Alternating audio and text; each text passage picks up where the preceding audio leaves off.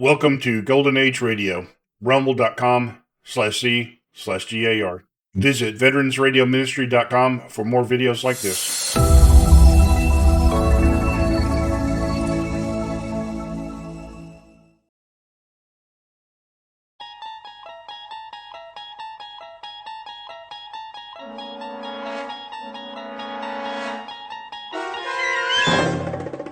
You're traveling through another dimension. A dimension not only of sight and sound, but of mind. A journey into a wondrous land whose boundaries are that of imagination. That's the signpost up ahead. Your next stop, the Twilight Zone.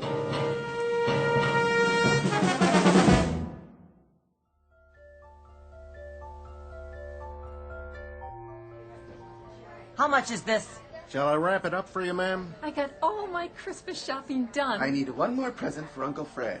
Could you put a big red ribbon on that? Ma, where is he? He'll be here, Tommy. How long? Just a few more minutes. I don't believe it. He's never coming. Excuse me. Yes, madam? Are you the manager? Indeed I am. Mr. Dundee at your service. Well, I have a question for you. Gift wrapping? The customer service counter is downstairs on the first floor. No, not there. Oh, a special Christmas item.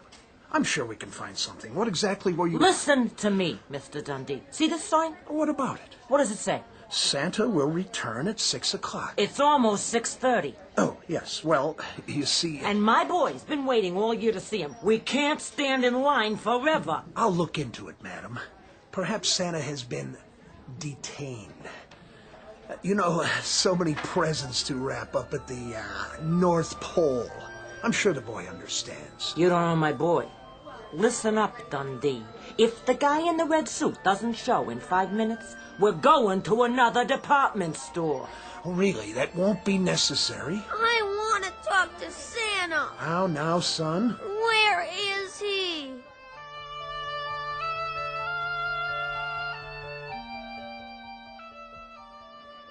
Bartender, pour me another one, will you? Coming right up. Hey, Corwin, Yeah, see the clock on the wall? what about it? You told me to tell you when it was 6:30? Well, it's 6:30. That's exactly what it is. 6:30 on the dot.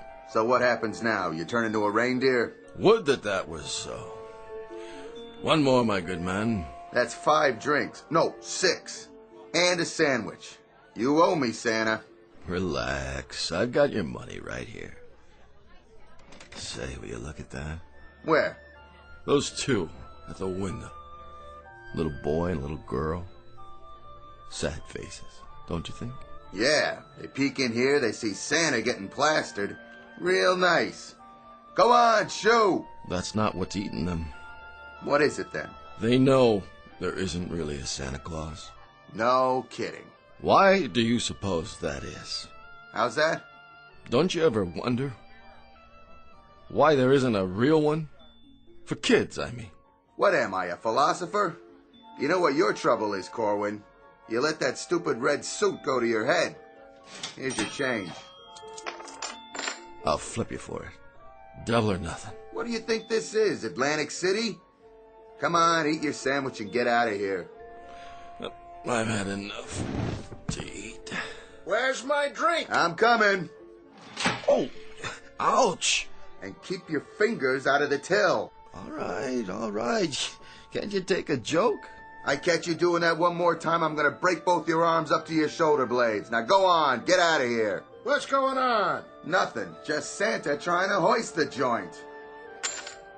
What's that for? Your tip, my good man.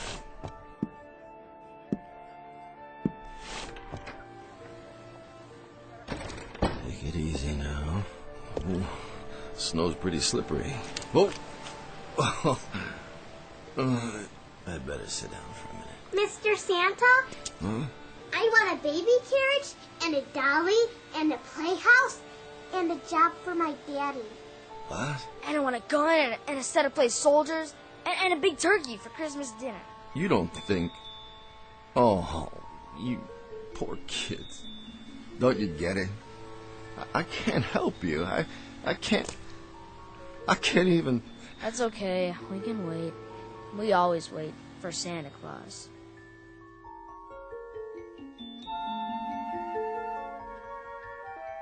This is Mr. Henry Corwin, normally unemployed, who once a year takes the lead role in a uniquely American institution, that of the department store Santa Claus, in a road company version of The Night Before Christmas. But in just a moment, Mr. Henry Corwin, ersatz Santa Claus, will enter a strange kind of North Pole, which is one part the wondrous spirit of Christmas and one part the magic that can only be found in the Twilight Zone.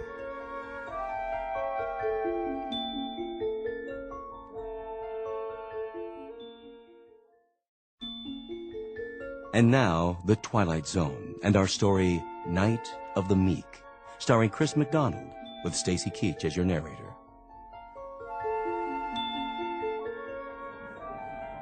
Where is he? This is so inconsiderate. Here he comes, finally. Will you look at that? Why, he can hardly stand up. Oh, it's disgraceful. There you are. Hello, boys and girls. Ho, ho, ho. Corwin, you're an hour late. I am? 1 hour and 9 minutes, to be exact. Can you beat that? Now, I advise you to get up on your throne without further ado. I'm going. And refrain from disillusioning these children any further. All right. I'm going. By showing them that not only isn't there a Santa Claus, but the one in this store happens to be a wino who'd be more at home playing Rudolph the Red-Nosed Reindeer. I take your point, Mr. Dundee. Stand aside. Saint Nick is back on the job. Go ahead, climb up on his lap. He won't hurt you, will you, Santa? You won't hurt my little boy. Go on, you tell him. What's your name, lad? Percival. You're putting me on. Percival Smithers. The third. My dad's name was Percival Smithers. My grandfather's name was Percival Smithers. Oh, I get it. Well, I guess that's not your fault. So, what would you like for Christmas, young Percival? A new front name. That's a good one. A real good one. I gotta remember it. Hey, Ma. Yes, dear. I smell something funny. You do? Yeah. And I know what it is, too. The same as Dad. Santa Claus is loaded. Leave my boy alone. Lady, I never laid a glove on a kid. Oh, you've got some nerve drinking on the job. Madam, I am mortally ashamed. Oh, you should be. Come along, Percival. I hope this won't scar you for life. Is there some trouble here? Trouble? No, there's no trouble, except that this is the last time I trade in this store. It seems you hire your Santa Clauses out of a gutter. Hey, who are you referring to? Drunken sot. Come on, Percival. Some Santa Claus? You don't even look like him. Mr. Dundee, that lady's got a problem. All right, everyone back to work. Back to your positions. And you, as for you, Mr. Kris Kringle of the lower depths, since we are only a few hours from closing, it is my distinct pleasure to inform you that there is no further need for your questionable services. You've had it. Now get out of here. It'll be my pleasure. Pick up your pay downstairs. Oh, and one more piece of advice. I'm all ears. Get that moth-eaten red suit back to where you rented it before you really tie one on and destroy it for good and all, you drunk. Thank you ever so much, Mr. Dundee. As to my drinking, it is indefensible. You have my abject apologies. Don't waste your breath. That just doesn't cut it with me anymore. But I have feelings, you know? Plain old human feelings, same as anybody. And I find of late that I have very little choice in the matter of how I express my emotions. I can either drink, or I can weep. And drinking is so much more subtle. Will you please leave? But as to my alleged insubordination, I assure you I was not rude to that woman. Someone should remind her that Christmas isn't just barging up and down department store aisles and pushing people out of the way. Or when I'm warning you. Someone should tell her that Christmas is something quite different from that. It's richer and finer and truer, and it should come with patience and love and charity, compassion. That's what I would have told her. that you'd given me the chance. My, how philosophical, Mr. Corwin. Perhaps, as your parting words, you can tell us how we go about living up to those grand Yule standards which you have so graciously laid out for us. I don't know how. I wouldn't know how to explain it, especially to you. All I know is that I am an aging, purposeless relic of another time and place. A different way of life. And now, I don't know how it happened, but one day I woke up and found myself living in a dirty rooming house on a street that's filled with hungry kids and shabby, scared people. Good people. Where the only thing to come down the chimney on Christmas Eve or any other day of the year is more poverty. Keep your voice down. And if you must know, another reason I drink is so that when I walk up and down the tenements, I can think to myself just for a little while that they really are the North Pole, and the children are elves, and I'm really Santa Claus, bringing a bag of beautiful things for all of them. Every last one. That's enough out of you. I wish, Mr. Dundee, on just one Christmas, only one, that I could see some of the hopeless ones, the dreamless ones. On just one Christmas, I'd like to see the meek really inherit the earth. So that's why I drink, Mr. Dundee, and that's why I weep. Who is that guy? Never heard anyone talk to Mr. Dundee like that. Never heard anybody talk like that.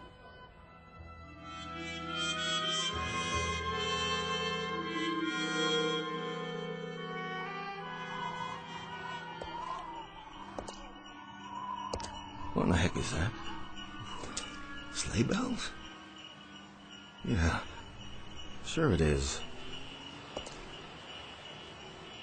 Better get home and sober up. Could have sworn I heard... Who's there? In the alley. Stop hiding behind those garbage cans. What are you afraid of? Come out so I can see you. Oh, give a start there, kitty. I gotta get sober. Look at the mess you've made. All right, I'll clean it up. Put the cans back in the bag. Lift it up. Put it back where it belongs. Wait a minute. What's in this bag, anyway? Oh, I don't believe it. It can't be. It flat out can't.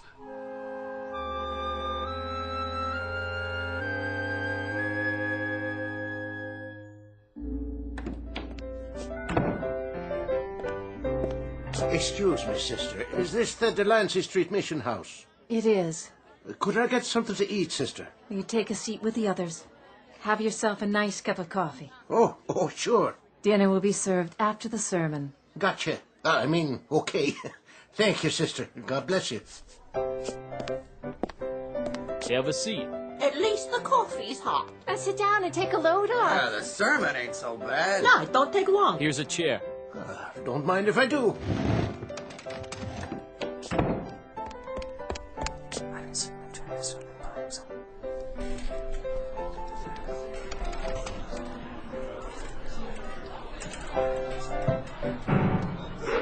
All right, what is this all about? You, the noise, the commotion, you. What is the idea of barging in and disrupting our Christmas Eve? Begging your pardon, Sister Florence.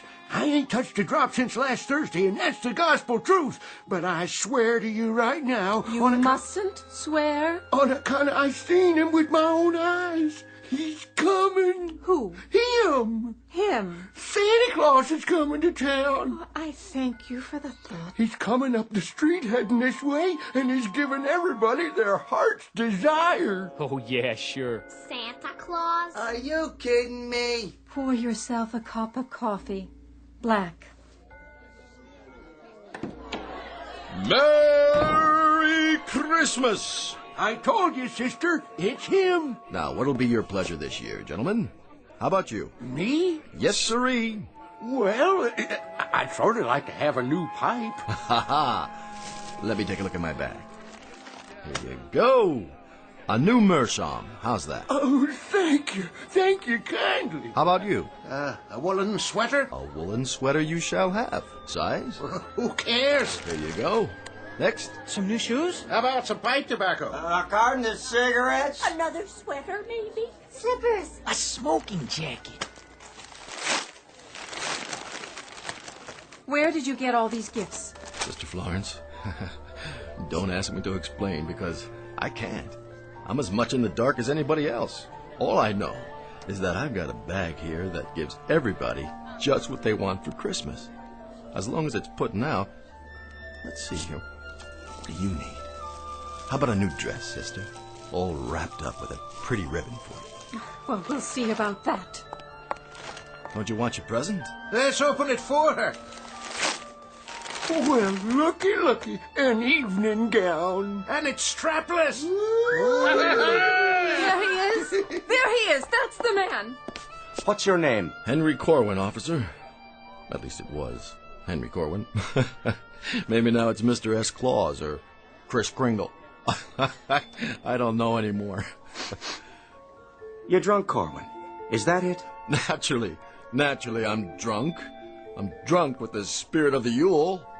I'm intoxicated with the wonder that is Christmas Eve. I'm inebriated with joy and with delight. Yes, officer, I am quite indubitably drunk. All right, hold on there.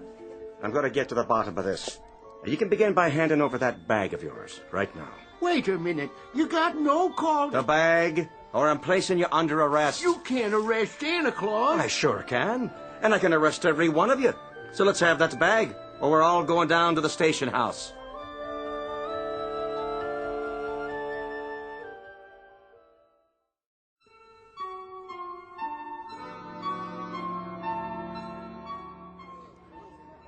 You hard of hearing? I'm sure we can settle this. Yes, we can, Corwin. And in a hurry. I'd like to see just one little thing. And that would be? Show me the receipt for all this stuff. Right now. The receipt? You heard me. Of course you've got a receipt. Well, go on, Henry. Show it to the policeman. Sure, you got one, ain't you? I'm afraid that's the one thing I don't have in this bag. Sister Florence. Yes, officer. Collect all the stolen goods. What stolen goods? Put them in a pile over there. I'll see that they get claimed after I find out where he took the stuff from. Gladly. Come along, Santa. But you don't understand. Move.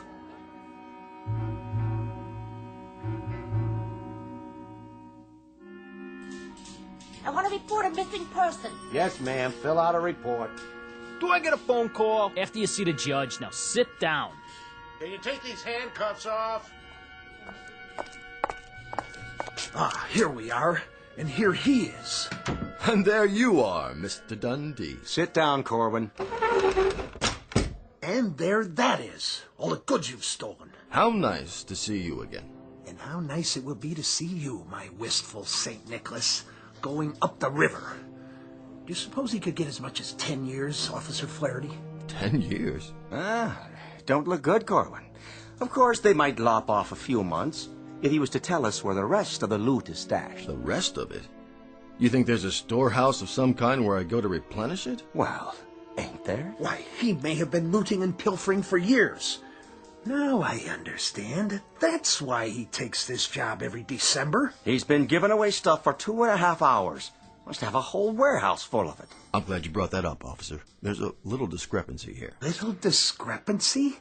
Is that what you call it? Between this bag and what came out of it, did anybody see me go somewhere to fill it up? Because if they did, they're lying or deluded. All right, you speak when you're spoken to, Corwin. I'm just trying to clear this up. Listen, you moth-eaten Robin Hood. The wholesale theft of thousands of dollars worth of goods is not a simple discrepancy. I wondered where my inventory went, and now I know. Let's take a look in the bag, shall we? You go right ahead, sir. Be my guest. Though I can tell you right now, Corwin, that this whole affair has come as no surprise to me. I perceived that criminal glint in your eyes the very moment I saw you. I'm not a student of human nature for nothing.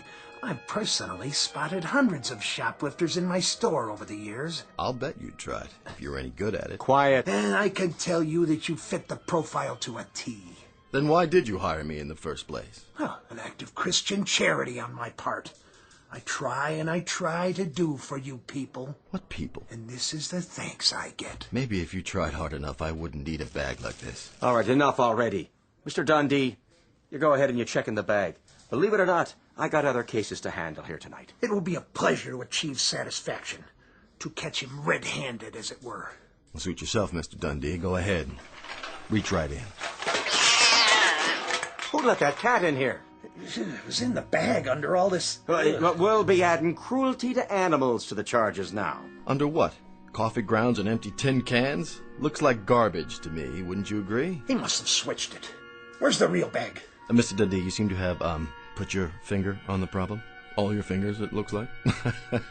Messy, isn't it? Yeah, this isn't funny. No? Give me something to wipe my hands. Well, I guess the bag can't seem to make up its mind whether to give out gifts or garbage. Well, it was giving out gifts when I seen it. Whatever they wanted, Corwin was supplying. And it wasn't trash neither. It was Christmas presents, toys, all kinds of things. Expensive stuff, believe you me. You might as well admit it, Corwin. Oh, I admit it. Well then, there you are. But I believe the essence of our problem here is that we're dealing with a most unusual bag. One that is both more and less than it seems. So you are some sort of magician con artist. A magician?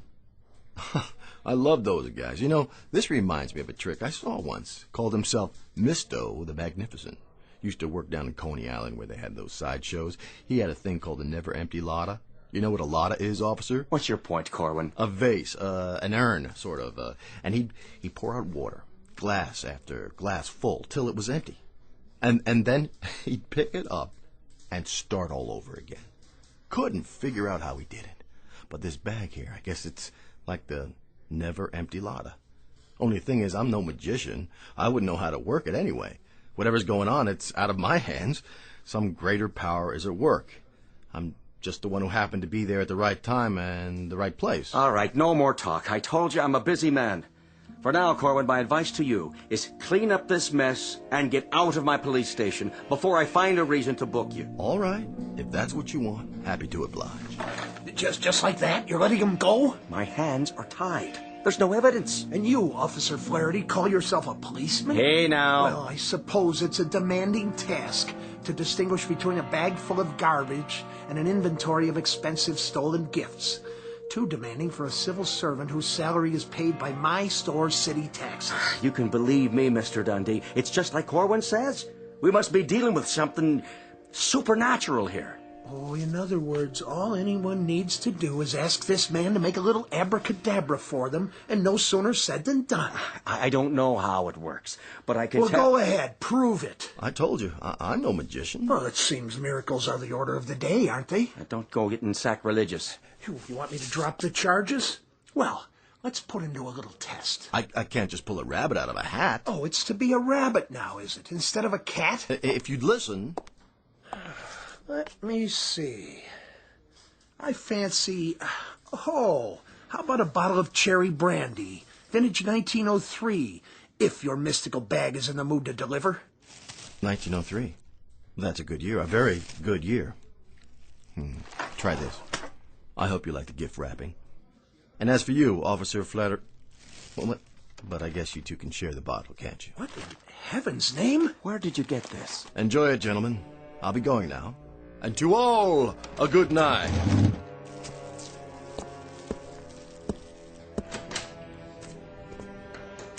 Well, let me open that package for you. You go right ahead. No telling what's inside.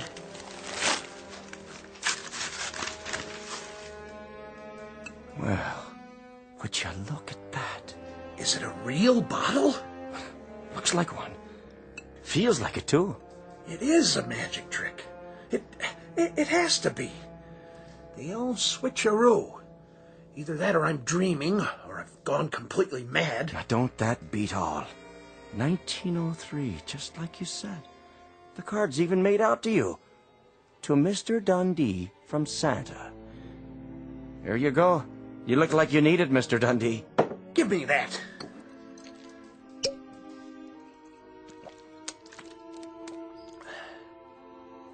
believe it. It's cherry brandy.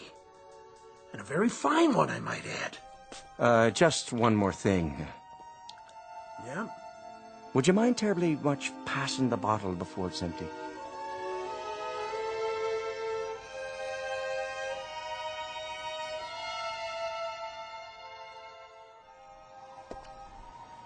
Funny, the bag isn't that heavy. There he is! There's Santa! Come on, he's got presents.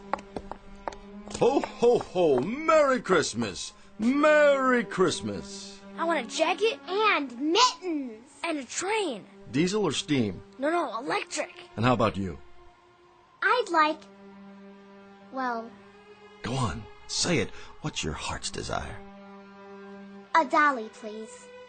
And what color hair would you like, darling? Blonde, brunette, red, or what have you? Anything's okay. Here you go. Blonde hair, just like you. Oh, thank you, Santa Claus. I love you.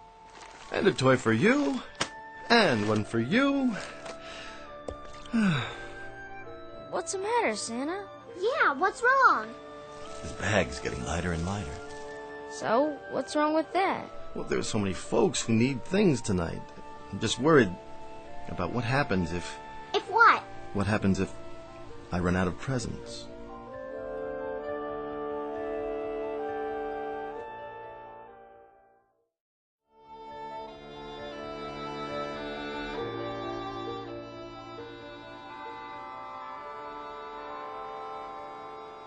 There it is. Midnight. Could have guessed it. Am I the last one? You are. Last present. In this bag. If someone else needs it. Go ahead. I got mine already. Well, if you're sure it's all right. I don't see anybody else around, do you? No, Then here you go, ma'am. It's all yours. thank you so much. I hope it's something you can use, my dear. Oh, it is a beautiful new blanket to keep out the cold. Thank you so much. Don't mention it. Yep, looks like your bag's empty, all right. That it is. So, what are you gonna do now? Oh, I'll go on home, I guess. Nothing left to do. Good idea. How about you, old fellow? Me? I can find lots of good places to sleep tonight, only this time I got these great big old socks you give me to keep me warm. Hope they fit. Oh, they're gonna fit just fine. Oh, hey, Santa. Oh, can I call you that? Well, might as well. One last time. I kind of like it. I was thinking... That can be dangerous, my friend. Well, it just ain't right. What isn't? What do you get out of it? Well, don't worry about me. I have had the best Christmas of anybody, ever. With nothing for yourself? Not a single thing? Just the best Christmas since the beginning of time. Their faces, the look in their eyes. Do you know something? I can't think of anything I want. Not a single thing. Aw, quit joshing me. I'm serious. When I look around, I think the only thing I ever wanted was to be able to do something like this. To be the biggest gift giver ever. So folks would feel a little bit better, at least for a while. And in a way, I've had that tonight. A real pleasure. I'm just sorry it has to end. Sure, but you could use something. Well, if I did have a choice, any choice at all of a gift. Go on, you're entitled. I guess I'd wish I could do this every year. Now, that would be some kind of gift, wouldn't it? Lot of work, though. It'd be worth it. That'd sure be something. Oh, you take her easy now. God bless you, and a Merry Christmas. Merry Christmas to you, Santa.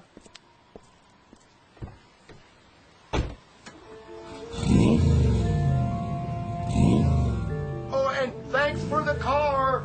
Don't mention it.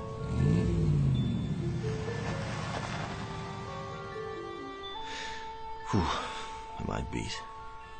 Now, how'd I get here? That's the alley. Guess I better put the bag back where I found it. What's all this?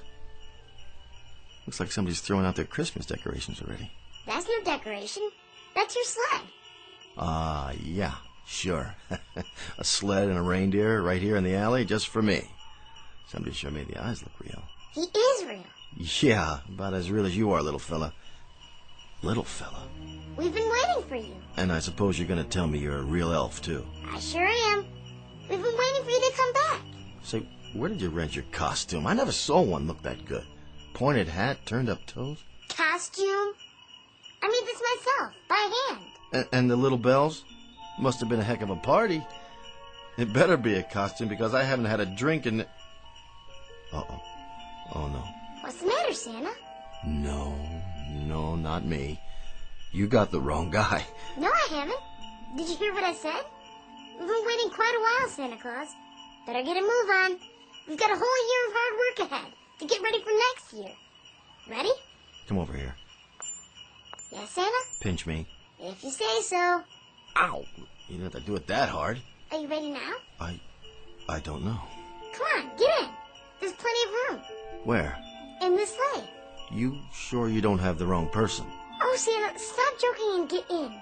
We're late. I don't have to. I could turn around right now and go home. If you do that, a lot of people would be very sad. Next year. You wouldn't lie to me. Elves can't lie. Okay. Move over, Shorty. Now, how do you work these reins?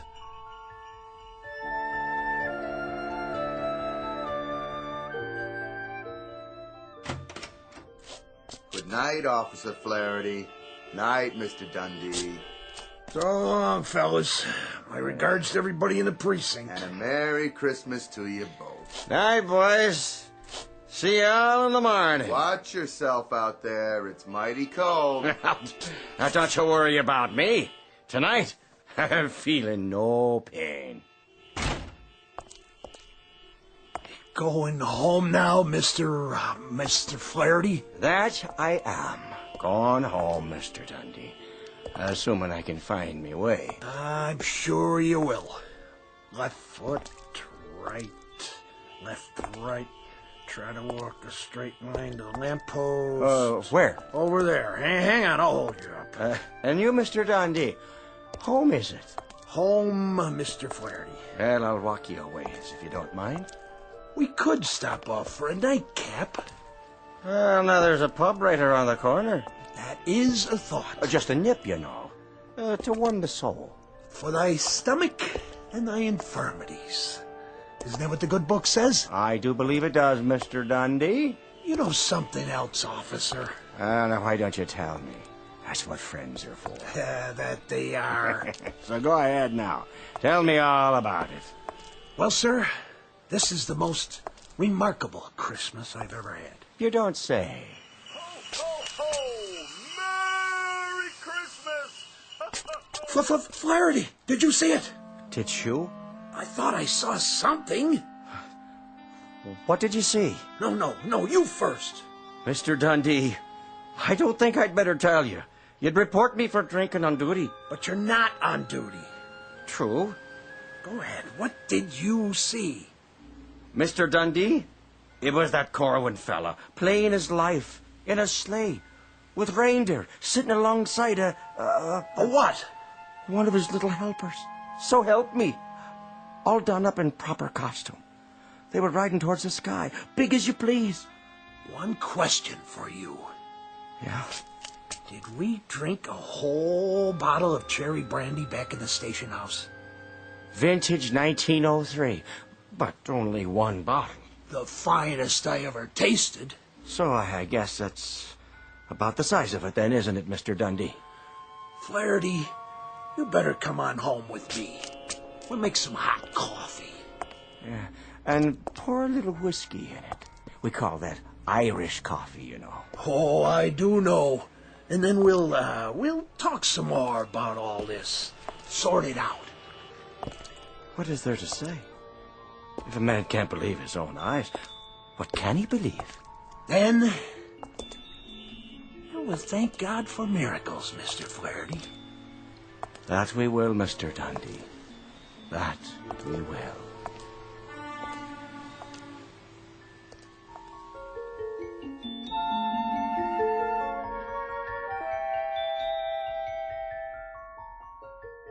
A word to the wise, to all the children of our times, whether their concern be pediatrics or geriatrics.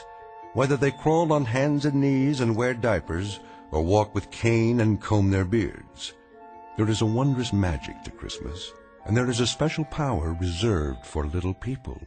In short, there is nothing mightier than the truly meek. And so, a Merry Christmas to each and all, and to all a good night from those of us here in the Twilight Zone.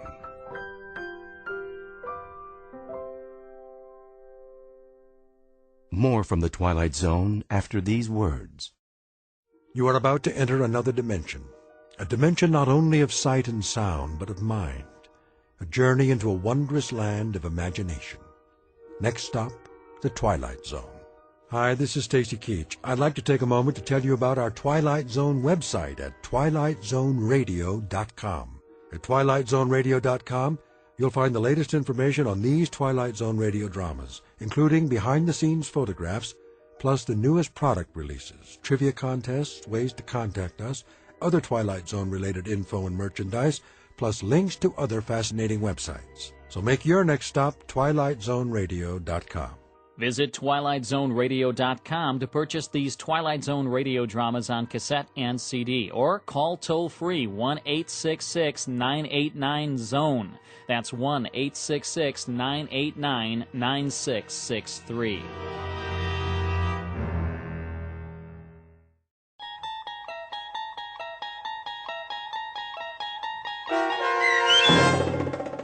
Night of the Meek, starring Chris McDonald, with Stacy Keach as your narrator, was written for the Twilight Zone by Rod Serling and adapted for radio by Dennis Etchison.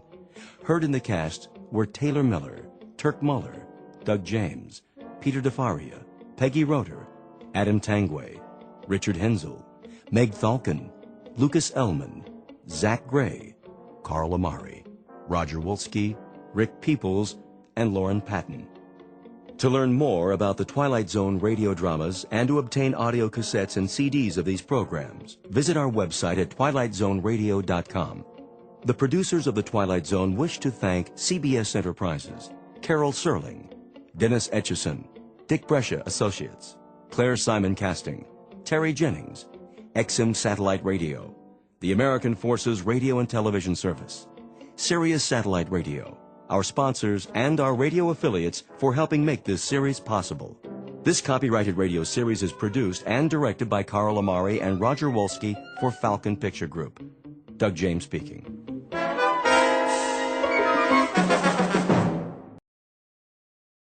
Welcome to Golden Age Radio, rumble.com/C/GAR. Visit veteransradioministry.com for more videos like this.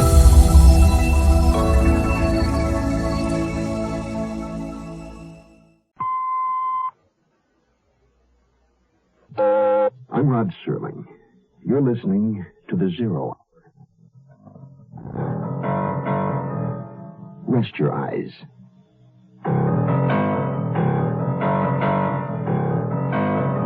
Exercise your imagination. This week, Bill S. Ballinger's best-selling novel of The Pursuit of a Damned Couple. The Wife of the Red-Haired Man. Starring Patty Dugaston, John Astor,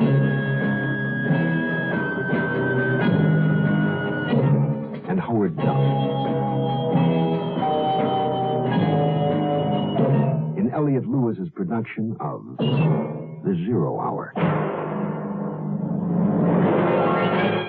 The Mutual Broadcasting System presents The Zero Hour. Sponsored in part by Quaker State Motor Oil, Alka-Seltzer, and Mem. This is the Zero Hour on Mutual Radio.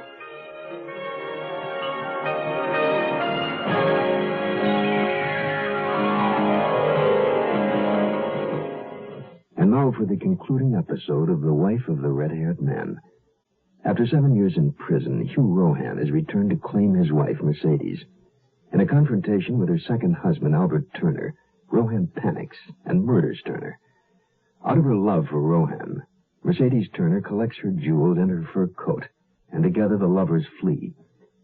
After long weeks of painstaking work, They've traced the couple to Kansas City. But once again, Mercedes Turner and Hugh Rohan evade them by splitting up. She to take a bus to New Orleans, he to drive their car alone. But first, this word. I want to teach a lonely child to laugh more. I want to learn the pain of loving hard. To open my door and know my own soul. I want to be free. I want to be young, and I want to grow old. Emily is dead now. She died in her brother's car. He was driving, and he was drunk. I want to be here in the world when peace comes. I want to drop because I want to grow old. Stop driving drunk. Stop killing each other. Write to Drunk Driver, Department Y, Box 1969, Washington, D.C. for more information on drinking and driving. A public service message on behalf of the U.S. Department of Transportation.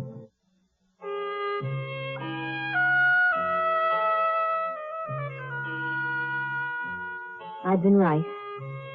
Roadblocks had been set up on highways leading to New Orleans. But the police were looking for two people in a gray compact car. And the bus I was on was stopped only long enough for an officer to question the driver. Hugh was waiting for me in a nearly deserted hotel on Tupelo Street. He was in bed, his temperature raging. He seemed fuzzy with his fever, although he did struggle out of bed to greet me. So glad to see you. I thought you weren't going to come. You sick? No, it's just a cold. I froze driving that heap without my coat. You were right about the roadblocks. Come on now. Get back in bed, honey. Okay. Oh, that's better. Phew. It's hot. I'll get some aspirin. No, that's okay. Stay with me. That's the most important medicine. That you stay with me. All right. What about the roadblock? They stopped me. If I'd had my gun, I'd have shot my way through, but they didn't even ask questions.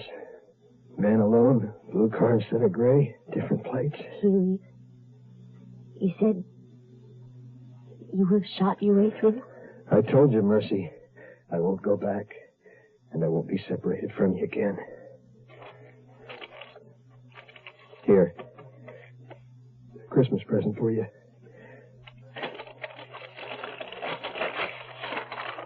Perfume. My favorite perfume. You remembered. I can't ever forget anything about you. You want me to ask where you got the money? All right. Where? Kansas City. I had a part-time job. Stock boy. Just to buy me a Christmas present. Is there a better reason to work? I think it's the best present. Oh, I have something for you, too. A pipe. With a bowl trimmed in silver. You remembered. Honey, remember before we were married, you told me if you had me, and you were a doctor who smoked a silver-trimmed pipe, you'd be content. That was all you wanted. Yeah. Merry Christmas, honey. You don't, please. I think you'll cry. What happened? Mercy, what happened? I don't know.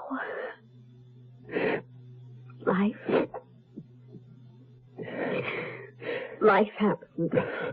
It's so unfair. Yeah. Mercy.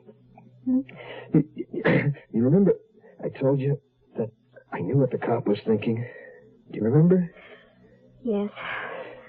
Well, we got through the roadblock, but he hasn't stopped. He's on to us. He knows what we're planning. Yeah, no, he's going to find me. And you know, Hugh, please. Shh, please. When he finds me, I'm going to kill him. Rohan and the woman got through the roadblock somehow. They probably repainted the car and changed plates once again. Split up, perhaps. Only one of them was in the car when it passed the block. Scores and I went straight into New Orleans. I knew my man by then well enough to know that he needed a port city from which to escape the country. Now, they'll ship out from here. Yeah. Well, they'll sure have a fantastic selection of ships. They're all covered. Every ship, boat, plane, bus, everything's covered. Well, you're assuming they're here in New Orleans. They're here. I'll tell you something else. I'll be looking for passage to an English-speaking country. Someplace where they won't be conspicuous. So? What's the game plan? We're here. We wait. They've got to move. They can't stay. And the moment they try to leave the city, we've got them. Murder one. Judy, do you remember what I told you about all that high-speed turnpike driving you're doing now and all that power equipment on your new car? Yes, Caleb? About how they can make your engine so hot that the oil thins down so it may not protect your engine? Yes, Caleb. Now, how do you tell if your oil's too hot? Just watch the temperature gauge. Nope. That just shows how hot the radiator fluid is. Oh, I know. When the oil's too hot, that little red light goes on. Nope. That just tells you the oil pressure's too low. Well, how do I tell if my oil's too hot? Fact is, you can't. Then how do I know my engine's protected? Make sure you're using quality oil like Quaker State. Quaker State's specially made to stand up to high engine heat so it can keep right on protecting like an oil's supposed to. Is that the reason you always recommend Quaker State? That's one reason. Quaker State your car to keep it running young. We'll return to our story in a moment. 200 million people live in America today. Within 30 years, our population is expected to increase by 50% to 300 million. President Nixon, in his recent congressional message, expressed concern over the impact of population growth on the quality of life in America. Specifically, the burdens it will place on education, health, transportation, employment, housing, and our natural resources. At our present rate of growth, we would have to build a city the size of Tulsa, Dayton, or Jersey City every 30 days for the next 30 years to accommodate these additional 100 million Americans. A Planned Parenthood study shows that our population growth can be slowed if voluntary family planning help is made available to every family that wants it. Planned Parenthood provides family planning help all over America right now. Overpopulation, it's everybody's problem. Support Planned Parenthood.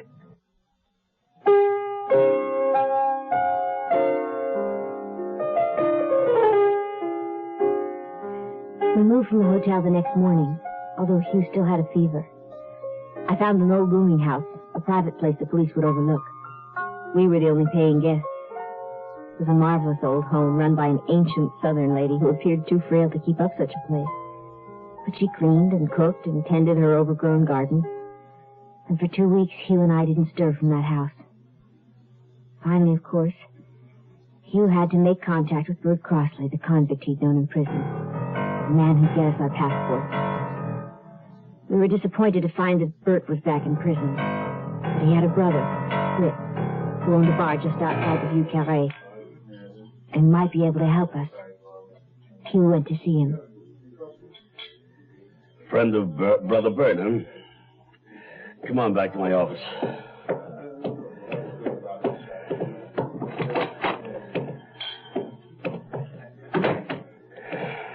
What do you want?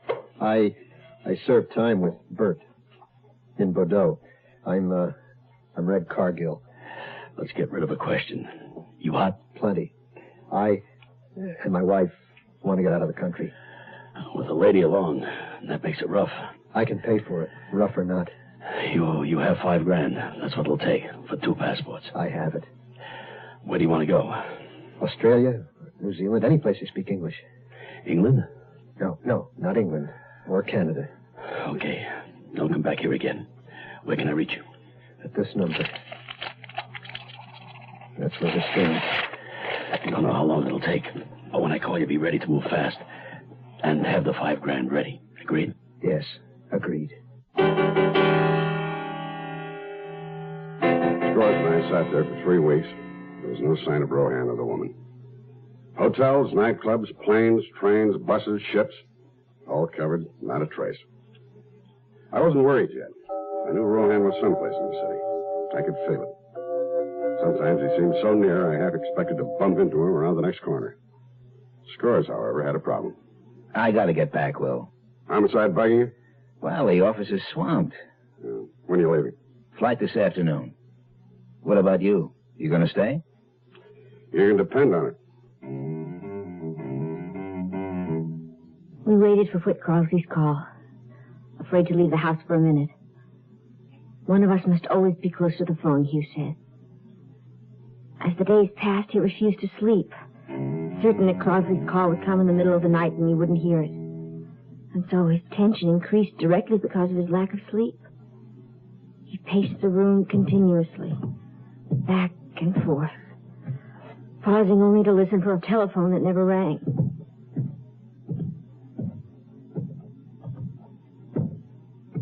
Please, honey, please lie down. Has that cop gotten to him? Is that what's happened? How could he? Because he knows what I'm doing. I told you that. I told you he knows everything I think, every move I make. Hugh. Hello? Cargill? Mercy, it's him. Listen. Yeah. Get down here right away. You're leaving in an hour. Just you. But my wife. Listen, no time to waste. Can't get you to Australia but a ship I know. They're standing off. Going to drop a crewman for an emergency operation. I can fix the captain. Where to? Ireland. You better take it. The ship's not berthed here, but I can get you aboard in the launch. She's got a day's call in Miami, and your wife can join you there. Percy? Take it. That's a good idea. Okay, I'll be right down. After Scores left, I spent my time haunting the docks. 100 times I thought I saw them, walking along the street or hurrying out onto a waiting ship, but it wasn't them. And gradually, a strange feeling occupied me. I lost the conviction that they were in New Orleans. Somehow, in some way, I felt certain they'd eluded me, slipped away. But how? How had they accomplished it? I made one last circle, walking from pier to wharf, covering as much of the waterfront as I could, one last time. Then, tired and thirsty, I stopped in a small bar, a place where seamen hang out. I met a Jamaican, a wiper, bought him a drink. Charles. Oh, need this drink, man. Just out of the infirmary, appendicitis. Rupture. That's rough. Captain had to set me shore between Galveston and Miami. Nasty beat of business. What ship? Dermuid out of Sydney. Captain Lawson's master now. Now I need another berth. That shouldn't be too hard. No. I'm sorry I missed it, though. Sailing to Galway and Dublin. Never been there, you know. You said the Dermuid was sailing to Ireland? Right-o. First port of call, Galway. Any stops between? One day only, Miami. Of course. Drink up. Galway, of course. I don't let my family run to the medicine chest every time something bothers them. But if my husband, or one of the big ones, tells me his head hurts and his stomach feels upset, then I go get the Alka-Seltzer. It has specially buffered aspirin with antacids, made for just those things. If he still doesn't feel all right, I'll call the doctor, because nothing else I can give him works better than Alka-Seltzer. Mother has to know these things.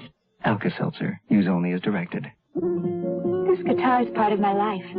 The way lots of beautiful things are. Like men. I mean, see the way my mind works? Music and good-looking guys. But those men better smell good-looking, too. I like them best when they wear English leather. English leather's like a beautiful folk song to me. Fresh and natural.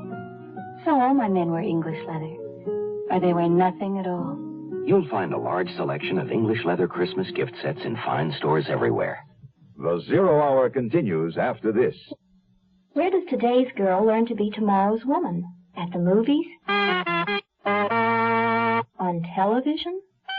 Helen, darling, your floors are so shiny. Yes, John. I used Brandex polish just this morning. Brandex. Helen, will you marry me? Somewhere between Between the super sex symbol of today's commercialism and TV's Brand X image, impending womanhood is alive and well. And where is that somewhere? Wherever there are campfire girls.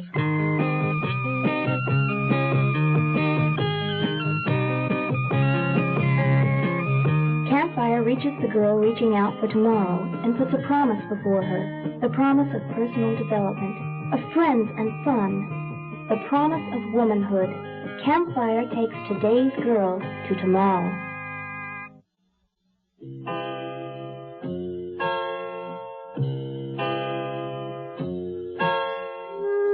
I drove alone from New Orleans to Miami, not daring to stop. The captain had arranged for me to be brought aboard, and soon I was with Hugh again. 2 weeks after that, we were dropped on the shore outside Galway, an old Irish port there almost from the beginning of time. We drove from Connaught to Connemara, through hamlets with the names that fall from the lips like notes of music. Moycullen, Schindele, Derryneen, Ballinahinch, moors and rolling hills, and the gray rock crags of inlets sprayed by the lead-colored waters of the Atlantic. Near a tiny crossroads settlement by the sea, we found a little three-room cottage, whitewashed, cleansed by rains, and bleached by the sun. We could run no further. That's where we would stay. One night, eating our dinner by a turf fire. Take it away, Mercy. I'm not hungry. Do you hear it? There's something walking abroad tonight. Your imagination? No. Listen. Only the wind. I hear it. It's there. It's the past, out there in the night. I'm going to boil some water and fill the tub. A hot bath, honey. Good for your nerves.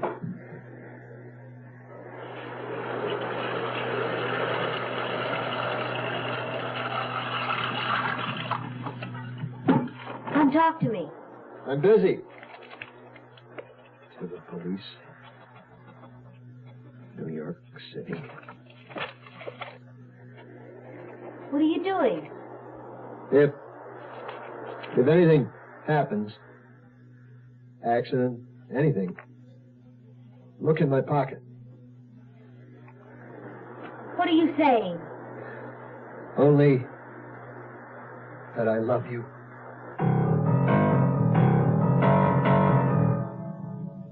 The Dermute hadn't made a scheduled stop and departure in New Orleans. It wasn't carried in the port bulletin. That's how I missed her. By the time I'd gotten the information on her, she'd reached Dublin and sailed on. The police in Ireland are a national organization. We alerted them, and 10 days later, they informed us they'd traced the couple. I wired Superintendent O'Hara not to arrest them yet, just to keep them under wraps. On an island, there's small chance of escape. With warrants for the arrest of Hugh Rohan and Mercedes Turner and papers for extradition, I flew to Ireland. From Shannon, I took a bus to Limerick, Limerick to Galway by rail. In Galway City, I was met by Inspector Green. You have the necessary papers? Yes, I have. All in order. I've arranged for you to stay at the hotel. The papers will be approved this night. Oh, you're not planning to pick them up until tomorrow? No, it's a bit of a drive to the cottage. Here's my car. Are you carrying a gun? Yes. We don't carry them here. Well, you better tomorrow. It won't be necessary. He's armed. I know the man. He'll shoot it out. That would be foolish of him. Well, is it all right for me to carry mine? If you insist. Yes, I can arrange it. It's most unusual.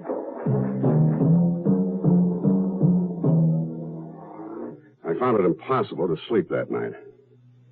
I'd been after them for so long. For nearly 2 months, I'd held on to an invisible tether, the other end loosely fastened to Rohan and Mercedes Turner. Now, at last, when morning came, the final slack would be gathered in. I lay in the soft bed wondering what Rohan was doing. Did he know it was his last night of freedom? Did he hold Mercedes Turner in his arms, warm in his love?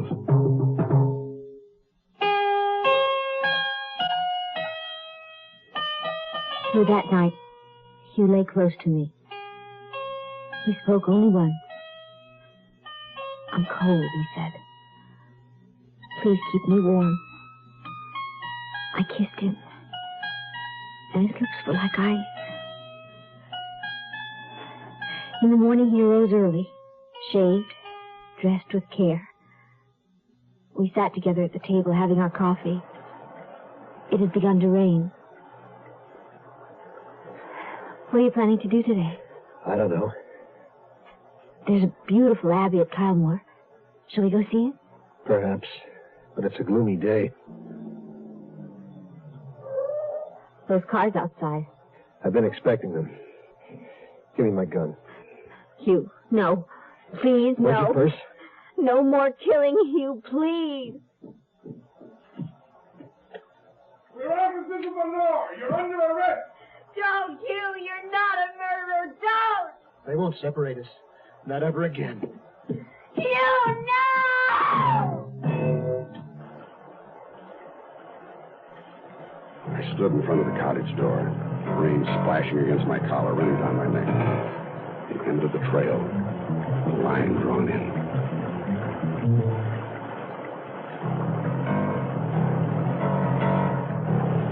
Suddenly, the door swung open, and Rohan's revolver stared me in the face. I threw myself to the ground. When he fired the second time, I shot him. Oh, Williams! Are you hurt? No. Lucky bit for you. Yes. Yes, isn't it? Yeah, if you don't mind, I'll go in alone to get the woman.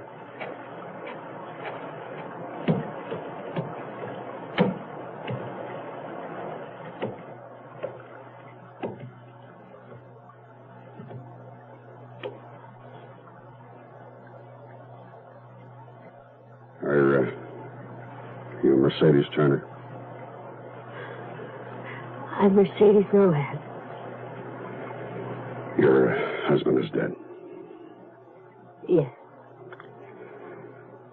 Did you know there were blanks in his gun? Yes, I knew. Did you put them there? Yes.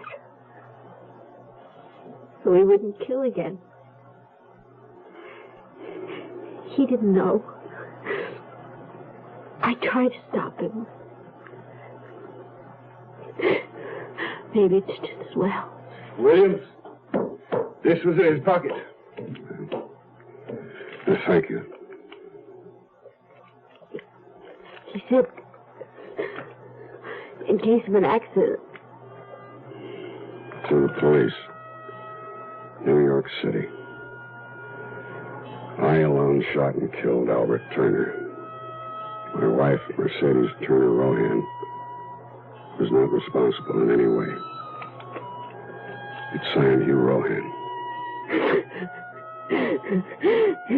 Hugh. Oh, Hugh. You are listening to Mutual's presentation of The Zero Hour.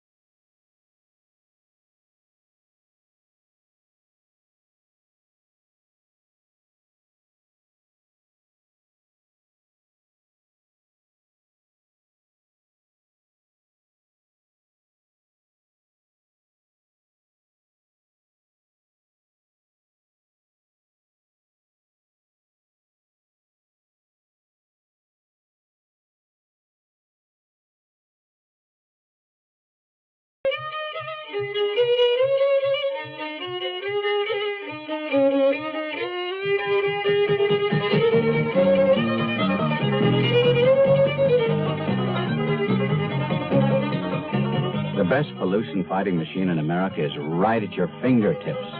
And that means pointing out pollution whenever and wherever you see it. Like that smokestack you pass every morning that's always spewing smoke into the air. Don't close your eyes to it. Take a stand. Point it out to someone who can do something about it. will make you feel a little better and America look a little cleaner. People start pollution. People can stop it. This message brought to you on behalf of Keep America Beautiful and the Advertising Council.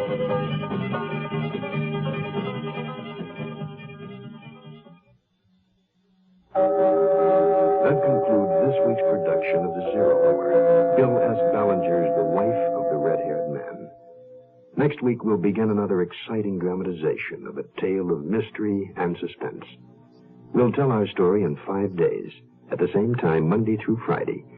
So on Monday, rest your eyes and listen here to The Zero Hour. I'm Rod Serling. Today's episode brought to you in part by Quaker State Motor Oil, Alka-Seltzer, and MEM. This is The Zero Hour on Mutual Radio.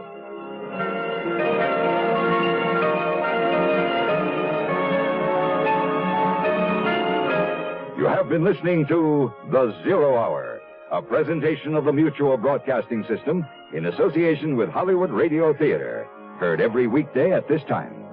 Rod Serling is your host. Zero Hour is produced and directed by Elliott Lewis.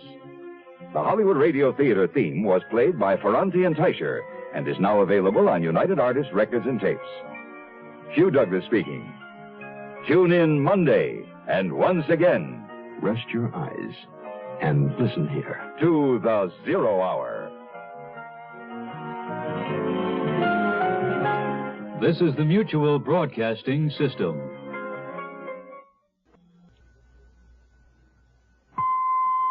Welcome to Golden Age Radio, rumble.com/C/GAR. Visit veteransradioministry.com for more videos like this.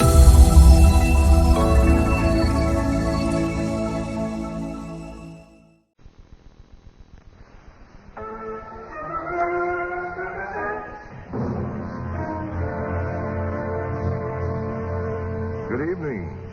This is your host for Mystery Time, Don Dowd.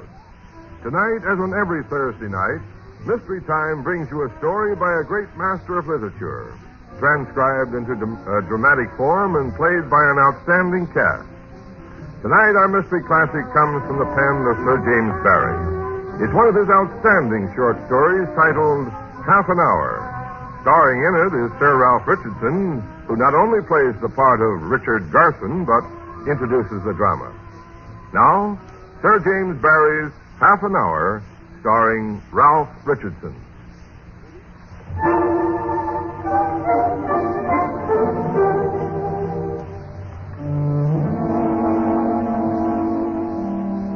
Mr. Garson, we can hardly call him the hero of the story. Mr. Garson is a financier, and his young wife, Lady Lillian, live in a mansion near Park Lane. Later this evening, they will be entertaining guests there. But now, they are alone. They're in the middle of their periodic brawls. He is being insensitive, as usual. She is being provocative, also, as usual. In fact, it is not a very pretty scene.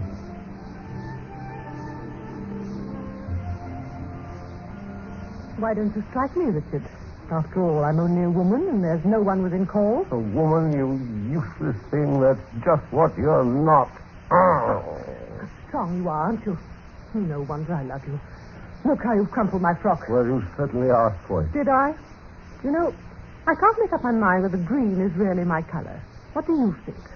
What color do you best like to knock me about in? You mind what you're saying? Well, do you mind telling me what all this scene has been about? Oh, I can't even remember. Anyhow, what it meant or what it was started us off, something always does, and in the end we end up by saying exactly what we think of each other. And of course, we know what we think of each other before we start. Maybe we do. But how many times have I said to that father of yours... Oh, Pop. By the way, I never heard how much you paid him for me when we got married. One way or another, a good £20,000. I can't help feeling proud. If I could have got you for half, I wouldn't have had you. I'd like you to say that, Richard. Still, there are other women for whom you could have paid even more. There must have been some reason why you picked on me. Oh, you rotten old aristocratic family. All so poor and so well turned out. A come-on look in the melting eyes of you and the disdain of you. I suppose they went to my head. You were the worst, so I chose you. I won. Oh, you didn't need to come to me unless you liked, you know. I admit that. It was your money that brought me. Quite so. I'm sorry, Richard. For both of us. Ah, nonsense. You must at least allow I never pretended it was anything but your wealth that drew me. I never wanted it to be anything else. I'll like you again. Perhaps that's even some little excuse for me. Not very much. Soft order. I dare say. Why don't we end it? Do you know who you're talking to with my name in the city? Oh, of course. But if you won't, Richard, has it ever struck you that someday I may? You? Never. You have a mighty faith in me. Mighty. May I ask why? Isn't it obvious you know why? In that expensive little heart of yours, you can't afford to. You're too fond of my money. I see. Tragic, your lot, isn't it? More tragic than you understand. Bought you when you were too young to know what you were doing. Not so young, but that I should have known. But a rare, exquisite creature, too, as you know yourself to be. As I know I'm not, but as I long to be, as I think I could be. As you think you could be if you'd married a better man, I suppose. All right, mock me. You have the right, but it may be truer than you think. That's what they tell you. I've no doubt. Who tell me? Those young cubs who live on your father. If I was to let them tell me what they would like to say... But they do, my pet. And when they've finished, you tell them they mustn't say things like that, and your lip trembles, and one sad tear sits in your sweet eyes. The same little tear that comes when you've overdrawn your allowance. How you read me. I think so. I know the stuff you're made of. I wouldn't try any heroics, Lillian. You can't live up to them. I haven't the courage, I suppose. Oh, you've the sort of pluck that lets the French jack-o'-dandies go tripping to the guillotine, and perhaps my breed hasn't. When it comes to living, you've got to live on us, my girl, and make the best of it. Oh, if only I... If only you were to show me, is that it? Well, I'm not nervous. In the end, you'll always be true to number one. I've thought you out that far at least. And supposing I did show you. If you did, if you tried to play a game on me, well... With a knife, Richard, or Desdemona the pillow? You brought any shame on me, before I put you to the door, I'd break you. You're hurting me. If I did it, I wouldn't be here to break. I shouldn't advise you to be, Lillian. Unless you wish to do the breaking now, please let go of my wrist. Come in. Excuse me, ma'am. May I draw the curtain? Yes, Jane. Dinner at 6:30, I suppose. I suppose so. Jane, send me a whiskey into the billiard room, will you? Yes, sir. Jane, leave the curtains now. Attend to the whiskey. Very well, madam.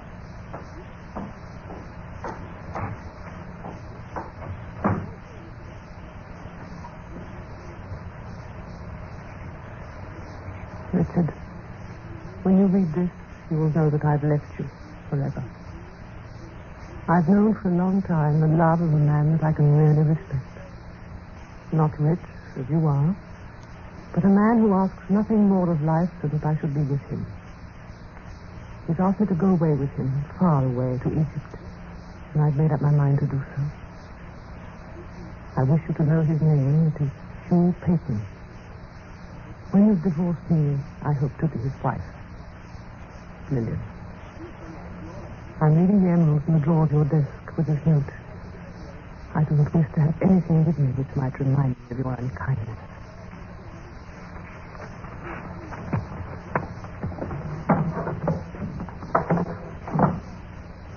Past 8.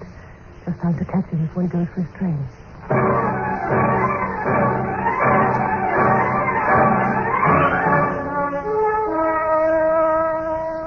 Lillian. Oh, my dear. No, will you please listen to me first? You see, I changed my mind and come after all. My darling. Yes, I'm here to go with you. You'll have me still. But, oh, Hugh, let there be no more mistakes. Don't have me, dear, if you'd rather not. Lillian. Dear. It isn't really a shock to you, is it? You don't despise me in your heart for coming? Dear. My dear. Well, you're so fond of Egypt, perhaps it would be lovelier for you to go back to it alone. But... Tell me, dear, what made you change your mind so suddenly? Not suddenly. I longed to come to you, but I was his wife. Did you hear me say I was his wife? What a lovely way of putting it. My wife now. And always. Things he said to me tonight. There, that's all over. Did you tell him you were going? Yes, I left a letter for him in the drawer of his desk with all the jewels I was wearing. Just like you told me to do. You said in it that you were coming to me? Yes. I wanted you to do that. I wanted it to be all above board. I'm not afraid of him. I said I was going away with you, and I put my wedding ring inside the letter. I've burned all my boats through. Darling, you mustn't miss the train. Not another word if you love me. Can you snap these catches while I sit on the trunk? That's it. Why, what are you smiling at? I just remembered you. There were people coming to dinner tonight. I've just remembered something far more important. Woman, where is your trousseau? Oh. Susie! I've only what you see me in, dear. Here's all the riches I bring you. 4 and 6pence. Please take care of my dowry for me. You poor dear. But what fun to buy you a trousseau at Brindisi, if not before. Susie! Are you going to send Susie to get a trousseau for me? Of course. Susie. Skip across to the nearest draper's and buy me a trousseau. What's that? Size 5.5 by 1 1/4. Hurry up now, fly. Whatever does he mean? It only means he wants a taxi. Oh, that? Well, Mother's out and know what bother is, sir. But I'll get it myself. Oh, no, you don't, Susie. Not in the rain. I'll be back in a jiffy, Lillian. He's just bubbling over me. And all because he's going off to make diamonds in Egypt. Have you been bubbling over for long, Susie? For days and days. I used to think of him out in Egypt in a very dirty state, till I saw a picture of him all in laundry white and riding on a camel. The camel goes on its knees to him, Susie. I don't wonder at it. There was a thing about him in the paper, and it said, the ball is at his feet. And it is a great career. For him. But I've just got to make ready for another lodger. That's all the great career there is for the likes of me. I'm thinking there's a great career for you. Please. He's still got his key. It's not him, miss. I think there's something wrong. Wrong? Oh, quickly, Susie.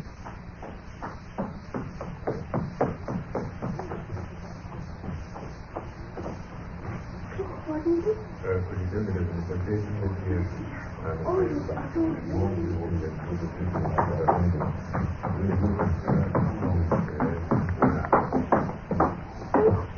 What is it? What's happened? Tell me. He's been in an accident. They're bringing him in. But, Mr. Pate, Susie, it can't be. It's him. He was run over.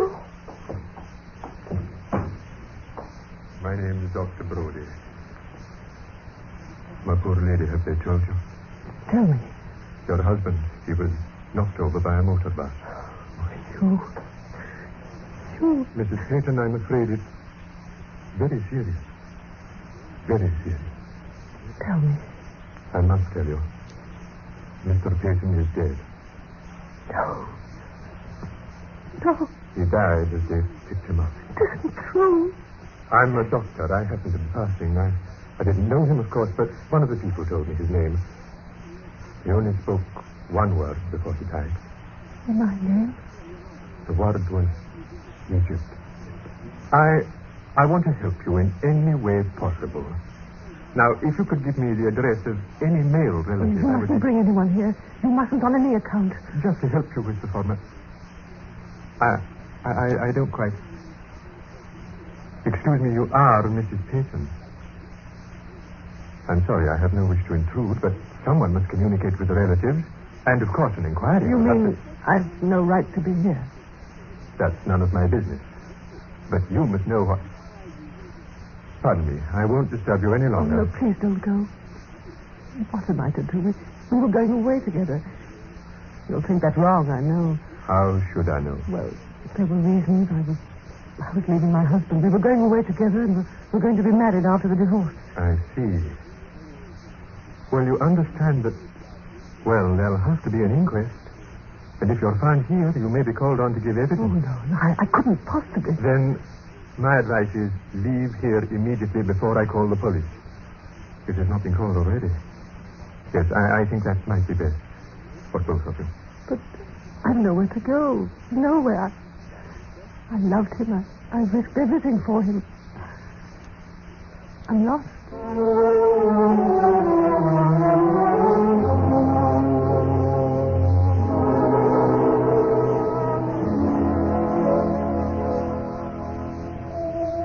What time are they coming with us?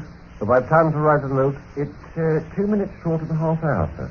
The ladyship not down yet? I believe not, sir. Oh, she isn't usually late. I didn't hear her in the room, come to think of it. Shall I send up to inquire, sir? Oh, no, she'll be down directly, no doubt. I've just got to write a note before the guests arrive. They know there'll be 3 tonight with us? Yes, sir. Oh, they're here, apparently, sir. Oh. Well, I'll write this later, I suppose. Here, give me those papers with us. You put them in here for now.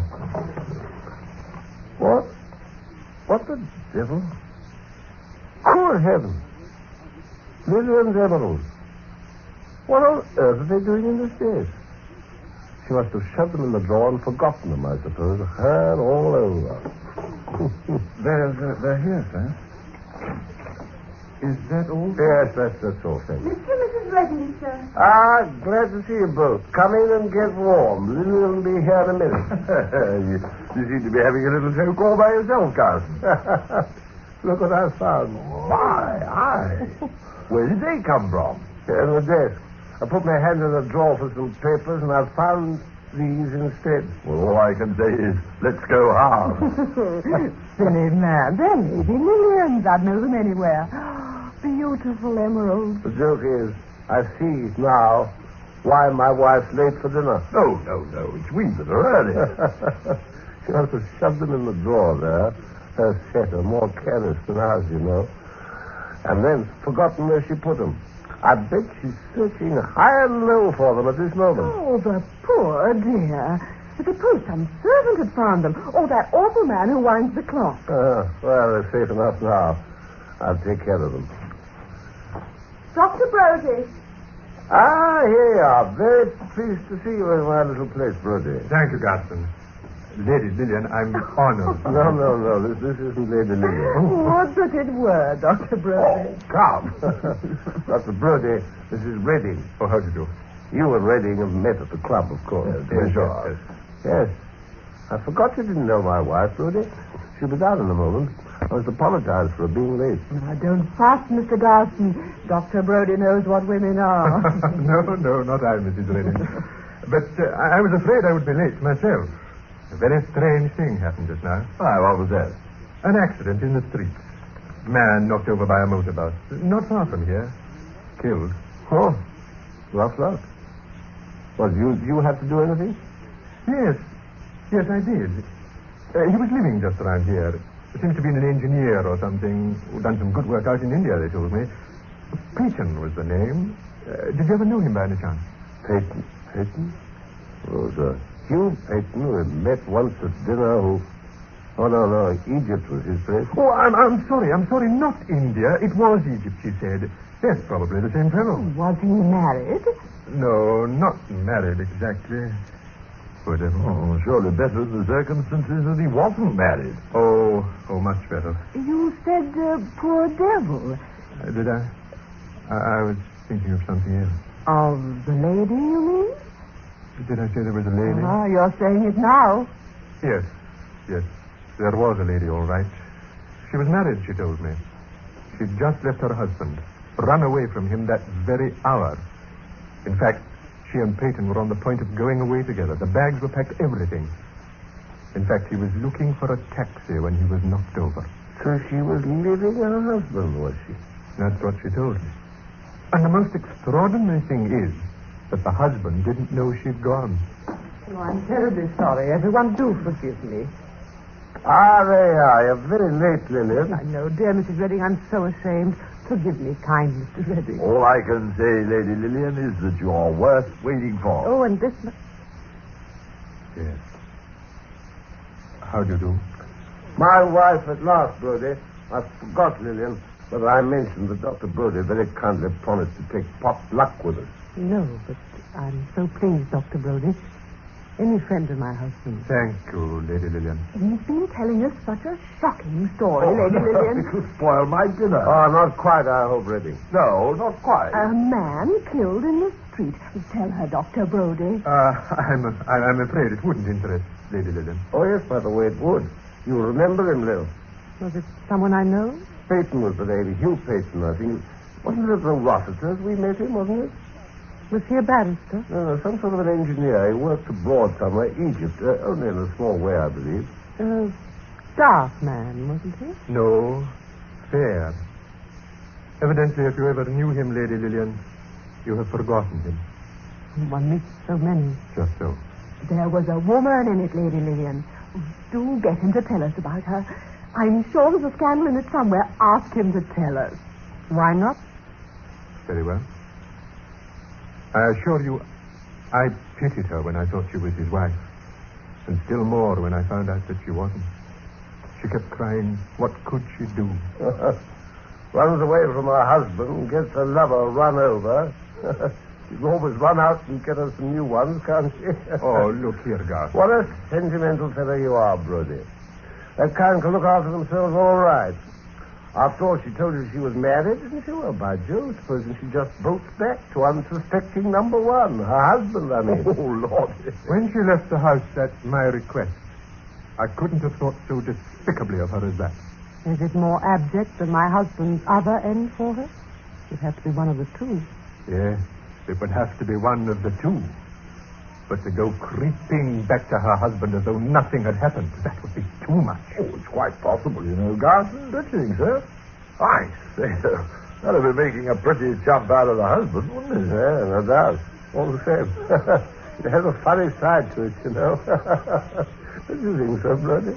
It has its humorous side, you know. Oh, yes, I can see that, Gaston. But I wasn't thinking about the husband as I walked here. I was thinking about the woman, picturing her in dire desolation. Don't you think she may be in dire desolation still? Thinking it over, Lady Lillian, no. I've come to the conclusion that your husband is right, and that I was a sentimental fellow wasting my sympathy on her. Exactly. We don't need to worry about her, I think. Dinner is served. Dr. Brody, will you take Lady Lillian? I shall be honored. Oh, by the way, Mr. Garson, you were telling us about Lady Lillian's emeralds, remember? Oh, but of course. Why, hello, Lil. You haven't got them on tonight. I thought you got them out of me, especially to go with that dress. Well, no, Well, where are they? I was talking about them to Mrs. Redding before you came in. I took them off down here earlier on and left them for safety in one of your desk drawers. Oh, which one? That one. Oh, better open up and put them on again, hadn't you? I like you in them, you know. I remembered them when I was upstairs dressing, and then I forgot them again. Yes, here it is. My emeralds. The emeralds have gone. They're not here, but they should be. I left them here only a little while ago. I know I did. What, you say they're gone? Richard, what's to be done? My emeralds, I know they're in this drawer. Gone? We'll send for the police at once. This is very, very serious. I know they were there. I know. What can have happened to them? Mr. Garson, how can you keep it up? Don't you see the poor girl's nearly fainting? And I'm not surprised. I know I should. Emerald. Come on, little. Calm yourself.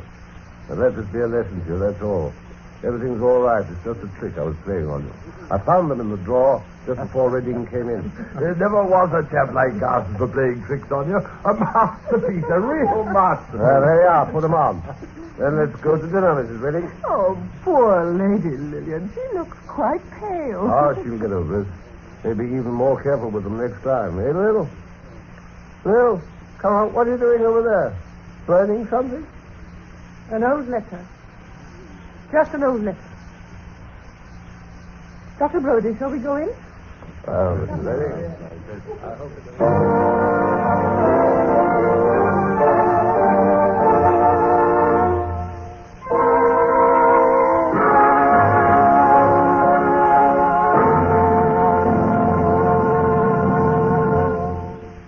Welcome to Golden Age Radio, rumble.com/C/GAR. Visit veteransradioministry.com for more videos like this.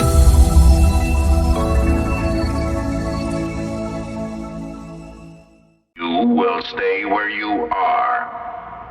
You will not move. We have some preparations to make, and then... Then something very odd happened. Half of Dr. Marlowe came alive. His right side first. His right eye lighting up, while his left eye stayed dead. His right hand twitching, while his left hand remained stiff. Half of him came alive. Only half.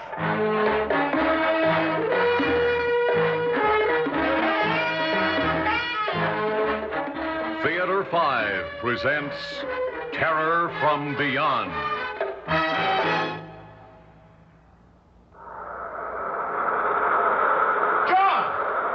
John Parker! Are you getting this, John? You've got to get it! I don't have much time. They'll be coming back in a few minutes. Try to get it, John. Try and remember. Huh? What's that? Did someone... Remember! Try and remember! So you will not remember. Do you understand?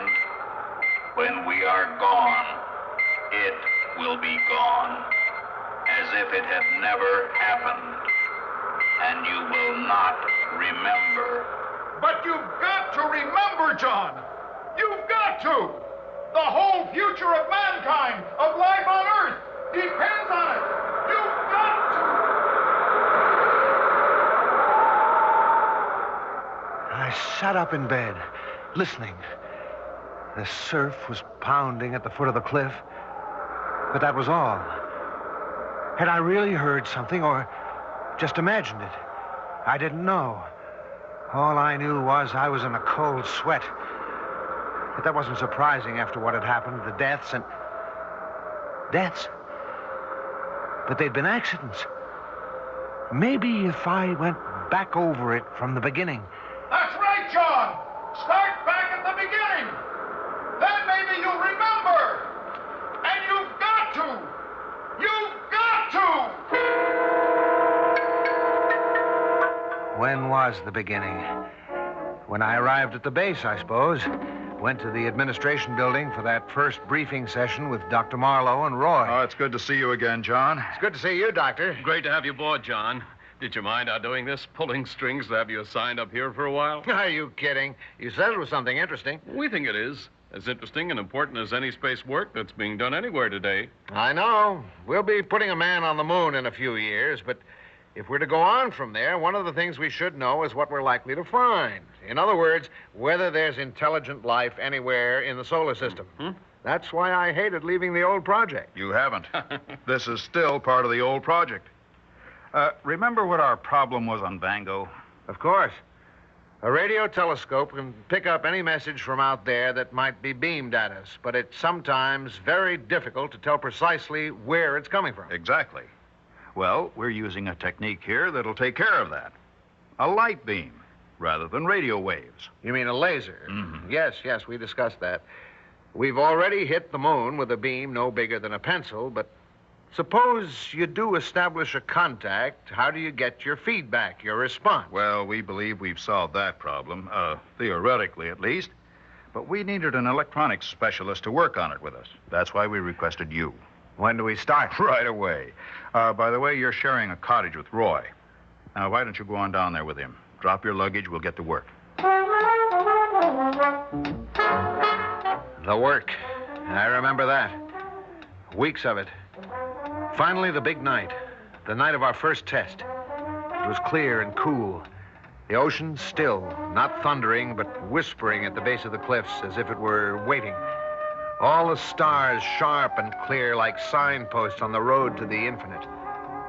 Dr. Marlowe at the computer, Roy and I at the center console. T-2. Check. By the way, Doctor, I meant to ask you before, what made you pick Deimos as our first target? Well, it was a few weeks after you left the project. We got a message from there. No. Well, there was some question about it, John. First, as to whether it really was a coherent message, and second, as to whether it was from Deimos. The British got a fix on it, too. And it was on the hydrogen wavelength, the one we always said anyone out there would use. That's true. And even though we never got another one, I thought it was worth exploring further. Of course. But that's fantastic. Yes, it's an exciting prospect. But it's also a rather frightening one. Why do you say that? We're reaching out, John. We're getting close to the secret of matter, the origin of life, the mystery of the universe. Sometimes I become a little afraid. Afraid that we may stumble onto something that's too much, too big for us. T-minus 10 seconds. Check. Power on. Give me a reading, John. Vector 9, 18.2 and steady. Time. How long to contact? 3 minutes, 28 seconds. We sat there tensely, watching our instruments and the clock. Then... There it is, the feedback. We've done it. The trick now will be to maintain contact. Oh, wait a minute. What's that? It sounds like a pattern. Listen, even numbers. Now odd numbers. Great Scott, do you think we've got something? Follow it. Follow it. Start with an even series.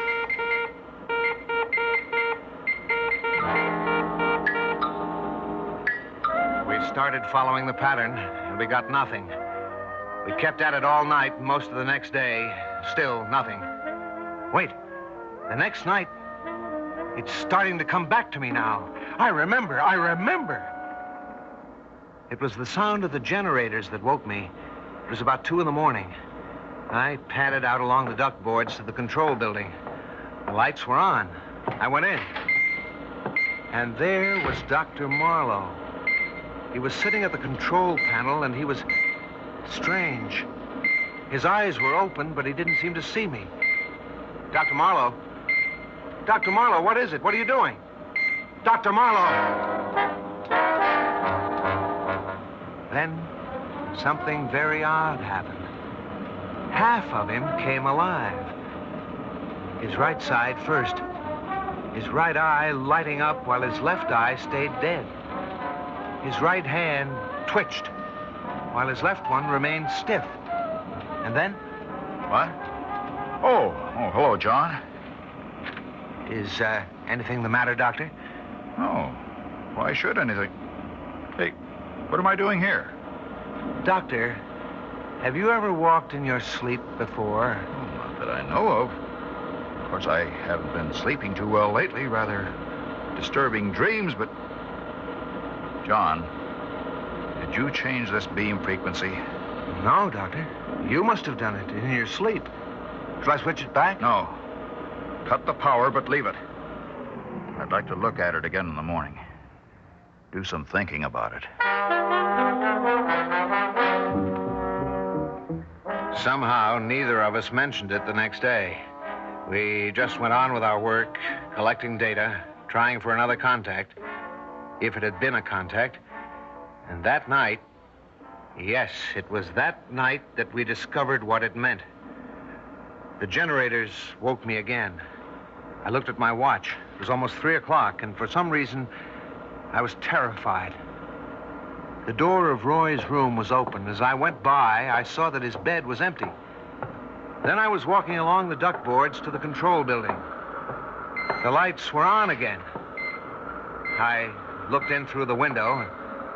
Dr. Marlowe was at the panel as he'd been the night before, with that same dead look on his face. And Roy was standing in front of him, talking to him. I could hear him through the window. Dr. Marlowe. Dr. Marlowe, what is it? Is anything wrong? He's asleep. Walking in his sleep. Better get John. He started toward the door. Then, apparently deciding he'd better not leave the generators on, he turned and went toward the master switch. And as he did, Dr. Marlowe moved. His face still dead, expressionless. He got up, took a heavy wrench, and followed Roy. Then, just as Roy put out a hand to throw the switch, he hit him. I saw Roy's body crumple to the floor. I stood there frozen, unable to move. Dr. Marlowe looked down at him for a moment with no sign of emotion on his face. Then, like a zombie, he went over to the workbench again, picked up an odd assortment of tools, and returned to Roy's body. He bent over him, looking at him as if he were a laboratory specimen. And as I realized what he was going to do, my paralysis left me. I shouted and started for the door, but just before I reached it, I tripped, hit my head, and that was the last I knew.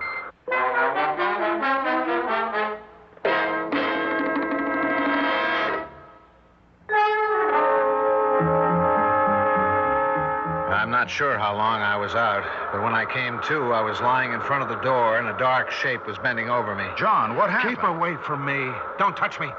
I saw what you did in there. And where? When? Just now in the control room to Roy. What do you mean? I just came up here from my cottage. I had a bad dream, came out to get some air, and I found you lying here. But I tell you, I saw you and... And what? I must have imagined it, dreamed it, because I thought I saw you kill him.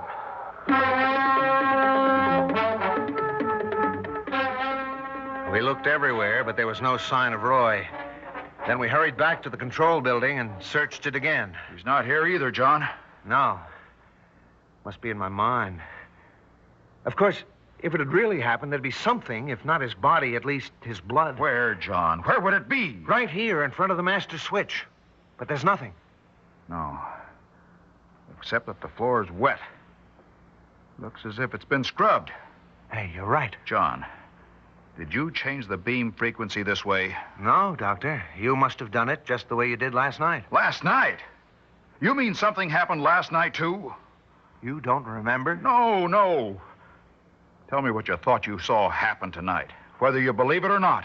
Well, you were sitting at the control panel with your eyes open, but as if you were asleep. Yes? The generators were on, and the beam frequency was set the way it is now. Roy was speaking to you, but you didn't answer him.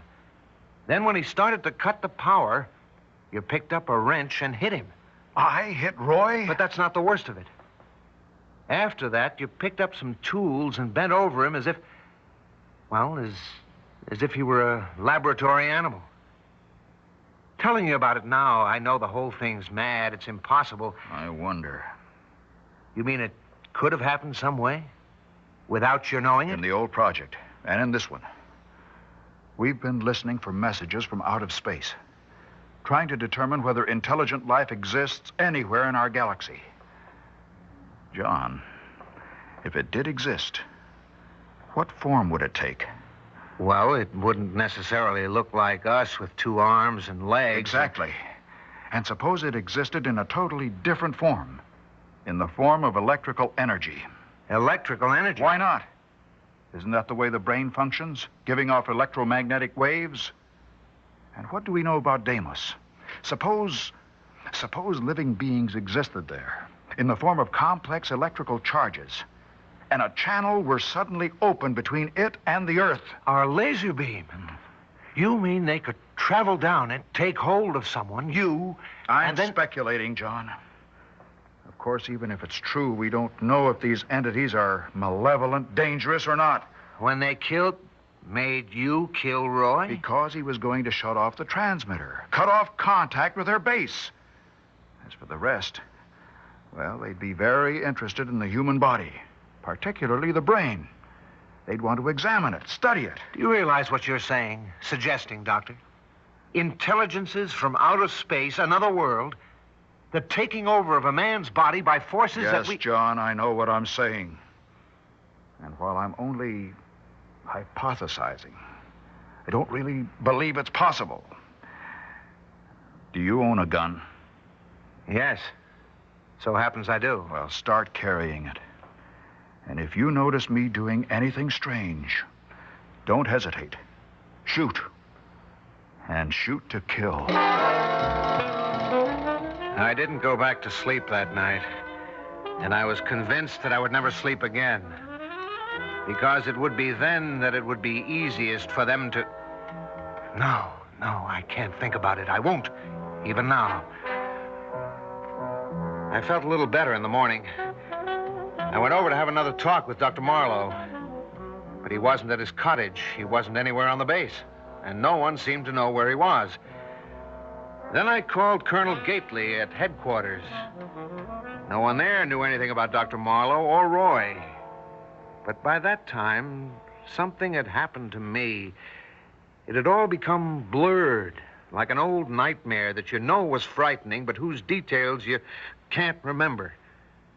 About a week later, the colonel called me and asked me to meet him at the police station in the town nearby. You knew Swanson pretty well, didn't you, Parker?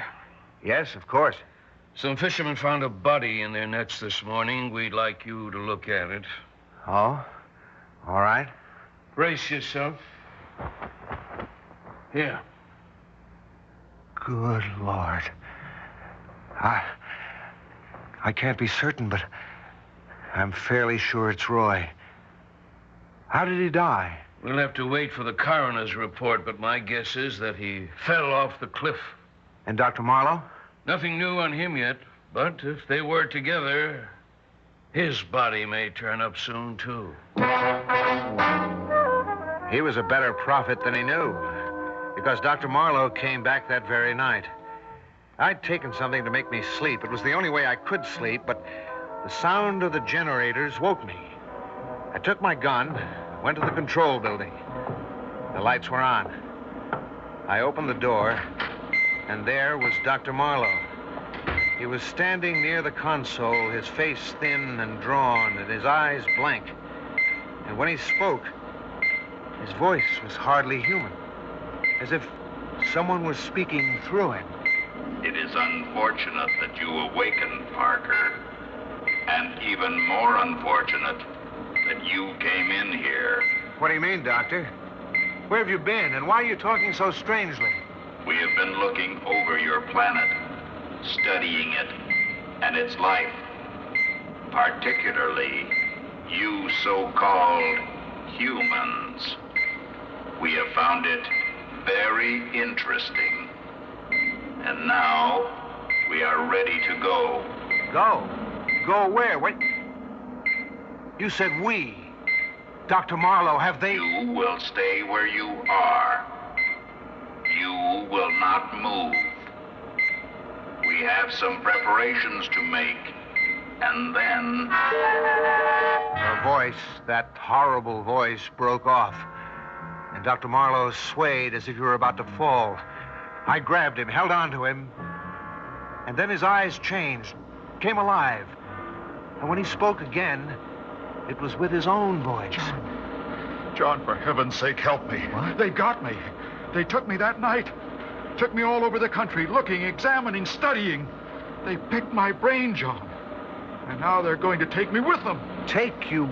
Back to where they come from. Not my body. They're not interested in that. But the essential me. And in heaven's name, shoot, John. Shoot me! And now, we are ready. Look here. At his eyes.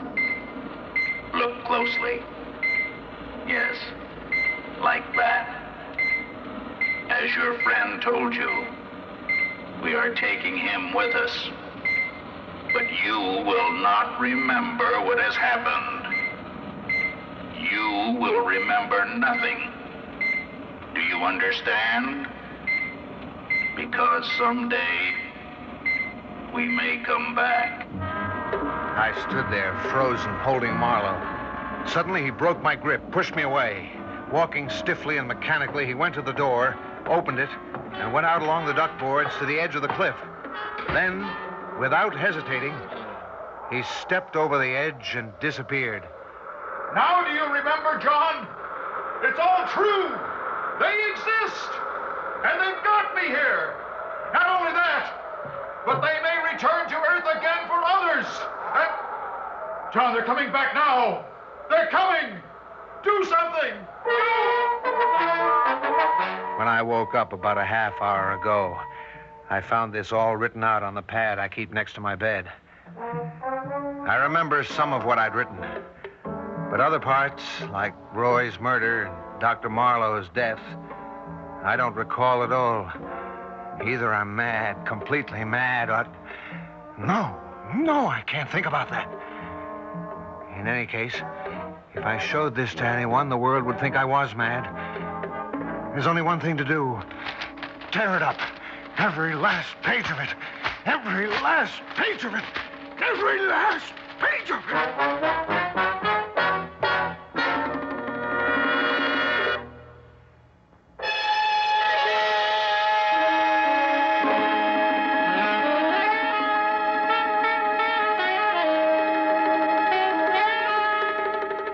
Theater 5 has presented Terror from Beyond, written by Robert Newman and directed by Warren Somerville. In the cast, Robert Dryden, Ralph Camargo, and Gilbert Mack. Audio engineers Marty Folia and Bill Sandreuter. Sound technicians Ed Blaney and M.C. Brock. Original music composed by Alexander Vlastotsenko. Orchestra under the direction of Glenn Osser. Executive producer for Theater 5, Edward A. Byron. This is Fred Foy speaking.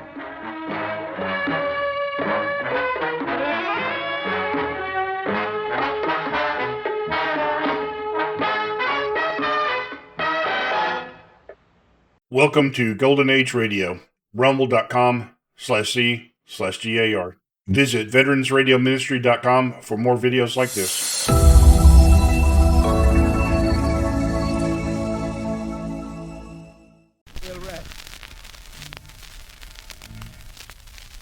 Look!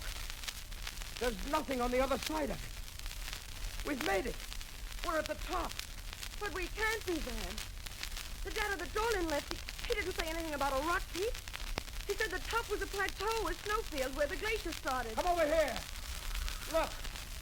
There's the snowfield down there. You mean? He never really reached the top. It's a double peak, and he never even saw this spur. We're the first to climb Lachino. What if that's true? If he lied about it? Van, something just occurred to you. Testinook. Yeah. He could be Dolan. His body was never found, and with his face gone, no one would recognize him. He got the job here at the weather station, and has been living here to protect his secret. And he killed my father. We can get him up here and Sam, what are we going to do about it? Our first job is going to be to get down.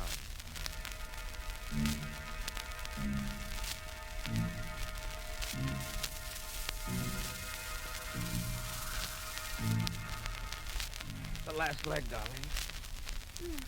Here's the west wall. I'll just make this rope fast.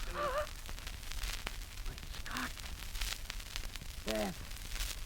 Look there. A man. Frozen in the ice. Look at that beard. The skins he's wearing. The stone-tipped spear in his hand. There's the god whom the natives tell legends about. A prehistoric hunter that was frozen in the glacier 100,000 years ago. Van, if we can get him out. Get him back to civilization. We will. We'll come up here tomorrow with Ferguson. And now start down the rope. Wait for me on that ledge just below there. Yes, Van. All right. Come on down. Coming. Stand clear. Van, this isn't a ledge. It's the mouth of a cave. And back there, look. Metal cylinders. Liquid air. So that's how Scotty died. I don't understand you. Your father brought them up here to freeze and preserve anything he might find in the glacier. Like that hunter. When Scotty climbed up here yesterday, Dorland sprayed the stuff on him. He was dead, frozen solid before he hit the ground. Van. Let's get out of here fast. Go on, down the road. Yes, Van, but you come too. It'll hold us both. All right, come on. Easy. The rope's swaying badly. It seems to be slipping. Not slipping. I've been trying it. Van, it's Testinook. He's up on top of the cliff. Darling, don't stop. Oh, you know who I am, eh? Then you probably guessed the rest. That I lied. That I didn't go to the top. That I killed Blair and Scotty to keep them from discovering it. Just as I'm going to kill you. Dolan, for heaven's sake. It's my mountain. Mine. While I live, the world will go on thinking that I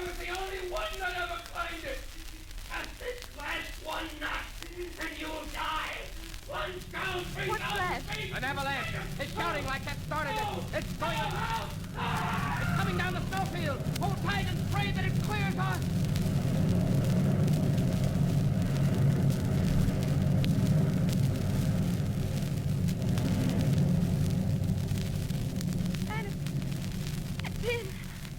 The overhang saved us. It went out past us. Van, what happened to Dolan? Swept him over the edge. He's down there under 1 million tons of ice. But there on that ledge. Look. A stone-tipped spear. The one the hunter frozen in the glacier had in his hand. The avalanche must have carried him down, too. The Chinos has finally come down from the mountain. He had to wait there, frozen in the ice, for 100,000 years. But he finally got his quarry, Dolan.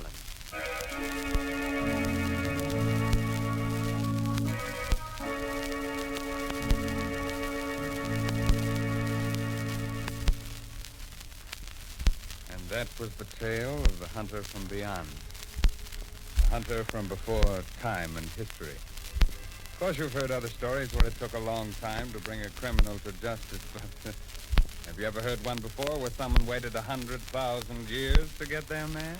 Patience may be a virtue in some things, Raymond, but certainly is not. Welcome to Golden Age Radio, rumble.com/C/GAR. Visit veteransradioministry.com for more videos like this.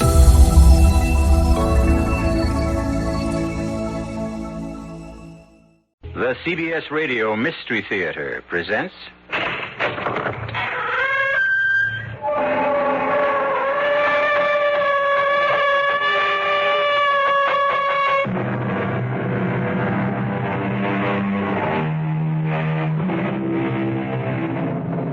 Come in. Welcome. I'm E.G. Marshall. Welcome to the realm of your imagination and that of the greatest horror story writer the world has known, Edgar Allan Poe. Yes, I said the greatest horror story writer because although others may have written stories equally macabre and terror-ridden, no one has written as many. Moreover, when it comes to sheer mystery, puzzlement, Poe is unsurpassed. As witness. But, Monsieur Dupin, the door was locked from the inside.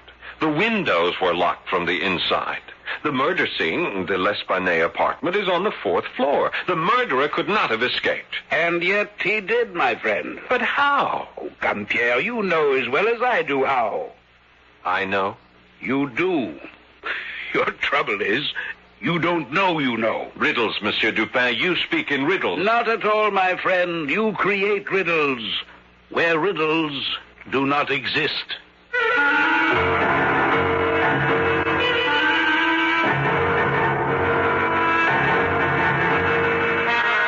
Our mystery drama, The Murders in the Rue Morgue, was adapted especially for the Mystery Theater from the Edgar Allan Poe classic by George Lothar and stars Paul Hecht.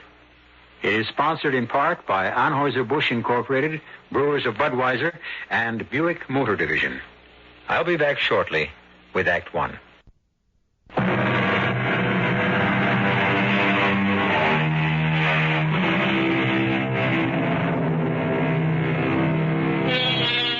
Well, now, my friends, make yourselves comfortable.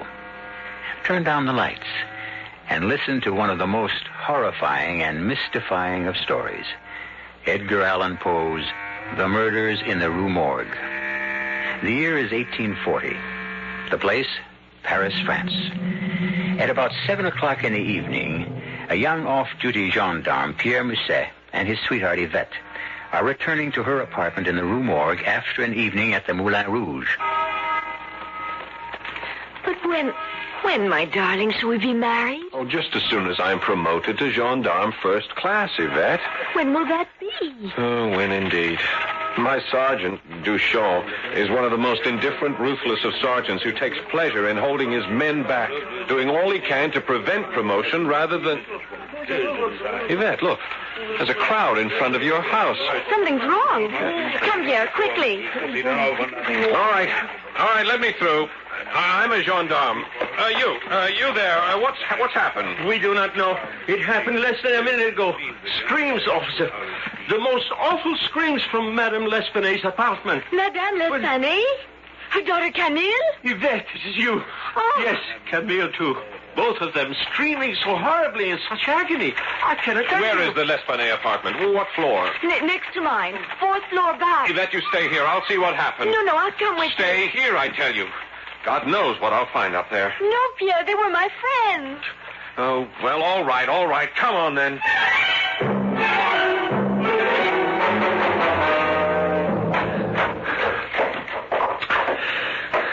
Is this the apartment? Yes. All is quiet. Too quiet. The door is locked. Break it in. All right.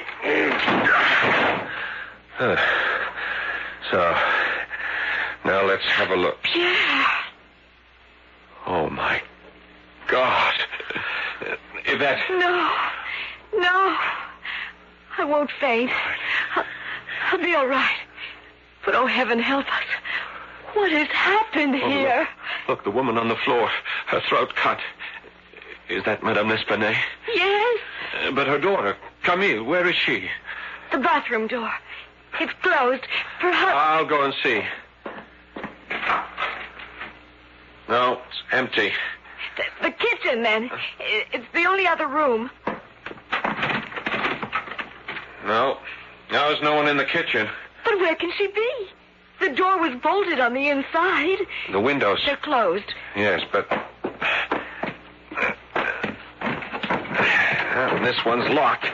Look, it's nailed shut. You see the nail? The window next to it is nailed shut, too. And anyhow, it's a sheer 4-story fall to the yard below. Camille couldn't have left that way. Oh, Pierre! Be calm, Yvette. We must both be calm. In the face of this? Oh, poor Madame. Her throat cut. Look here. This is strange. A bag of gold pieces. Napoleon strewed all over the floor. Oh, perhaps the murderer heard us coming and hurried to make his escape before... What escape? How could he escape? The door is bolted on the inside. The 2 windows, the only windows in this apartment, nailed shut. How could he leave? How could Camille leave? Impossible. It's just impossible. Well, it makes no sense. Here, give me a hand. Get this poor old lady off the floor onto the bed. Yes. You take her by the feet. I'll lift her by the shoulders. Ready? Yes. All right. Now, lift. Oh, good Lord. Pierre. Her head. It fell off. Don't faint, Yvette. Don't faint. Oh, no. Look, I must get a message to headquarters at once. You take it while I remain here and... Wait. What, Pierre? The fireplace. See there? A lot of soot has been dislodged, fallen down from inside the chimney. What would that mean? There's only one way to find out, and that is to get down on my hands and knees and look up into the chimney. What is it? I am looking into a woman's face. A dead woman's face. Her face? It must be Camille. She's been stuffed up the chimney, head down. Pierre? What? I'm sorry. I can't help it. I'm going to faint.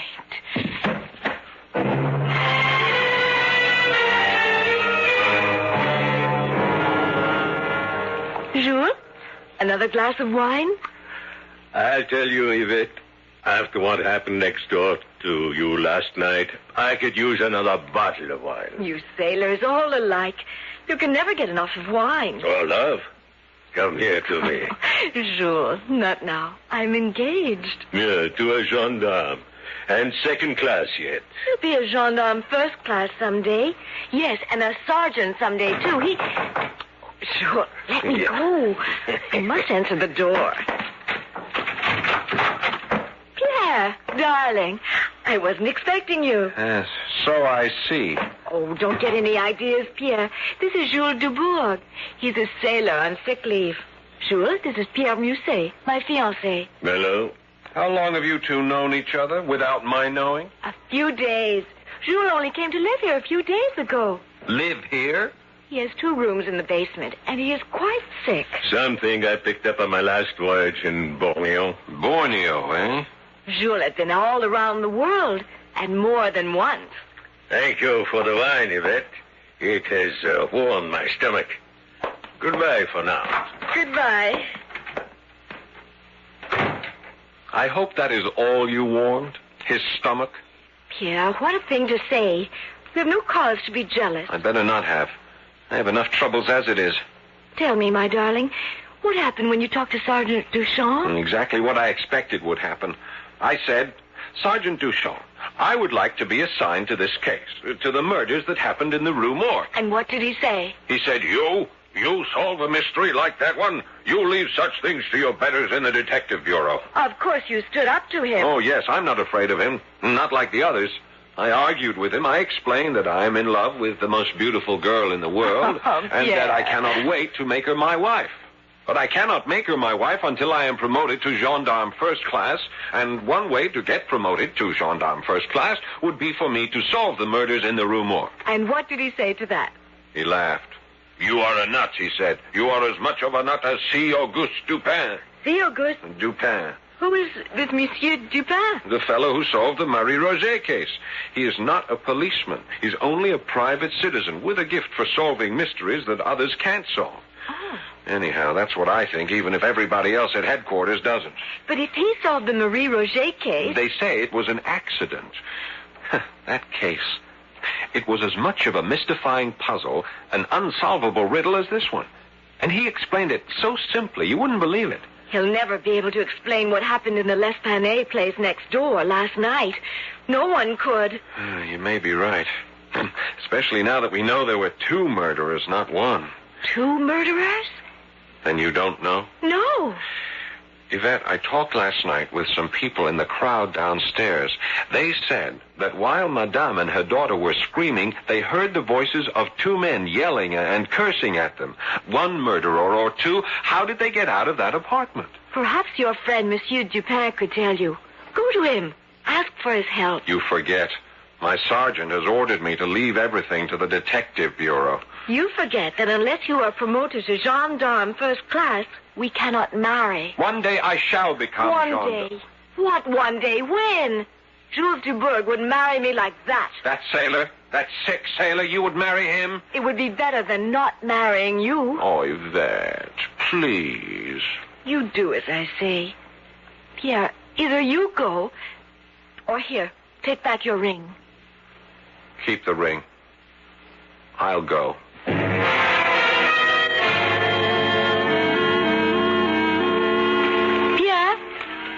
Pierre? Yvette! What are you doing here in Montmartre? I had to see you. This couldn't wait. Pierre, I found this shoved under the door of my apartment. Huh. Looks like a note. It is a note. Read it. Be warned. Tell your boyfriend to forget about the Rue Morgue murders, or you will die the way Madame L'Espanaye did. Yvette. I thought you had better see this and take it to Monsieur Dupin at once. He will know what to do. Yes. Yes, he would. Then take it to him as soon as you are off duty. And Pierre? Yes? You did go to see Monsieur Dupin, didn't you? Well, no. Yeah. I couldn't bring myself to do it. I didn't have the nerve. But now that your life is threatened, I'll go to see him and ask his help. I promise you, Yvette. I promise.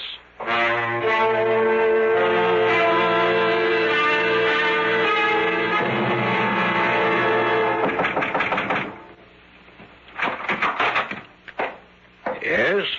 Monsieur Dupin? C. Auguste Dupin? Yes? I am Pierre Musset. Gendarme, second class Pierre Musset. Ah, yes. You wish my help in solving the murders in the Rue Morgue, is it not so? You know why I'm here? Of course. But how? Oh, you were the first policeman to reach the scene of the crime. You are a second-class gendarme, and helping to solve the murders would result in a promotion. And inasmuch as you yearn to marry a very beautiful young woman named Yvette... That's amazing. That you should know all this without our ever having met? Amazing. It's anything but amazing, my friend. It's simplicity itself.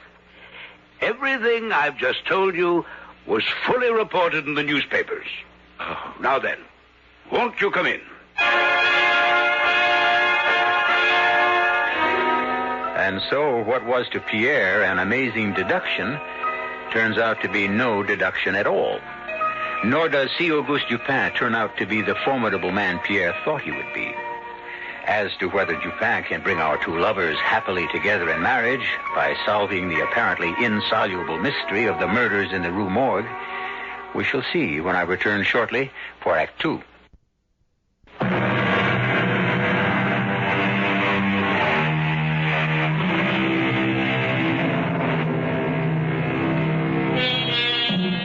Well, then, Gendarme Second Class Pierre Musset has sought the help of C. Auguste Dupin in solving the murders in the Rue Morgue. Murders so baffling that any chance of solving the mystery seems impossible. Still in all, as you know, Dupin solved a mystery equally as puzzling, that of Marie Roget. So let's join Pierre now as he sits across from Monsieur Dupin in the latter's modest apartment. My dear fellow, I've little, if any, interest in solving crimes. I wish only to be left alone to read my books and pursue one or two hobbies. And after all, crime is the business of the police. I know. Well, thank you for seeing me, at least. I'm sorry to have taken your time. Good day, Monsieur Dupin. Good day. No. Wait. Monsieur? I'm a fool, but I'm also French. I have no interest at all in solving crimes, but, let me face it, I cannot remain untouched by the plight of young lovers. Then you will help me to... If you solve this mystery, or more precisely, if I solve it for you and let you take the credit, then assuredly you'll be raised to gendarme first class and able to marry your beloved Yvette. Now, can you gain access to the L'Esplanade apartment? Of course. Well, in that case, my dear fellow, let us go at once to the Rue Morgue.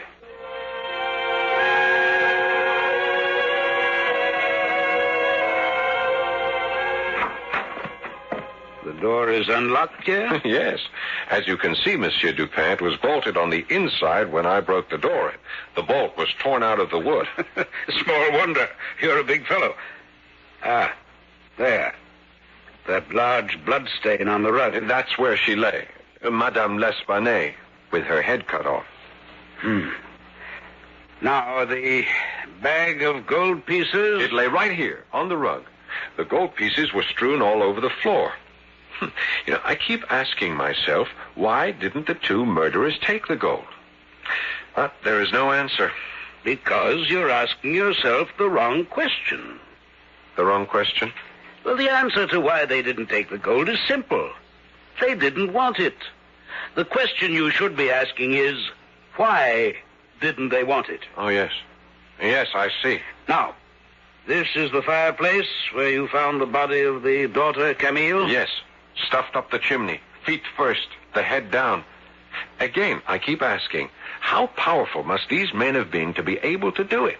To stuff a body up a chimney with such force that... Well, I don't know how many bones were broken. My friend, you have a positive genius for asking the wrong questions.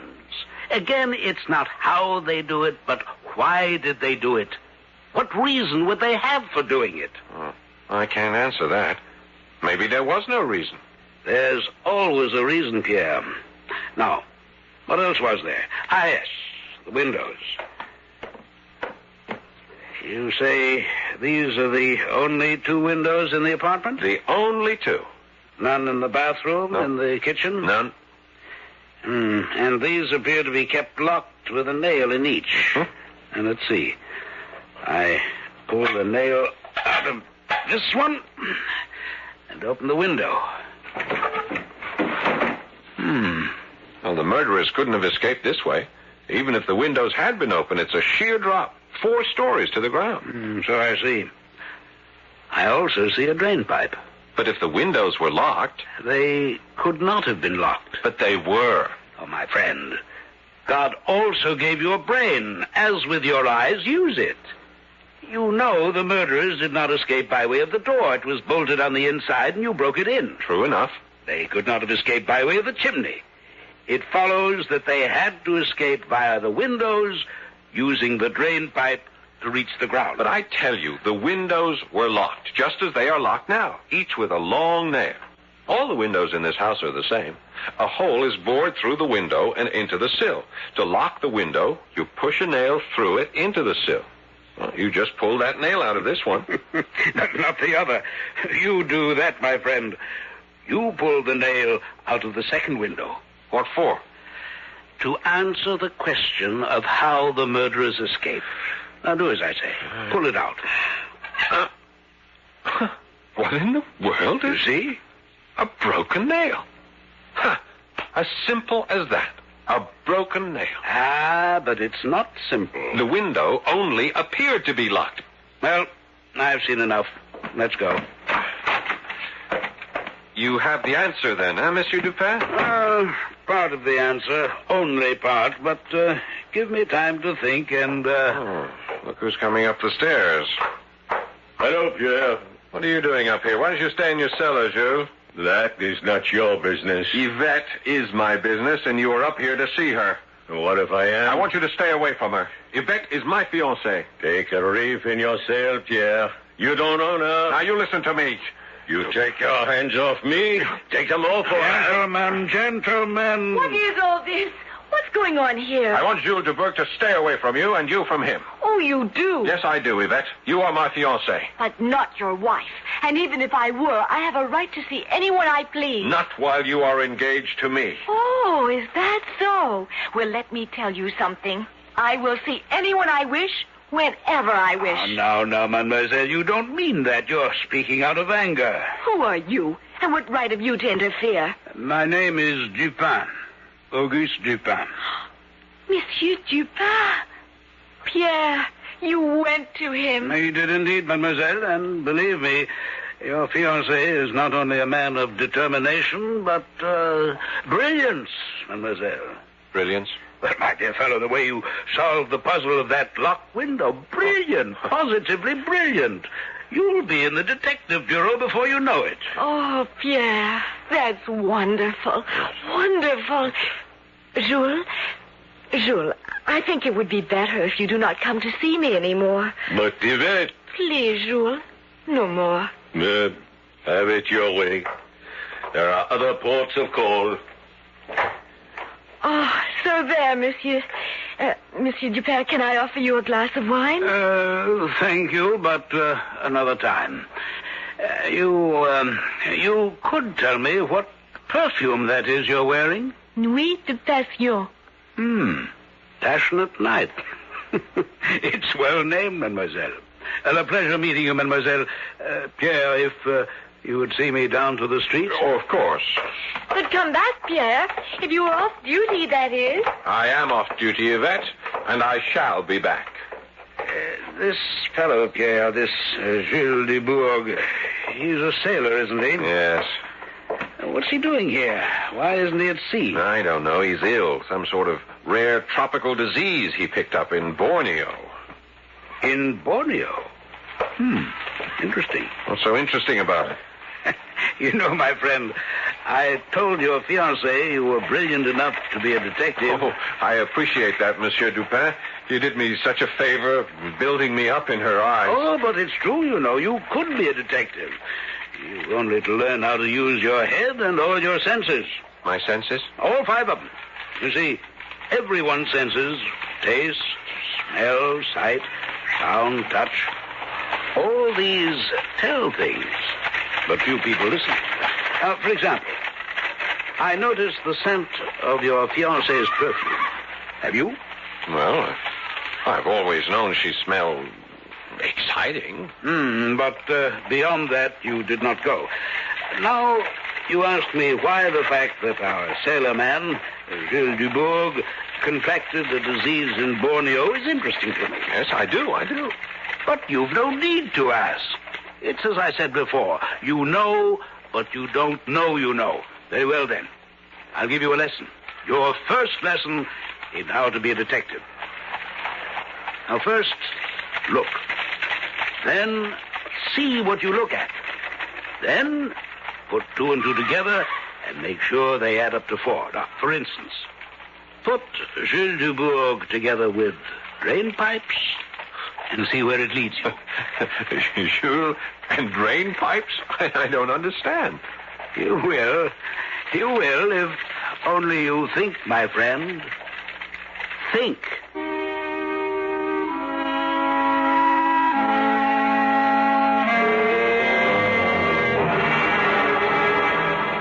Pierre. Mm-hmm. You must go now. It's 3 in the morning. Oh, let me stay a little while longer. Just a little while. No, my darling. I must go to work in the morning. Oh, I need my sleep. And I'm certainly not getting any with you. Must be that perfume you wear. Oh, my perfume, not me. Oh, of course it's you. Well, whether my perfume or me, off with you. All right. All right. When will you be seeing Monsieur Dupin again? Oh, I don't know. He said he wanted time to think, that he would leave a message for me at headquarters. But, you know, Yvette, I'm beginning to wonder if I need Dupin. If there was any need to go to him in the first place. What do you mean? Well, after all, I solved the mystery of how the murderers escaped. One of those 2 windows wasn't locked at all. The nail was broken. Brilliant. The murderers must have got to the ground by the drain pipe. The drain pipe. Oh, yes, the drain pipe. But even so, I've been thinking. No ordinary man could manage to slide down a drain pipe. He would have to be very strong. Yes, and agile. But you've thought of that, I'm sure. Oh, of course. Well, it's only a question of what kind of man would that be? Oh, I could think of any number. You can? But of course. A chimney sweep for one, a house painter for another, a circus performer. Huh? You know, an aerial artiste, a sailor like Jules Dubourg, say. They're used to climbing things. Yes, that is a possibility. Jules Dubourg, a definite possibility. Now, you let jealousy blind you. Jules is a sick man, for one thing, and doesn't have the strength, anywhere near the strength, to do what was done in that apartment. Whoever committed those horrible murders was more than strong. He was powerful, unbelievably powerful. Oh, but come now, you must go. You must. I'm going. Lock yourself in. Don't worry, I will. I'm not taking any chances. Not after getting that note. Yvette, you have nothing to fear. Dupin and I are working on this case, and trust us to solve it in short order. I do trust you, my darling. Oh, I do. Good night, my sweet. Good night. Good night. Good night, my lovely wife-to-be.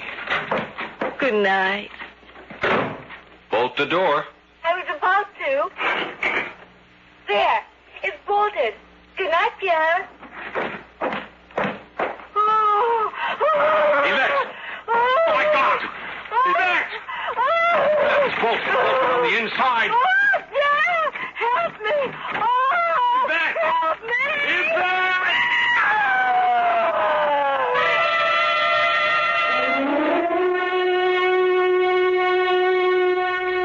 The horror that struck Madame L'Espanaye and her daughter now strikes Yvette. And once again, Pierre faces the barrier of a door bolted on the inside. You, like me, can imagine the terror of this young policeman as he steps back before flinging all his weight at that locked door, wondering what frightful sight will meet his gaze when he breaks it down. I'll return shortly for Act 3.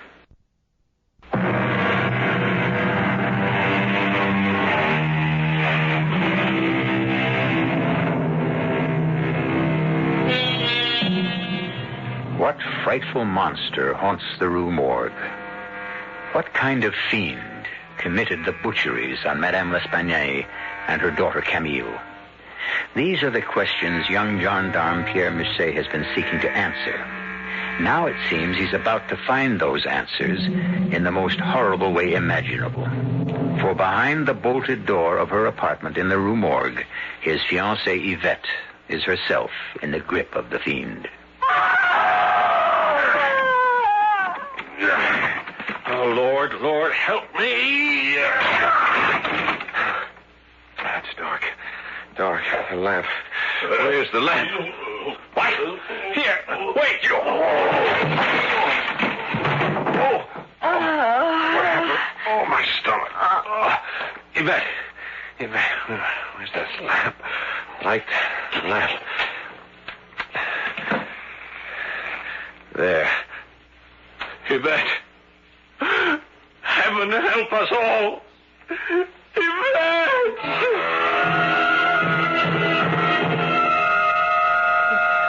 My friend, compose yourself. Monsieur Dupin. There now, softly. Now, tell me all about it. Well, as I said, I broke the door in. It was dark, but I could make out a shape. It was a huge, a monstrous man against the moonlit window. I saw him only for a second because he flung himself at me with such speed, with such amazing speed. He took me off balance. He struck me. It was a powerful blow in the stomach. Oh, heaven, I'm not yet recovered from it. Some wine, perhaps? No, thanks. Let me go on. Now, as I went down, I grabbed at him and... Here, look, I must have grabbed him by the hair on his head because I pulled these hairs out. Black. Coarse. Then I think I don't know, I lit a lamp. Yes, and I saw Yvette. Oh, my poor Yvette. Blood streaming down her cheek. Bruises already beginning to blacken her face. You took her to the hospital, yes. You said? Yes, I did. What is her condition? Well, it's not fatal, thank God. Not even very serious. Badly bruised, cut over her right eye, but she's going to be all right. The monster failed to make good his threat to kill her. We may indeed thank God for that. Yes. Well, at least we know more than we did before, Monsieur Dupin. We know that the murderer is a big man, a huge man of unbelievable strength, and that he has black hair. We know a great deal more than that, Pierre. We do? Well, I do, and so do you. Only, as I've said before, you don't know you know. Oh, Monsieur, I do not have your brilliant brain. Well, it doesn't matter. All that matters is that you can solve this awful mystery, that you can save Yvette. The murderer failed this time, but he'll try again. Well, it's my hope that he will, yes. Your hope? Surely you, as much as I, want to save Yvette's life. Well, of a certainty, my friend. But I'm afraid I can save it only by risking it.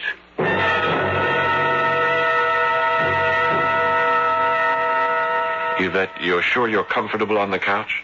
Yes, Pierre, thank you. Mademoiselle, are you strong enough to help me in a plan I have in mind? Now, wait, what kind of a plan? A plan to trap the murderer. And I can help you trap him? You can be the bait. Now, just hold on a moment. Yeah, let me explain. There is nothing to explain. Now, whatever you have in mind, I refuse to let Yvette risk her life. Nonsense, Pierre. My life is in danger anyway. Precisely. The killer will strike again, but not for the reason you think. What do you mean? In that note he sent Yvette, he swore he would kill her if I did not stop trying to unmask him. But that is not the reason Yvette was attacked. In fact, if I'm not mistaken, she was not deliberately attacked at all. How can you say such a thing? Look at the bruises on her face, her arms, the gash over her eye. Use your ears, my friend, no more than your eyes. I did not say Yvette was not attacked. I said she was not deliberately attacked. Nor was she attacked by the person who wrote the note. Monsieur Dupin, you amaze me. How do you know all this? Because 2 + 2 = 4 if you put them together properly. I'll help you by showing you the facts once again. But you Must add them up. First, we know that the killer entered the L'Esplanade apartment by the window and left by the window because it was not locked, though it appeared to be. The nail was broken, yes. As you discovered, Pierre. Yes.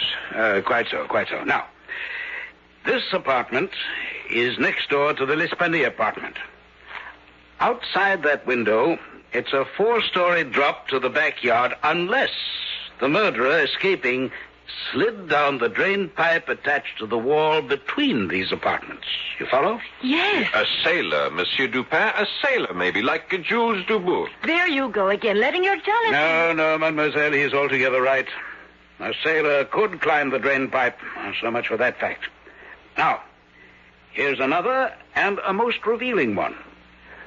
Why was the bag of gold pieces, worth, as we've learned, more than $4,000, why was that bag of gold not taken? Perhaps the murderer was in such a hurry to escape But there that... was no hurry. The door was bolted. There was plenty of time to escape. You said the gold wasn't taken because it wasn't wanted. But what were the L'Esplanades killed for, if not the money? Revenge? It couldn't be that. They stayed to themselves. They knew no one. Well, if not for money or revenge, what then? Nothing. Nothing? Monsieur Dupin, that makes no sense. No sense at all. Precisely. That's the answer. The L'Esplanade murders were senseless. But that is impossible. The murderer must have killed for a reason. No, he did not. And why do you keep saying murderer when there were two? You're forgetting one of the most important facts of all. The fact that 2 voices were heard in the L'Esplanade apartment. One was definitely that of a Frenchman, but the other... you shall see tonight, if mademoiselle will indeed act as the bait. Of course. What do you want me to do? Do not lock your windows, and do not bolt your doors. That is all. That is enough. Now, be calm, my friend. Your fiancée will not be alone. We shall be with her, both of us armed with pistols. Oh, and one thing more, mademoiselle. Monsieur? That perfume of yours, Passionate Night. And be sure to use it. Use a lot of it. If you say so, yes. Why? The murderer, I think, finds it enticing. If it comes to that, so do I.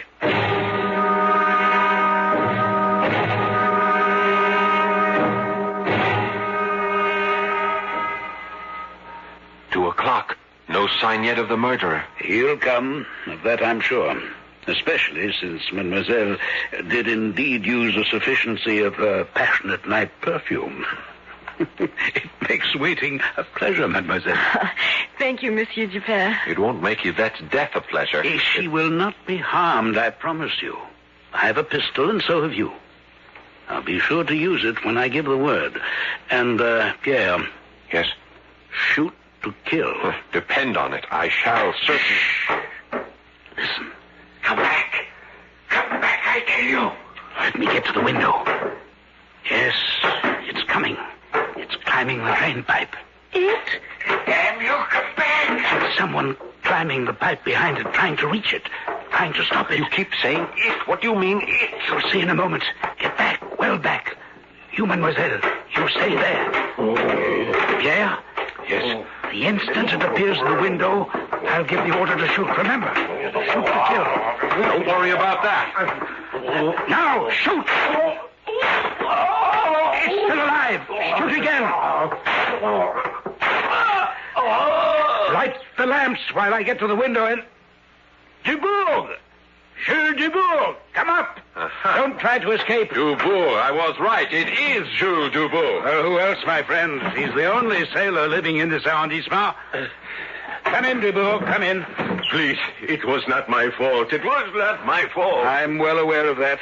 You've nothing to fear, although you thought you had. On the floor. My God, what is it? It's the Russian, the German, the Italian, the foreign voice that was no language at all. I'm not as familiar as I might be with the ape family, Dubourg. What is it? A gorilla? A baboon? What? An orangutan. Oh, what? An orangutan. A large ape found in the jungles of Borneo. And this This is the monster that killed Madame L'Espanaye and her daughter? Yes. And heaven help me, I am responsible. There was nothing I could do, monsieur. Nothing. Well, you could have notified the police. You should have. They would have handled matters for you with dispatch, but you didn't do that because you still hoped to sell the ape, didn't you? Can you blame me? I'm a poor man and sick. I need money. I brought the orangutan back from Borneo in the hope of selling it. I paid to have the ship's carpenter build a special box with air holes to hold it. Paid money I could ill afford. And God help me, when I engaged those rooms in the cellar, I should have kept it in the box. But I felt sorry for it. It looked so human. It was so human that I let it out and kept it in one of the rooms. How did this beast come to kill Madame L'Espanaye and her daughter? It escaped from the room I kept it in. I wasn't there when it happened. I discovered it when I came home that night. I opened the door, and I could not believe it. The ape was seated in front of a mirror, shaving himself with my straight razor. Shaving himself? Well, trying to. They are great imitators, you know. I went to take the razor from him. I was not afraid of him. He was really harmless. But he ran from me, out through the door, and into the backyard. You chased him? Of course. I was afraid he might cut himself with a razor. Well, his eye caught the window of the Espanaye apartment because the light was on. Up the drain pipe he went, and I after him. He tore the window open and went in, and the screaming began. You wrote that note to Yvette, didn't you? That note that threatened her life? Yes, but only to frighten you of the case. I was afraid if you found out what had happened, I would be sent to the guillotine. I believe you. But why did you let the ape attack Yvette? I didn't. I couldn't control it. And it was drawn to her by that perfume she wears. My perfume? That time when we were kissing and holding each other close, the ape smelled her perfume on me. What? I brought the scent of your perfume back to my cellar rooms. It was on my clothes. The ape couldn't get enough of smelling my jacket. He liked the perfume, enjoyed it. And so, when he escaped last night and tonight, he followed the scent here. But he didn't mean to harm you any more than he meant to harm the Espanays. It was your screams and theirs that frightened him and made him do the horrible things he did. Jules Dubourg, I hereby place you under arrest as the party responsible for the murders in the Rue Morgue. We will go at once to headquarters. Come along. Oh, and, Yvette. Yes, Chérie? After Dubourg has been booked, I shall return, and we will discuss the kissing and the holding each other close that left such a strong smell of passionate night on his jacket. All right, you Dubourg. Get along. He's very angry with you, your fiancé. He will cool off. You will have, no doubt, a satisfactory explanation for him? No. But there are other ways, Monsieur Dupin. There are other ways. There are indeed, mademoiselle. There are indeed.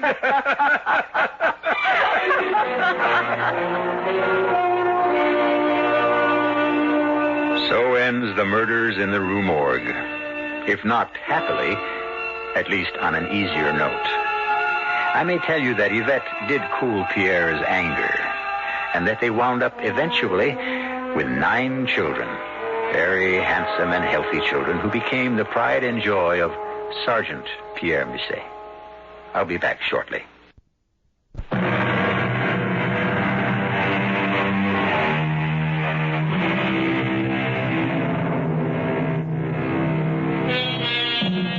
I cannot close without an expression of gratitude to Edgar Allan Poe, a sensitive man whose life was an almost incessant and unrelenting torment. Such torture for him that he sought release in alcohol and drugs. He yet gave the world immeasurable pleasure with his stories of the macabre, the horrible, the arcane. He may even have given to the world one of the greatest fictional detectives literature has ever known, Sherlock Holmes. I don't know about others, but I must ask, had it not been for C. Auguste Dupin, would there have been a Sherlock Holmes? Our cast included Paul Hecht, Guy Sorel, Corinne Orr, and Dan Acco. The entire production was under the direction of Hyman Brown. And now, a preview of our next tale. Shh, listen. What's that? What's he saying? He's crying as if his heart would break. This is terrible. Poor Wyatt. He's in agony over it. Yes, I can hear him. Poor man. Will, what is he crying over? It can't be the painting, even if it had been damaged when those sailors bumped the box. Elvira, it can't be that. It isn't. Isn't? I told you I've had this feeling all along. This sense of something. You know. And now I'm sure. It isn't a painting that's in that box, Will. It's a corpse. A corpse? And the question that I've been asking myself all along is, whose? Radio Mystery Theater was sponsored in part by Contact, the 12-hour cold capsule. This is E.G. Marshall inviting you to return to our Mystery Theater for another adventure in the macabre. Welcome to Golden Age Radio, rumble.com/C/GAR. Visit veteransradioministry.com for more videos like this.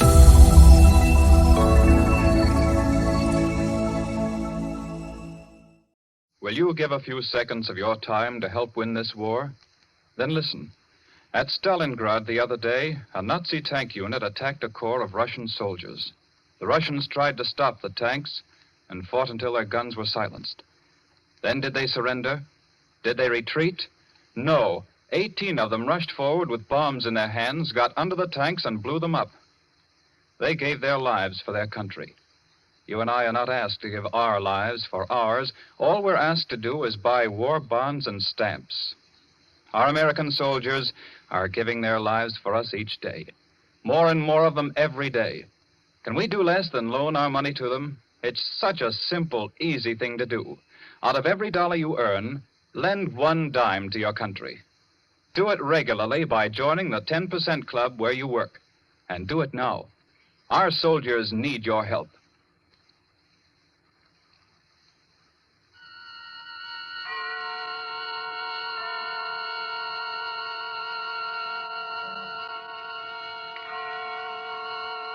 The Columbia Network takes pleasure in bringing you Suspense.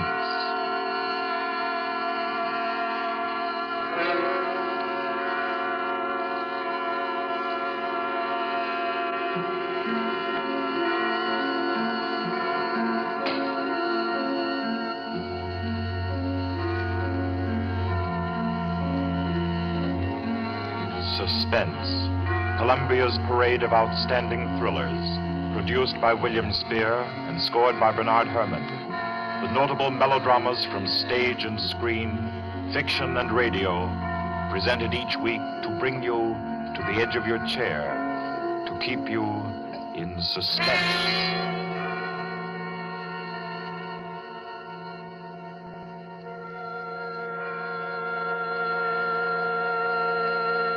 Tonight's story deals with a remote and dangerous house and a terrifying thing that happened there because the rain went on for days and days. It deals with a surgeon and a girl, a giant, and a young man who took a long chance. And over them all, the moan of the night wind and the ceaseless roar of the storm. For your suspenseful listening, we invite you to learn about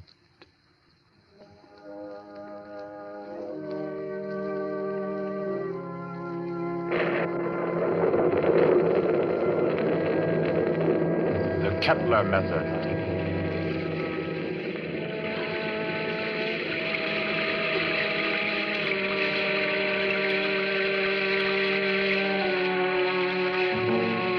Four days of rain there've been, ceaseless, teeming, pouring with a steady, relentless rhythm. 4 solid days.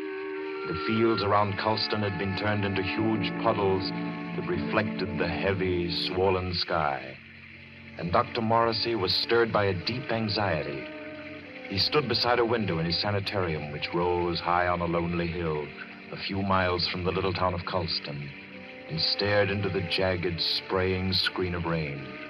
It was just 3 o'clock. 3 o'clock of an afternoon he would long remember. He was on the point of sending for Caffrey, the ward attendant, when the door opened, and Caffrey came in, pale, disturbed. Dr. Morrissey. Is there anything wrong, Caffrey? I don't know. There's a feeling down in the ward. Feeling? This rain's going on too long. The patient's getting uneasy? They're bound to, ain't they?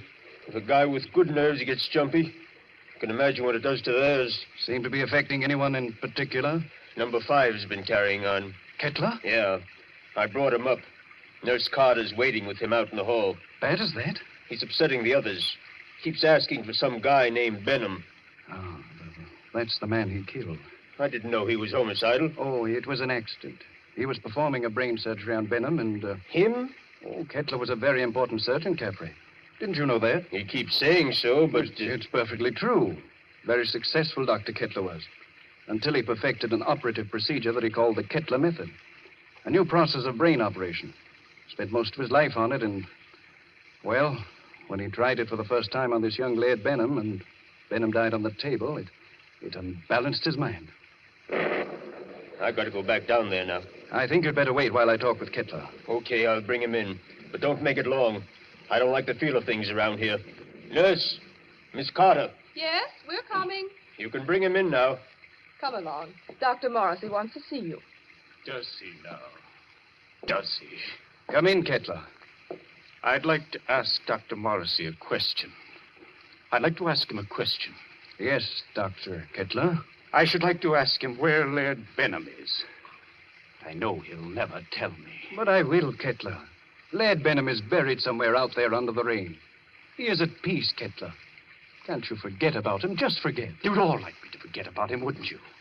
Then you could keep him hidden away forever, couldn't you? Benham is dead, Kettler. You know that. Benham died. He did not. He's alive. He was alive when you and the rest of the envious medical profession stole him from the operating table. Kidnapped him with my bandages still round his head. You were determined to make the Kettler method seem a failure, weren't you?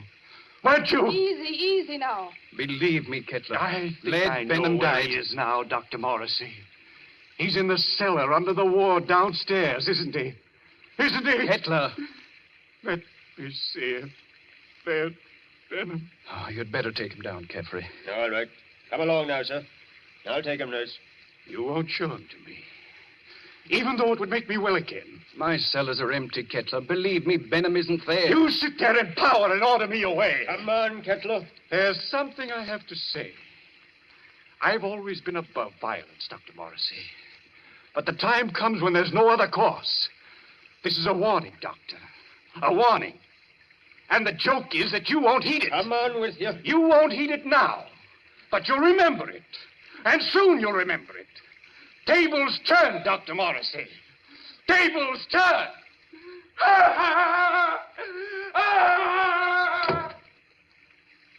Poor thing. I'm afraid I'm failing with him. Failing completely. But you're not. It takes time to put a man back together. Oh, it's taken me too long with Kettler. I'm beginning to be afraid. If you'll pardon me, Doctor, Yes? I do think you're making a mistake. With him? No, with yourself. You haven't had a real vacation in 3 years, Dr. Morrissey. Oh, you think I'm wearing a bit thin just now, don't you? And you're right.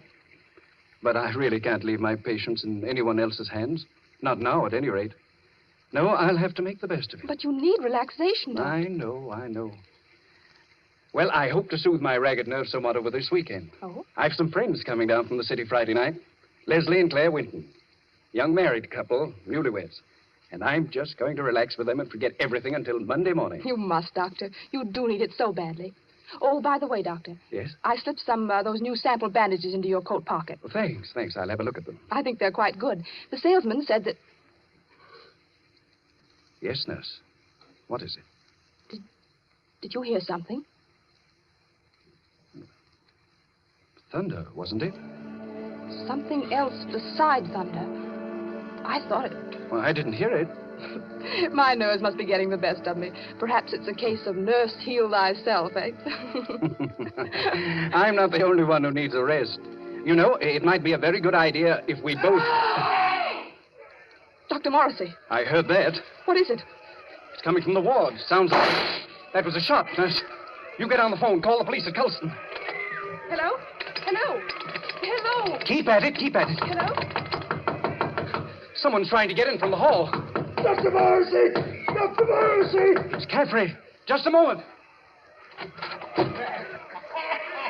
Caffrey. Caffrey, what is it? Ganged up on me. All of them coming up the stairs. Kittler, clear out of here. Oh. Steady, nurse. He's dead, isn't he? Isn't he? Yes. Dr. Morrissey. Hitler. Remember my warning. Remember it, Doctor. Tables turn, Dr. Morrissey. Tables turn.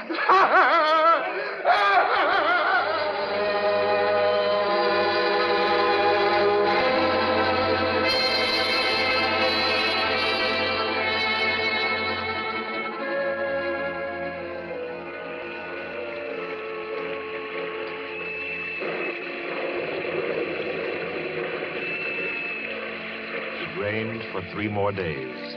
Friday night came, black, wet, and glistening. And the 8:15 express groaned into Colston Station, bringing Leslie and Claire Wenton out from the city with their weekend luggage.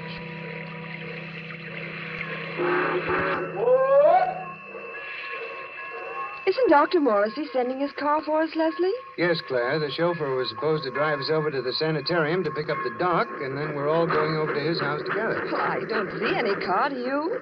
I don't see anything but water. Maybe we're rowing over in a skiff. Oh, I hate that sound. Like somebody's in agony. I think you're a little depressed, dear. Well, I shouldn't be surprised. My head's still aching dreadfully. Poor lover. How long's that been going on now? Almost a week. It frightens me. I don't think it's anything serious. Waiting in the rain like this doesn't do it any good, I'm sure.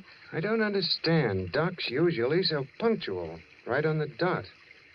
You don't suppose we ought to call the sanitarium? You people for Dr. Morrissey, yes? What? Yes, we're the Wintons. Doc sent you to pick us up? I, Cato, Dr. Morrissey's chauffeur. You got luggage? Yes. Here it is. I take. You follow me to car. Come. We're coming. Leslie? Yes? He's tremendous, isn't he? He must be 6.5 feet tall. I'm over 6 myself, darling. He's nearer 8. That's a giant. Get those shoulders. He could snap me in 2 like a matchstick. Well, I hope he likes us. So do I, light of my life. Waiting. You come, please. But I really don't think he does. Coming.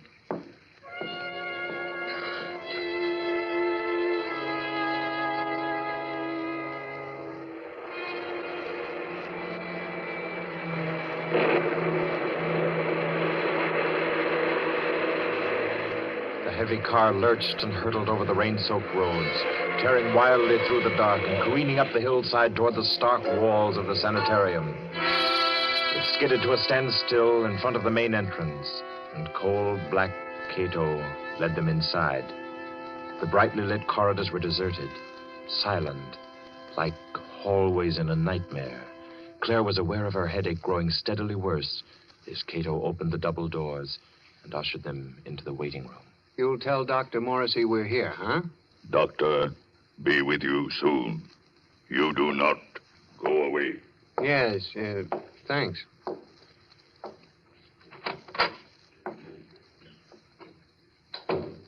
I hope we're not staying in here very long. It isn't very cheery, is it? Oh, I don't like places like this. I suppose it's very foolish of me, but I always feel as if I'm in some sort of danger. That's the headache again. Everything seems worse than it really is when you're not feeling well. Don't you always find... Leslie. Yeah? Listen. What is it? Somebody's knocking. Just a moment. Gracias, adios. Who is it, Leslie? I don't know. What, you do not know me? I am Arturo Alvarez, the South American pianist. You have heard of me? Well, sure, I've heard of Arturo Alvarez, but I'd hardly expect to find him Leslie, humor him. Oh, of course, for a moment I forgot where I was. I've heard of you, Mr. Alvarez. Is there anything I can do for you? Will you help me? I must get out of this place. Oh, sure. I came here several days ago to be treated for a mild nervous trouble. And now they won't let me go. I am being held a prisoner. And tonight I am scheduled to give a concert at Carnegie Hall, and I must get out of here. Please, will you help me? Ah, number 10 out of the ward again, I see. How many times must I tell you that is strictly against the rules? I was doing nothing wrong. I was only telling this gentleman that I must be at Carnegie Hall for my concert. Yes. I'm sure the gentleman was very interested. Cato. Yes, Doctor. Cato, you will escort number 10 back to the ward and see to it that he doesn't wander back into the waiting room. No, I will not be taken back to the ward. Help me. Oh, no. Help me, no. I will no. How strongly he believes in his delusion. Strange fantasy of a diseased mind. Seriously believes that he's Arturo Alvarez. He was telling me. Oh, I'm very sorry. I'm afraid I haven't been very cordial. Won't you sit down? Is there anything I can do for you? Well, you see, Dr. Morrissey invited us up for the weekend. Oh, yes, of course. He told me he was expecting you. Does he know we're here? I'm afraid not. Dr. Morrissey was unexpectedly called away on an emergency case, and I'm in charge of the sanitarium until he returns. Well, do you have any idea about when that'll be? Well, it's very hard to say. However, he asked me to ask you to wait and see to it that you're made comfortable. Let me see now. Your name is... Winton, Leslie Winton. And this is my wife, Claire. Ah, yes. Permit me to introduce myself. I'm Dr. Kettler, Dr. Morrissey's assistant. What can I do for you? A bite of food or a drink, perhaps? I don't think so. There's nothing in the world I want so much as an aspirin. Aspirin? Yes, Doctor. She's had a headache that's been troubling her for days. It's terribly annoying. I can well imagine. Annoying and interesting.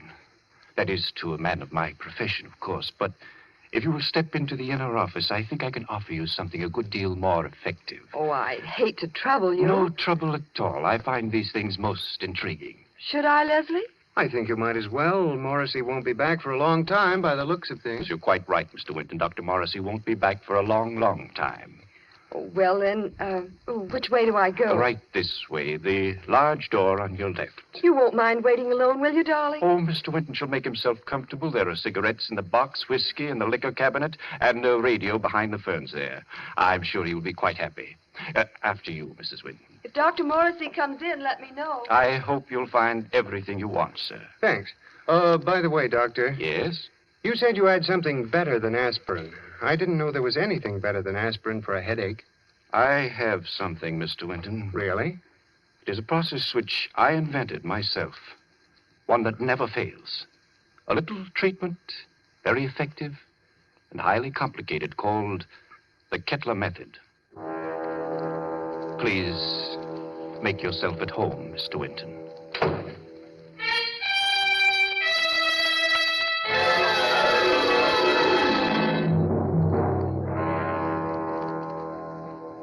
Leslie sat there, alone in the big waiting room for a while. Then creeps began setting in, and he thought to himself, maybe I'll have that drink after all. He rose and went over to the liquor cabinet that Kettler had pointed out to him and opened it. Well, there's nothing in here but books. Yes, books. Books that were so thick with dust that it was clear they'd been there for months. Well, no drink for Leslie. Maybe a cigarette. Kettler said the box was full. He picked it up and started to open it. Why, it isn't even a cigarette box. The darn thing's a bookend. Yes, that's just what it was. Leslie began to think it was a tough job making himself at home in that waiting room. And then the idea occurred to him. Maybe the radio works. He went over to the radio then, turned it on, and... We are sorry to announce that the program scheduled for this time from Carnegie Hall has been cancelled due to the mysterious disappearance of Arturo Alvarez, the noted South American pianist. Mr. Alvarez was known to be suffering from a minor nervous disorder. and was last seen departing on a short trip to Colston in upstate New York. Alvarez. That guy is Alvarez. What's going on here? Claire! Claire! Locked. Dr. Kettler, open this door. Open it. Do you hear me? Miss Claire! Winton. Oh, you. Tell him to open up. Tell him. Tell him. Doctor send me. Tell you, young lady headache bad. Very bad. What do you mean? He operate. Operate? He say take long time. He say you not wait. You come back tomorrow. Operate? No, no. Kettler! Kettler! Claire, can you hear me? Can you hear me? Of course she can hear you, Mr. Winton. The operating table is just inside the door. Bring her out here. Let her go, I tell you, Kettler. But I find that an operation is indicated, Mr. Winton. I forbid you to touch her. You forbid? You? I'm in charge here. No one forbids me. Do you understand? You're insane. If you lay your hands on her, I'll kill you. So help me, I'll kill you. Very well, Mr. Winton. If you do not wish me to operate, that's all there is to it. I would scarcely force my services upon you. However, the girl's condition is quite serious, and I... Good work. Good work, Cato, my boy. A masterstroke. Do you still forbid me, Mr. Winton? Do you? Do you? Oh, you don't answer. Good, good. Take him to the cellar, Cato, and lodge him there with his friend, Dr. Morrissey. They should have a good deal to talk over in the still hours of the night while I cure the young lady's headache unmolested.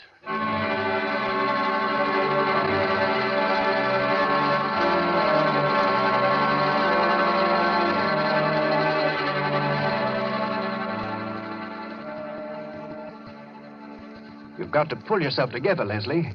Now try. Try to think. Cato brought you down a few moments ago. You've been hit in the head. Can you remember? Yes, I was talking to Kettler, trying to make him let Claire go. Claire? Oh, good Lord, Morrissey. Where is she? He's got her. Kettler? She's on that operating table up there. We've got to do something. We've got to do something. Well, I'm afraid there's not much we can do. I've been here for 3 days and nights. What happened? It was a nightmare come to life. I'd had Kettler in my office for treatment. Yeah? He was off on a wild tangent, insisting that I had a man whom he had killed hidden down here in the cellar. That I and the rest of the medical profession had kidnapped him off the operating table with his head still swathed.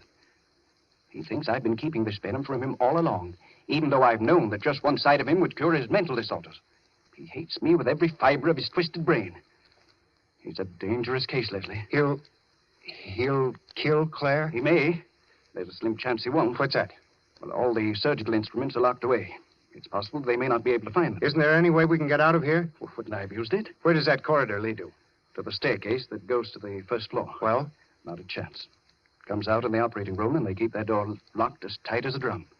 Besides, Kettler still has the pistol he took from my nurse. I've got to think. I've got to. And my head hurts so I can't make good sense. Let's say that. I think they gave you a nasty cut. Oh, it doesn't matter. Say, Doc. Yes? What was his name? Who? The guy Kettler thought you were keeping from him, the one he killed. Benham. Laird Benham. Why? Was he a young fellow? Yes, rather tall, slender chap. Say, Doc, Hmm? do you have any bandages down here? What? Bandages. Why, yes, I think so. They're stored down here. Enough to bandage my whole head, face, and everything? Why? I might have a chance of getting through that door up there.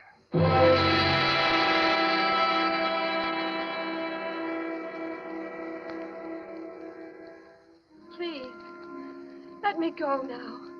Oh, let me go. Leslie! Leslie! You will be better soon. Much better. I will take the pain away, Mrs. Winton. Cato, have you found the surgical case? Not found yet. I look. Cato, look. Find it. We must not keep Mrs. Winton in an agony. Find it, I say. She'll have to create some order in this place.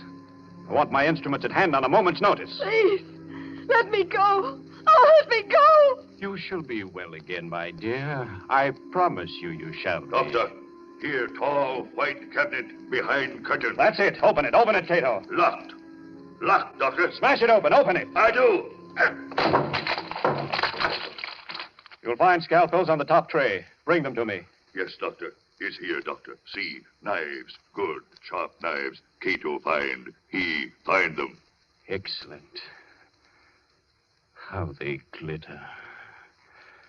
It is good to feel the knife in my hand again. Put the others right beside my pistol here on the table. Please. Oh, please. There, my girl. I shall expend all my genius on you. You shall be well again. No! Now to work. What was that?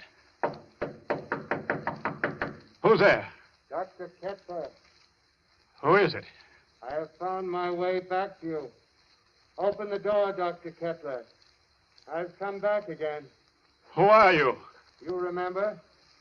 You remember Laird Benham? Cato!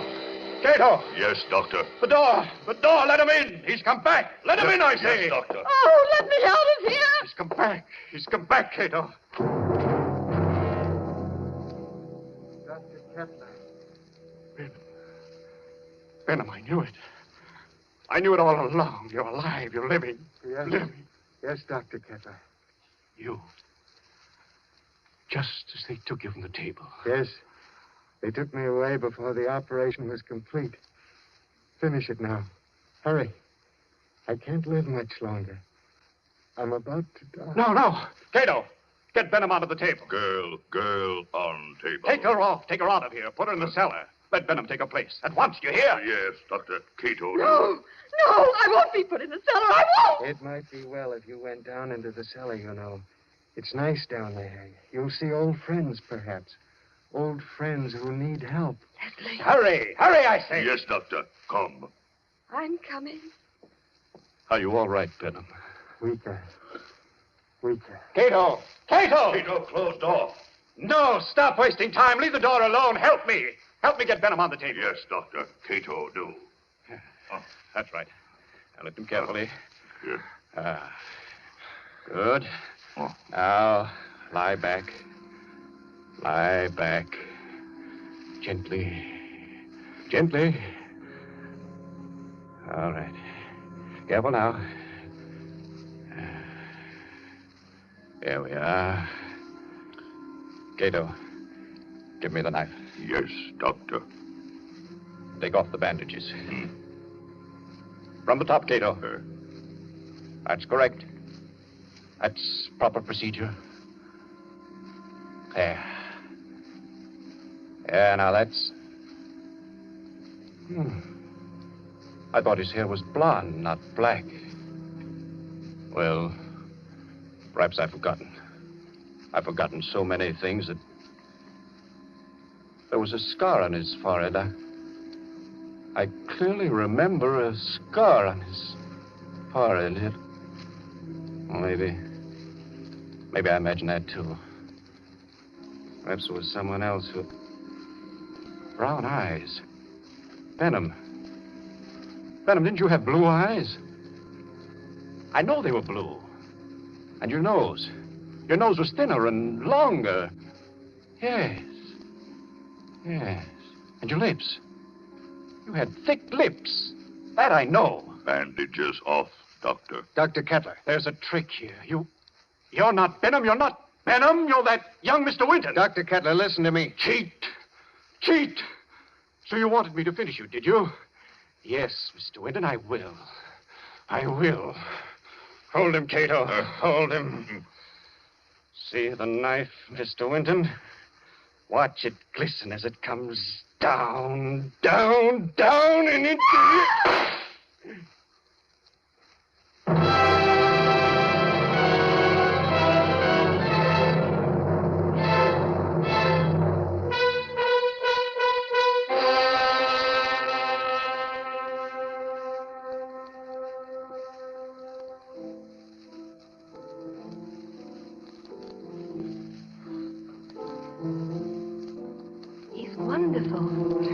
You don't doubt that he's Arturo Alvarez when you hear him play the piano, do you? That's a marvelous old instrument you have, Doc. It was my mother's. This old house has been in the family for generations. Who'd ever thought we'd be alive to sit in your house and listen to somebody play a concerto? We wouldn't have been. At least I wouldn't have been if you hadn't snatched that revolver off the table right out from under Kettler's nose before they threw you into the cellar. That was the lifesaver.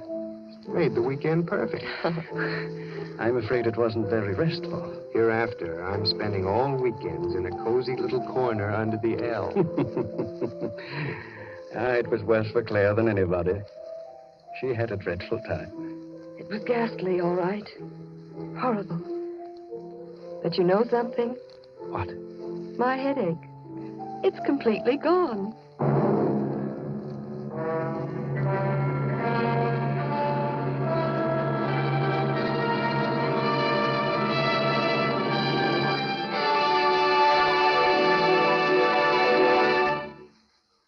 So ends the Kettler method, the tale of a memorable weekend and a long-awaited dead man who didn't return after all. This was tonight's story of suspense. Suspense is produced by William Spear. John Dietz was our director this evening. Tonight's radio drama was written by Peter Barry and scored by Bernard Herrmann. Roger DeKoven was Dr. Kettler, John Gibson, Leslie Winton, and Gloria Stewart played Claire Winton. Others in the cast were Guy Repp, Martha Faulkner, Winfield Honey, and Ralph Smiley. Next week at this time, Columbia will bring you another selected story from the world's great literature of thrills. Another study in suspense. This is Barry Kroger, and this is the Columbia Broadcasting System.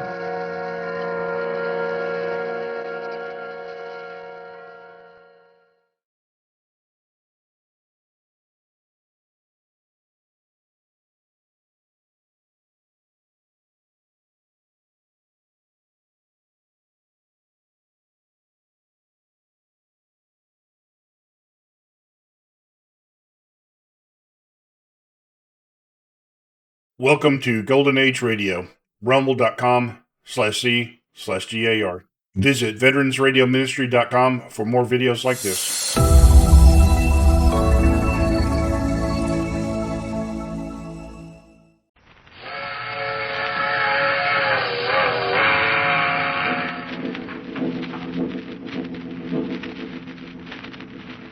A mysterious traveler.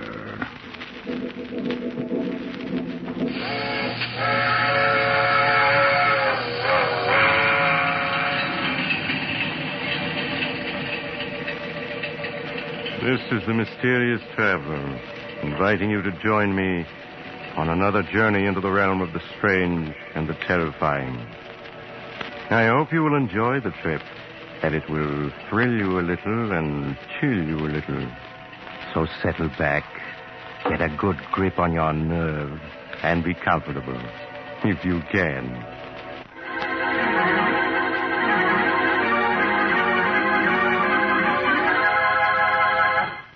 It is midnight, and an old automobile is driving along a narrow road through the woods. At a point where a second road, even narrower, crosses the first, the car stops. Here you are, young fella. This is the professor's place. Oh, is it? All I can see is woods. It's up that road about 50 yards. Look sharp and you can see the light shining between them two trees. Huh? Oh, yes, I see it now. Then I guess I get out here. Would you hand me my bag, Sheriff Ramsey? Right. Here you are. Thanks. And that's $1 I owe you, right? Yep. Thank you. You know the professor, do you? Yes. I was Professor Clark's laboratory assistant back in college 10 years ago. Oh. Why? I was thinking maybe you could drop a hint to him. A hint? What kind of a hint? Well, that there's been some talk in town of running him and that man of his, that Barton fella, out of the county. Running Professor Clark? Oh, you're not serious. Yep. Of course, it's just talk. So far. But what has anybody got against Professor Clark? There isn't a milder man in the world. Well, maybe so, but folks has got wind of what happened at the state penitentiary over in Hillvale last year. Sheriff, you're talking in riddles. What did happen? The professor went over there when they hanged Richard, that hold-up killer. Uh-huh. And the warden gave the professor the murderer's brain. That's what happened. Well, what of it? Professor Clark is a great authority on nerve and brain tissues. Maybe he wanted it for research purposes. I'm not saying he didn't. I'm just telling you how folks are talking. They think he's keeping that brain in a big glass jar. and making it grow. That's perfectly ridiculous. Well, they don't think so.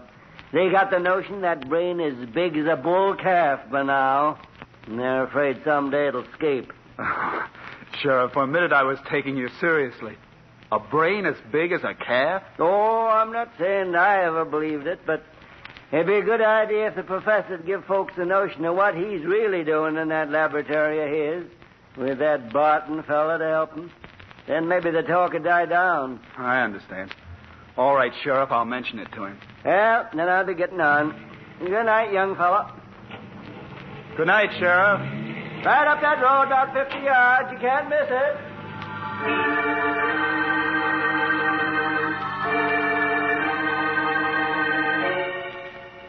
A few moments later, Dr. Richard Dale was knocking on the door of an old stone house almost hidden among the trees. A frail, white-haired old man answered the door. An old man who could hardly speak in his joy as he gripped Richard Dale's hand.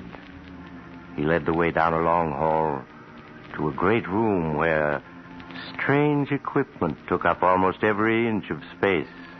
Retorts and electric furnaces, generators, batteries, and great glass vats. Dr. Dale stared around him in intense curiosity as Professor Clark helped him off with his hat and coat. There. Now, sit down, Dick, my boy. Sit down and let me get a good look at you. So, you got my letter?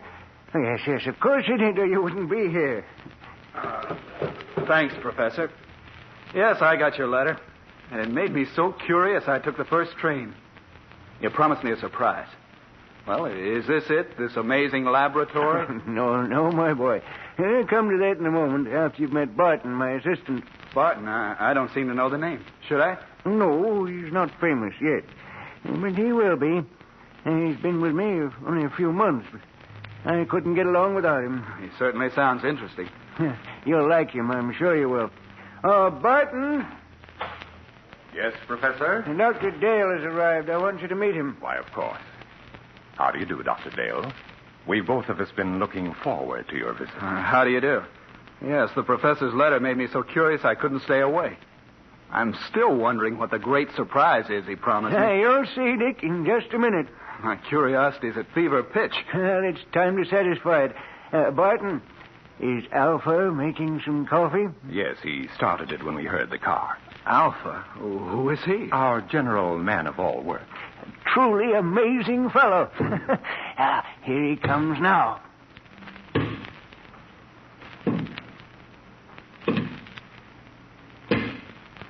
Shall Alpha serve coffee?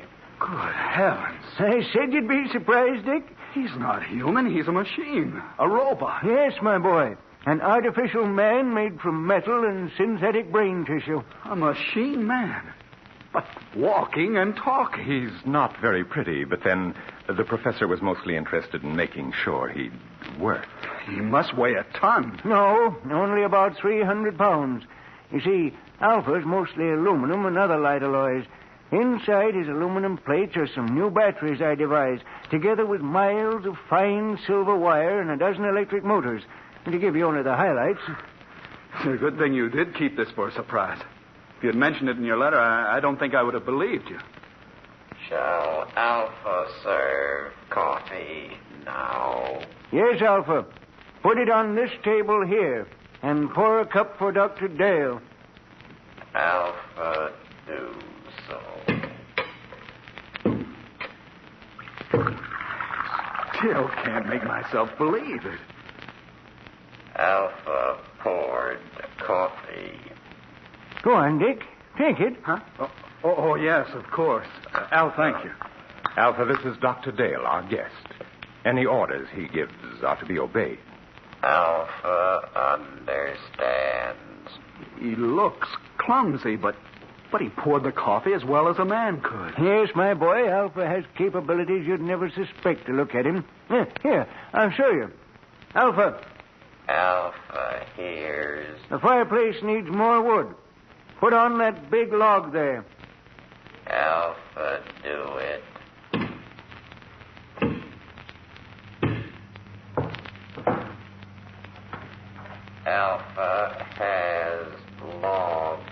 Now, break it in half. Alpha, break it.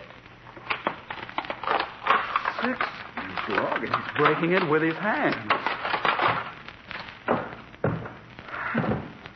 Alpha, put log on fire. Good. We won't need you any more tonight, Alpha. You can go back to your room now. Alpha is going. Be sure to switch off your batteries. They're going to need recharging tomorrow.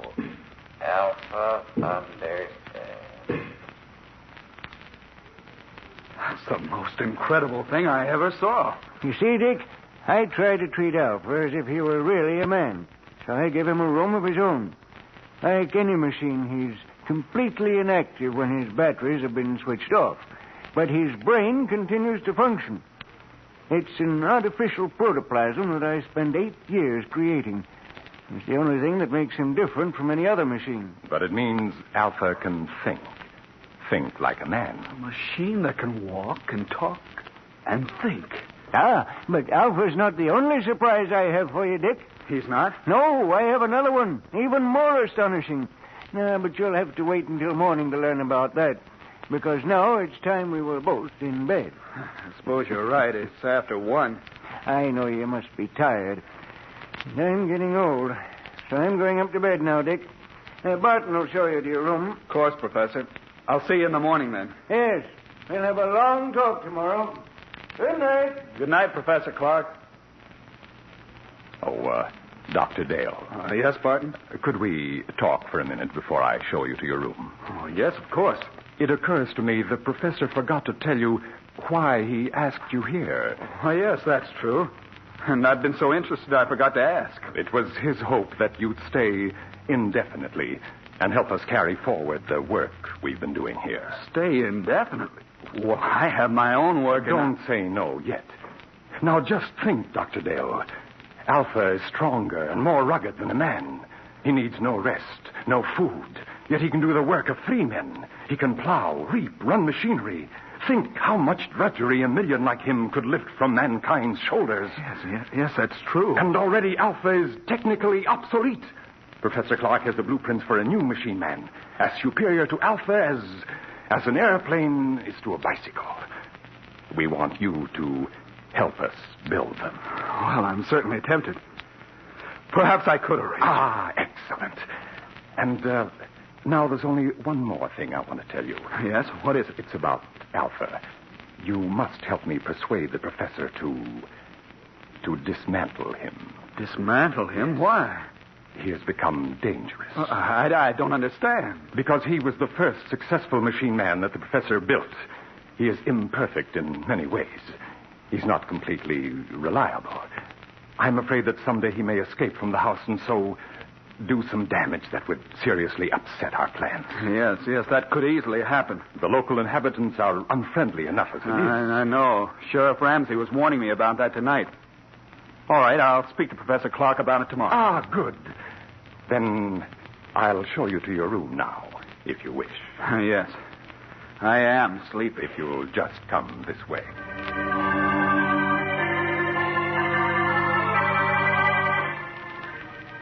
His mind in a whirl of amazement, Dr. Dale retired and finally fell into an uneasy sleep.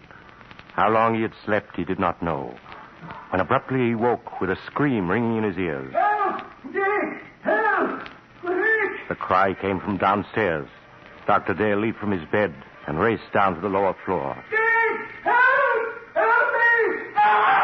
In the lower hall, he found Barton hammering on the heavy door of the laboratory. Professor Clark! Professor Clark, what's wrong? What's happened? It's the professor. I heard him call for help. Yes, so did I. It woke me up. The door's locked. He must be in there, but there's no sound in there now. Well, we've got to break the door down. Yes. Put your shoulder beside mine. Right. You ready? Ready. And shove.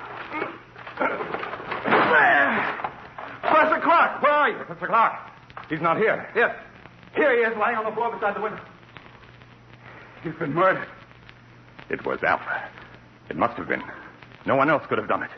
But where is Alpha? The window. It's open. He went out that day. We've got to go after him. I'm afraid it's hopeless. At night in these woods, we couldn't possibly find him. No, you're right. It'll be morning soon. Then I think he'll come back. He knows that he can only go a few more hours before his batteries must be recharged. Then we can capture him and destroy him. But, Barton, why did he kill the man who created it? The professor must have come down to the laboratory for some reason. Occasionally, when he couldn't sleep, he would do that. He may have decided to make some more tests of Alpha. Yes, but that doesn't explain why... During the test, something must have occurred. When Alpha returns, we can find out. Poor Professor Clark. Well, we'll have to notify the police. There's only the sheriff. In any case, I think we should wait till morning and then report the professor's death as an accident. An accident? Yes. If the authorities learn the truth, our research may be stopped. And when Professor Clark has achieved so much, can we let it go for nothing? No, of course not. Dr. Dale, we must carry on his work for him. Yes, that's what he would want. Then you will help me continue it? You'll stay? Yes. Yes, I'll stay.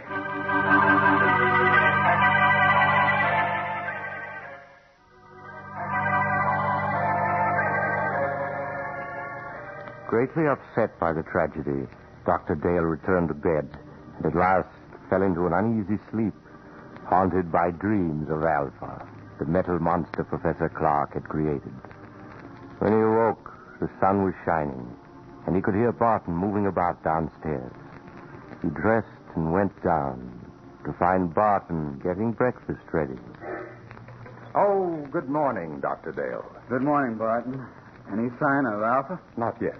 Well, we ought to start a search for him. But first, I think you ought to eat breakfast. Everything's ready. Oh, all right. Some coffee anyway. Yes. Sit here. Thank you. I didn't know you were a cook as well as a lab assistant, Barton. I've learned to do a lot of things since I came here. Aren't you going to eat, too? I'm not hungry. I seldom am. But I thought that while you ate, I might outline some of the problems facing us. That's a good idea. You see, though Alpha's brain is of synthetic protoplasm, it is not completely artificial. I was wondering about that. Sheriff Ramsey mentioned that the professor secured a human brain from an executed killer, yes. The professor found that to give life to his artificial brain tissue, it was necessary to add a small amount of tissue from a real brain. I see. The real tissue gave life to the rest. Of course. Yes, but in this instance, it may have tainted Alpha's brain with the murderous impulse of a killer. Yes, that sounds plausible. So our first problem will be to obtain untainted brain tissues to blend with the artificial tissues we will make according to the professor's formula. That should give us no trouble. Well, I can get what we need through the research laboratories where I'm connected. Then that solves our worst problem. The rest will be matters of detail. Fortunately, there's enough equipment here to build a dozen or so robots. Like Alpha, you mean? No. The far more advanced type Professor Clark was perfecting. And now, if you've finished, I have something to show you. Yes, I'm through. I don't feel much like eating after last night. Then come with me to the laboratory, and I'll show you the second surprise that Professor Clark had in store for you.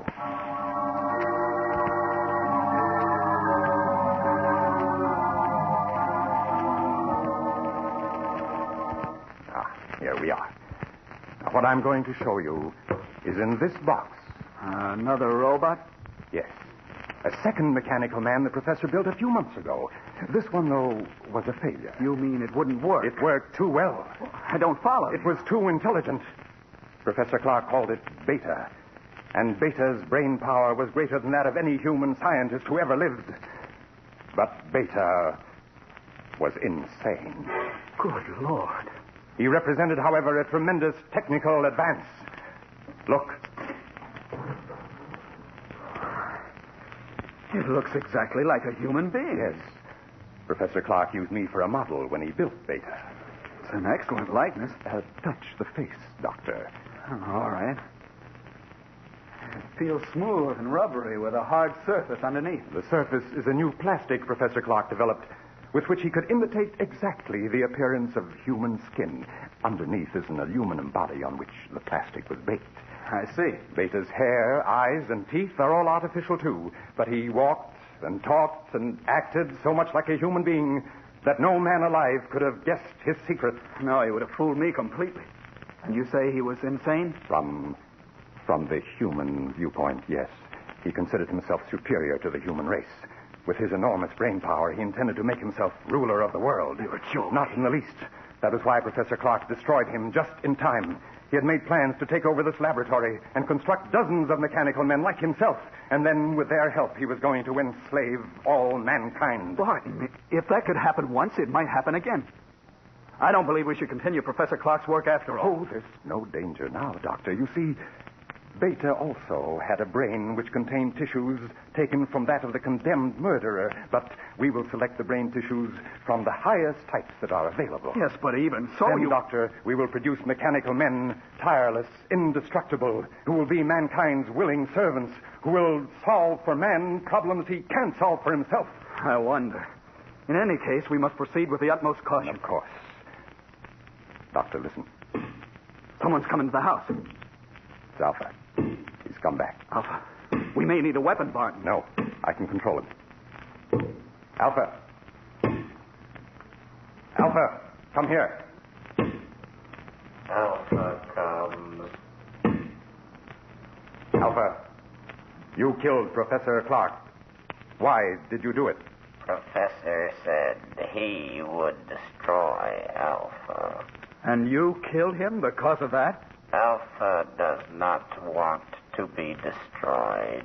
But you're just a machine. What difference does it make to you? Alpha is machine that lives. Alpha is stronger than you. Alpha is better than you. Alpha, be quiet. We must destroy Alpha at once. You are right, Doctor. Do you hear, Alpha? You are to be punished. Alpha here. But first, we want to know where you've been. Did anyone see you? Men saw Alpha. Men saw you? What do you mean? 2 men driving automobiles saw him. And what did they do? They tried to hit Alpha with automobiles. And then what happened? Alpha stopped automobile. Alpha killed 1 man. Killed him? Other man ran off in woods. Alpha could not find him. Alpha came back. We can't keep this a secret. No matter what happens, we must notify the authorities at once. No, wait, let me think. We can't... The bell, there's someone at the door. I'll see who it is. You stay here. But what about Alpha? I'll switch off his batteries, then he can't move. There. Now I'll see who's at the door.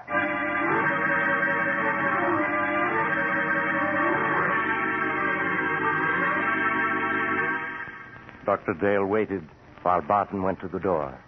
He heard the door open and recognized the excited voice of Sheriff Ramsey speaking. Then a moment later, Barton came back into the laboratory, followed by the sheriff, who held a revolver in his hand. But, Sheriff, if you'd only let me explain... Never mind that. You're coming with me, both of you. Dr. Dale, perhaps you can reason with the sheriff. He insists that we're under arrest. Yes, and I'm taking you to the lockup. The professor, too. Where is he? Professor Clark is dead, Sheriff. Dead? He was killed last night when an experiment he was engaged in went wrong. An experiment, huh? I suppose it was an experiment that crushed the life out of him. It crushed the life out of Jed Thompson an hour ago down the road and scared Fred Jennings so bad all he can do is jabber about monsters. It's true. The thing that killed both the professor and Thompson is an experiment. It's standing there behind... Behind? A machine. A man made out of machinery. Oh, don't be alarmed, Sheriff.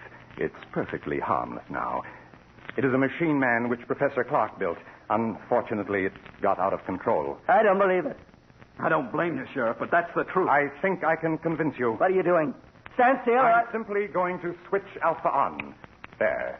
Now he can move and speak as well as you and me. That thing talk? You're lying. You're up to something. Alpha, will you tell the sheriff that it was you who killed Mr. Thompson? Alpha killed him. He tried to hit Alpha with car. So that's what the professor was up to all this time.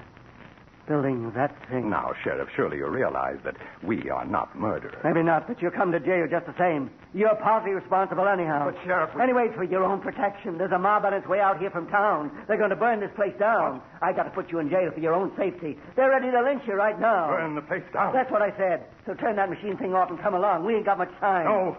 All this equipment, machinery, the professor's notes, they must not be destroyed. We must stop them. Yes, Sheriff. The lost to science. Never mind science. You got your own skins to worry about. That mob means business. Let's get started. I'm afraid we can't do that, Sheriff. You can't. I got a 6-shooter here that says different. We have no choice, Barton. Oh, yes, we have. Alpha, take the gun away from this man. What are you doing? Stop him! Stop him, or I'll... No! Let me go! Stop him! Too late. Too late, Dr. Dale. He's dead. Alpha crushed him. Yes, Dr. Dale. Now, you're a murderer. In a good cause. The life of one man or of a dozen men cannot stand in my way. You don't expect me to keep silent about this, do you? I think you will. Alpha. Alpha. He doesn't answer. His batteries have gone dead. That last burst of energy must have drained them dry. But it makes no difference. I think it does. A big difference. There, see this? It's Sheriff Ramsey's revolver with 3 bullets still in it. Now put your hands up. I must explain something to you, Doctor. You can talk, but if you move, I'll shoot. I only want to say that nothing is going to interfere with my plan to build more of the improved form of robots that Professor Clark perfected before his death. Robots who look and act so much like men, no one can detect them. They'll never be built. I intend to destroy all of Professor Clark's notes. They will be built by me. I shall build 10, 100, 1,000. Then I shall lead them with their superior intelligence to the mastery of the world. You're mad. Of course I should have guessed. No, Doctor, that's not the answer. I shall tell you the truth.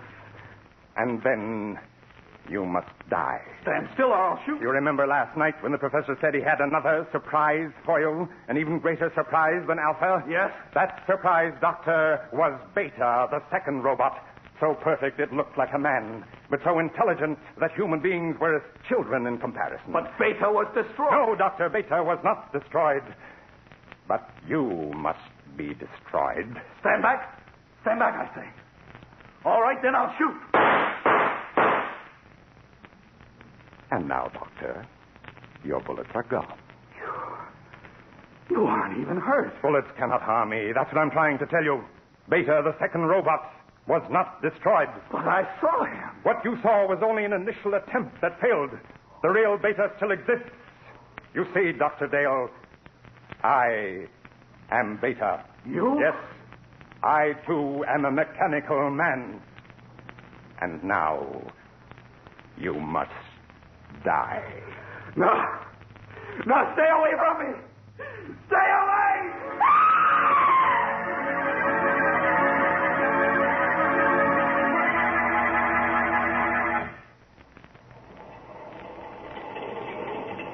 This is the mysterious traveler again.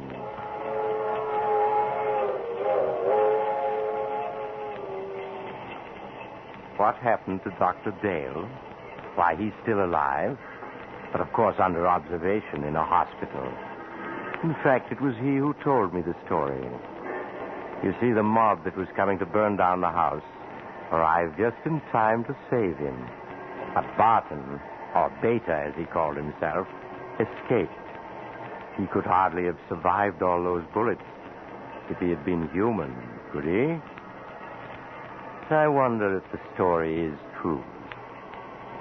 Do you suppose that somewhere a strange individual who is really a robot is making other mechanical men, preparing to carry out Barton's plan to rule the world? Oh, you haven't time to talk about it now. You're getting off here. Well, I'm sorry. But perhaps we'll meet again soon. I take this same train every week at this same time.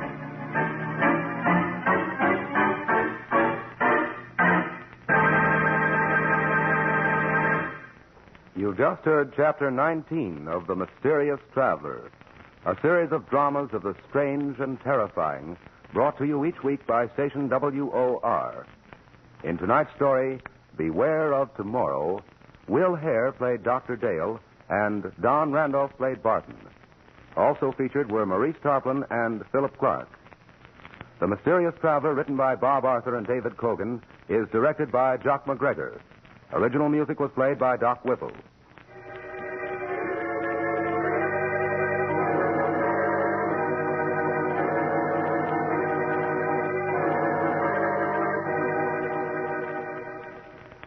Listen next week to a tale titled The Accusing Corpse, another tale of the mysterious traveler.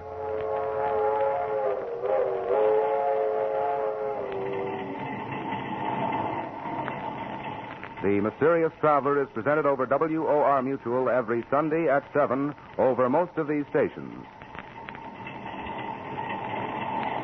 This is Mutual. Welcome to Golden Age Radio, rumble.com/C/GAR. Visit veteransradioministry.com for more videos like this.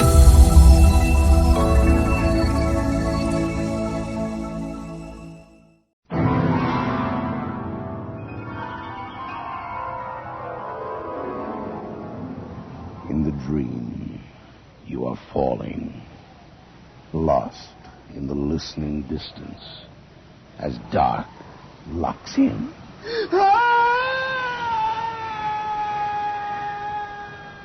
Nightfall.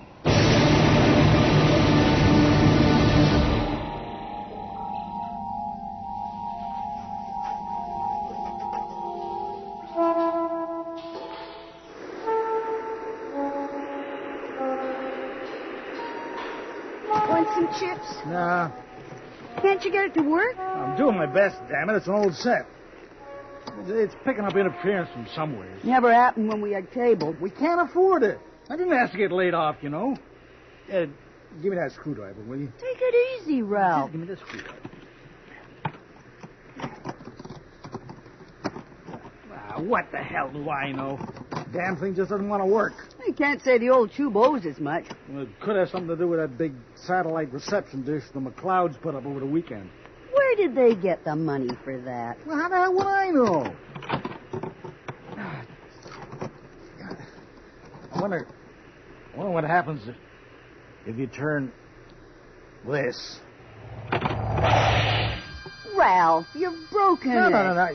Hey, look, it worked. Turn up the sound. All expense paid, trip for two to the Cape of Good Hope. And that's not all. Tell them about their grand prize, Alicia. Right, Daryl. The Hendersons have just won, all by themselves, a brand new, all-electric 1984 Datsun Banzai. Oh, what? 1,000 miles between charges. 1980. Charges. Hello? We'll see you again tomorrow night on Sure Beast Welfare.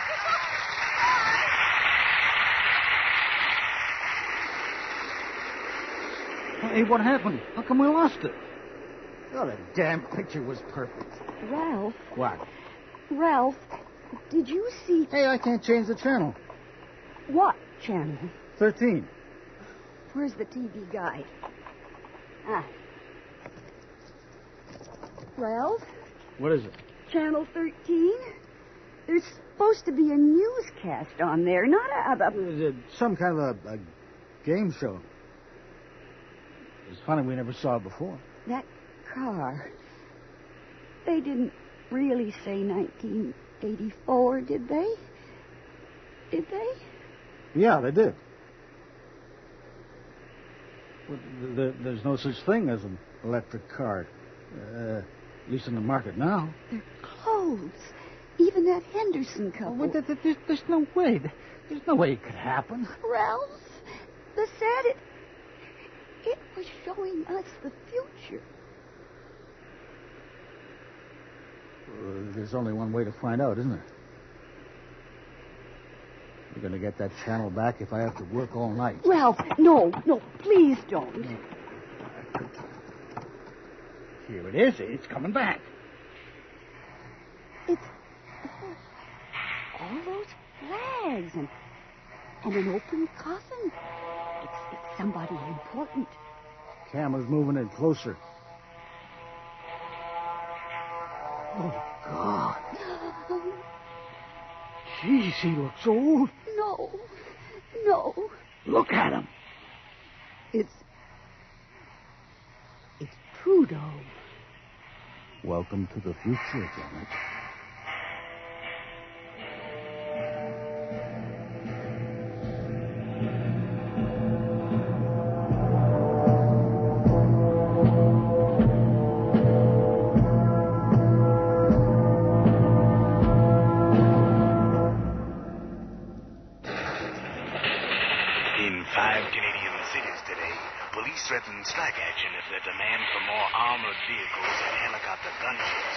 rejected by municipal authorities.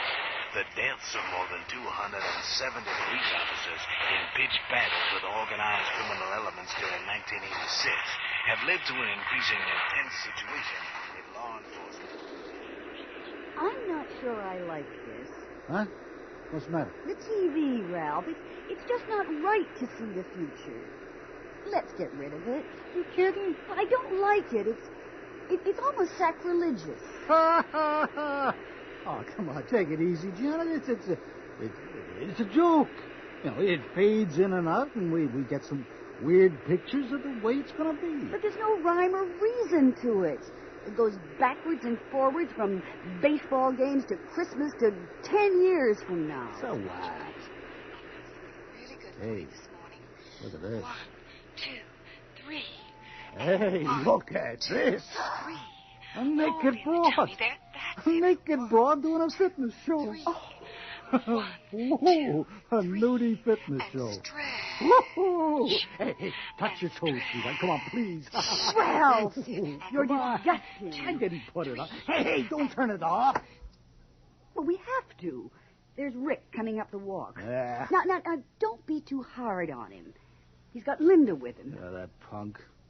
His probation officer said it, you know. He's got to grow up. Look, he gets a job or he gets out. That's all there is to it. Rick? Rick! Yeah. Hello, Linda. Hi there, Mumsy, old girl. So, what's the problem? Did you get the job? What's it to you? Did you get the job? Answer me. No, I didn't get the job. I was gonna, but started getting in the way, you know? Getting in the way? You mean it wouldn't take you? I told you to get that diaper pin out of your ear. How are you going to get a job looking like a friggin' cannibal? Hey, look, I was up front. I like to let them know where I'm coming from. That way maybe I don't get laid off first time it rains. Know what I mean, Dad? Rick, I've had enough of your smart-ass mouth. Now, like I said, straighten up, get a job, or get out of here. Okay, so don't sweat it. I'm checking out this afternoon. Linda's found us a place. Sure did. Sure. Who's paying the rent? Rent? What's that? Where is it, dear? It's a couple of blocks. Close. How nice. Yeah, it's an old garage. More like home, you know? Anyway, I'm going to get my junk together and get out of here. So, well, Linda, you and Rick seem to be getting on pretty well these days. Getting it together. Moving in together. Neither one of you got a job. What are you kids trying to prove, anyways? I got a job. You do? Yeah. I got a spread in Skin. Girly magazine. And it wouldn't be an article. Sure it is. The genuine article. All spread out in living color. I'm sure it'll be very tasteful. Tasteful? What happened to disgusting? Ralph, you can't just... How's Rick taking this? It was his idea. What? Yeah. Said it would give his image a lift. Get him noticed. Linda, get up here, will you? Do this stuff by myself. Hey, nice talking to you. Yes. Bye now. You realize she could end up marrying that punk? She's a very nice girl. Sure. They deserve each other. He's got a lot of imagination, dear. He'll do all right. Imagination, sure. Dyeing his hair blue, lying, stealing. Yeah, I give up. Let's go back to the tube. Who knows? Maybe we'll start getting cartoons from Mars. There was good news from the Economic Summit in Paris today. In response, gold topped $1,200 an ounce. Market sources also indicate a rising demand for silver. Some authorities predict the base price will at least double within a month. That does it. Have I got an idea? If this is another chain letter, forget it. So obvious. It's been staring us in the face. Our TV tells us what's going to happen. So we can bet big and never lose. Sports, stocks, gold, silver. What are we going to do with a baseball score 10 years from now? Listen, they're always yakking about old games now, and they will win. That's all they talk about. That's how we find out who's going to win this year. But we're going to have to watch it 24 hours a day, so we catch everything that's coming our way. 24 hours? How? We'll take turns. Where are we going to get the money to bet? The finance company. I'm afraid, Ralph. It's just not right. That's the problem with people like us. We're too afraid. That's why we stay small. But now we got it sewn up. We're going to be bigger than General Motors. Ralph, I just get the feeling that we're asking for it.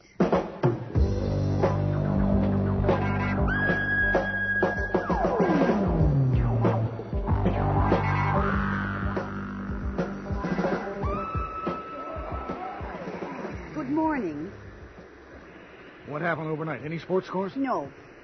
Horse races? Stocks? No, Ralph, do we have to go on like this? Can't we have one night in bed, alone? Oh, I missed something? Pass it up, will you? For breakfast? Why not? Ralph, what if somebody finds out about this? What'll happen to us? Jan, look at the money we've been making. Out of debt for the first time. Just one more bet in the game. Get in on one more stock, and we'll never have to work again. We have been lying here for weeks. It's not right, Ralph.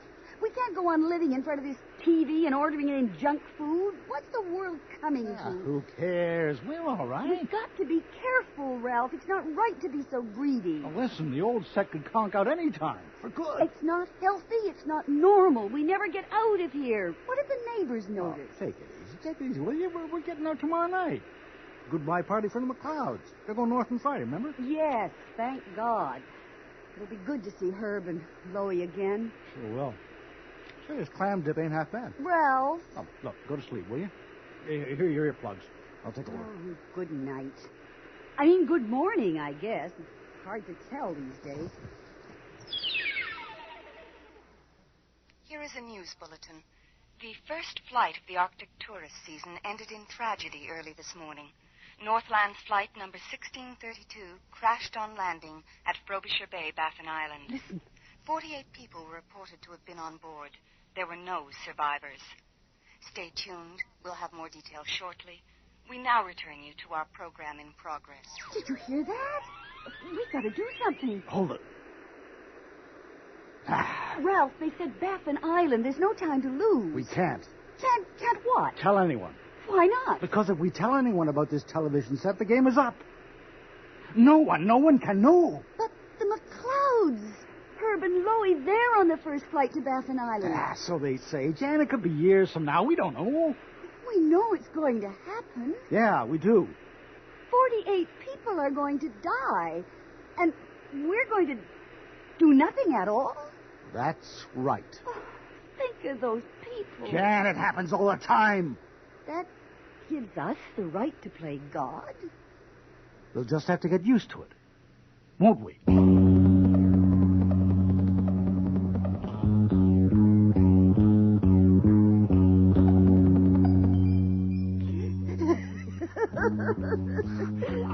I'm sorry. Sure you are. They weren't going to live forever. You smug bastards.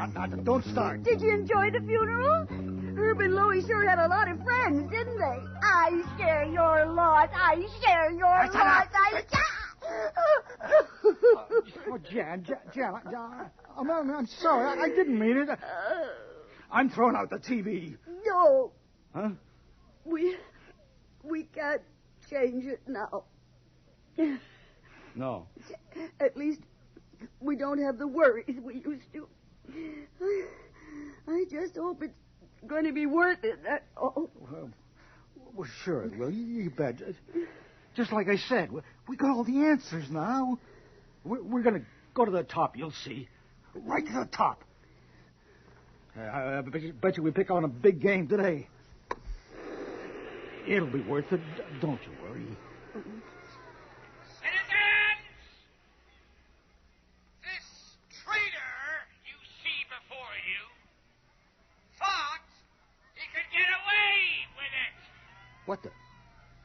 He was better than all the rest. Isn't that Rick? But he will now learn. It is Rick. In a uniform. The hard He's older, way. but it's still him. Stay tuned. You can handle it. And watch what subversive thoughts will get you. He's become an actor. Ralphie's on TV. What? Oh, my God. What's that naked man tied to? Some sort of machine. Oh. What was that all about? I don't know. It's some sort of torture scene, looked like. Real enough. As if his arms were pulled right out of his body. Sure was realistic. I wonder how they did it.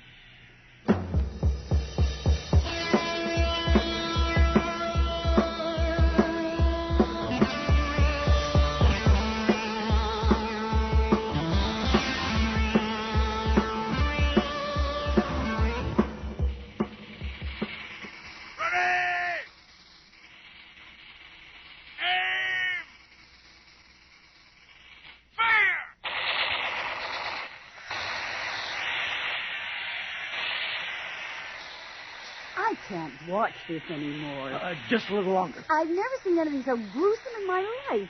It's the most violent movie I've ever seen. How can you keep watching it? Because he's done it. The little bastard's really done it. What do you mean? Shut up and watch. It's Rick. There he is again.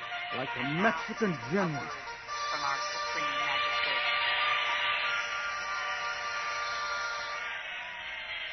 Citizens! You just witnessed rough justice. What? Necessary justice. There are ambitious traitors everywhere. I want them to know that for every one of our northern guards killed, 100 of their collaborators will die. Slaughtering them by the hundreds. Think about it, citizens. End this suffering. Be merciful. Surrender during repatriation week, and you will enjoy our generosity.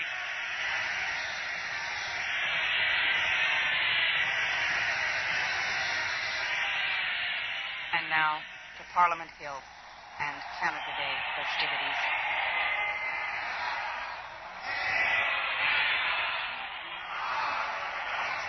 Must be millions of them, all in ice blue uniforms. And blue hair. That statue. Did you get the statue? The big one in front of the peace tower? Rick? Would you look at that? 30 feet high in bronze. The little bastard. Oh, that's enough for me. Oh, what's going on? I've never seen anything like this before. It's crazy. All that blood and suffering and Rick like that. What kind of movie is this? It's no movie. What is it then? It's for real. For real? No, Ricky's not that way. He's no gangster. Oh, no two-bit gangster. He's going to be a goddamn Hitler. Rick? How? I don't know. What can we do? What can we do? There's one thing we can do. We can kill him.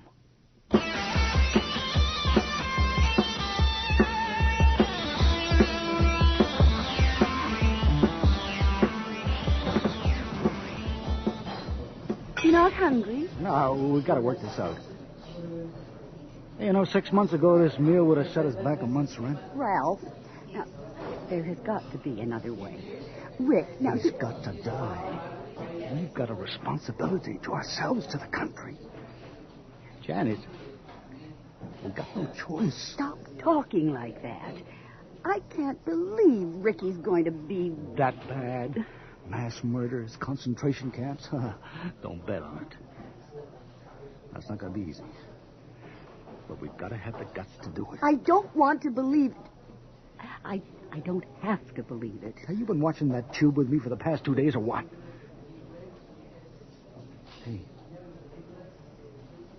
Hey, I think I understand. What? That's how he did it. That's how he's going to swing it. He's going to get a hold of the TV set. The TV? Well, don't you see? Somehow he's going to get the set off us. And use it. How can you be so sure? Oh, how else could a crazy like him end up top dog? But he's not gonna. Not by me. No way. Not if I get him first. Ralph! All we have to do is smash the set. No. Why should I sacrifice for a sick old punk, a maniac? You'd kill your son before you'd give up your greed. You're the maniac. It has to be, Jan. We only saw a few pictures on a snowy screen. We can only guess how bad it'll be. Do you want to live with that? There's only one sure move we got. Destroy him. Do we have to do it right away? We don't have time not to. But suppose we get caught. I got it all worked out. Now, look, we invite him over for dinner. To make things up, you know. Feed him liquor and pills. And then slip him in the freezer overnight. No weapon, no evidence. And tomorrow we go for a drive in the country. Let's go.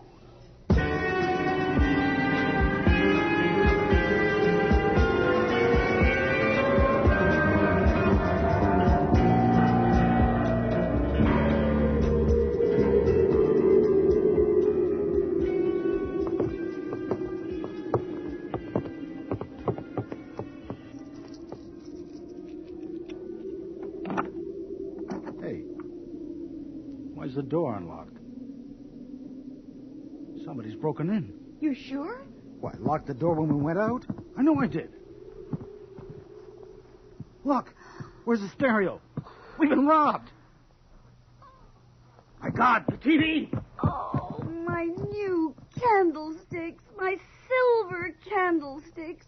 Oh, not the serving tray, too. Oh. Gone. It's gone. The TV's gone. Gone. Of course it's gone. Why aren't you mad? Oh, don't you see? It's out of our hands. No more future fear. No more knowing. But what about Rick? He's still going to Don't you understand? He's only a punk. Without our TV set, he won't be top dog of anything. Then we don't have Rick? Of course not. We're not going to do anything. Things are as they are. Oh, Ralph. Oh, Ralph. What we could have done.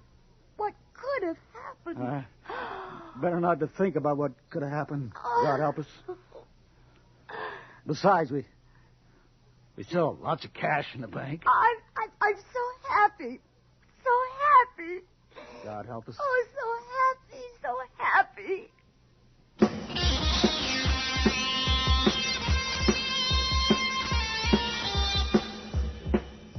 You're a brutal dude, Ricky. Real brutal. They had it coming, always dumping on my head. But it's too much, Rick. Your own parents' house.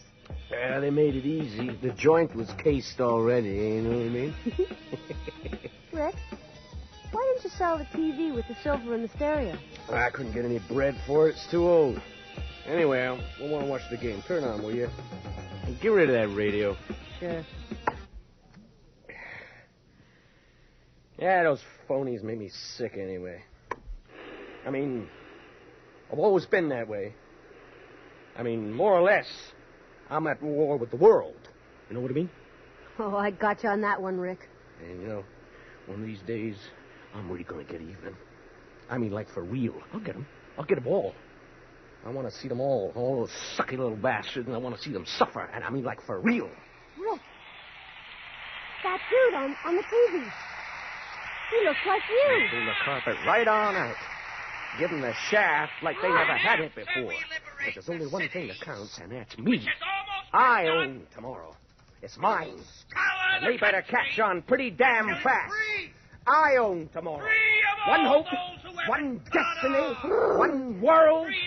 Free. Mine. Refuse to be free. As surely as I stand here before you now, I promise that freedom is yours. Today. Go ahead.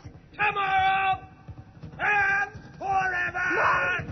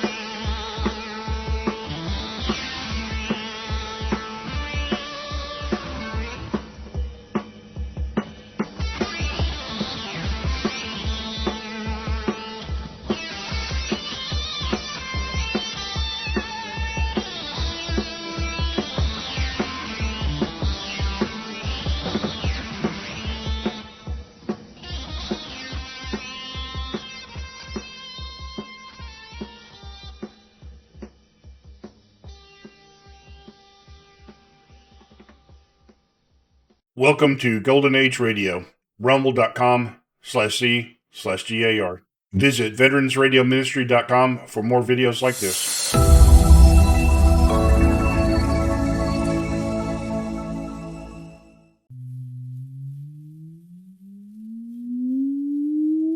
Countdown for blastoff. X -5, -4, -3, -2, X -1. Fire!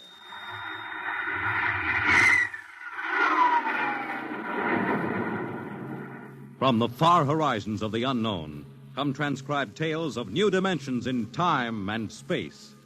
These are stories of the future, adventures in which you'll live in 1,000,000 could-be years on 1,000 would-be worlds.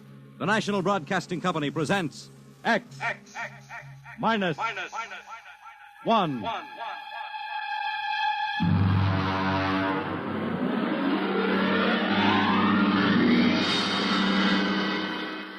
Tonight, the science fiction classic, Knock, by Frederick Brown.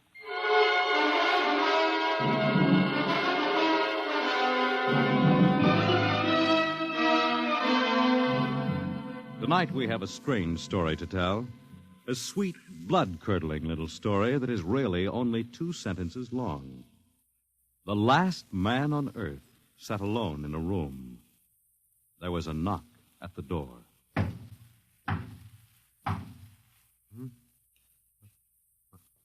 What's that?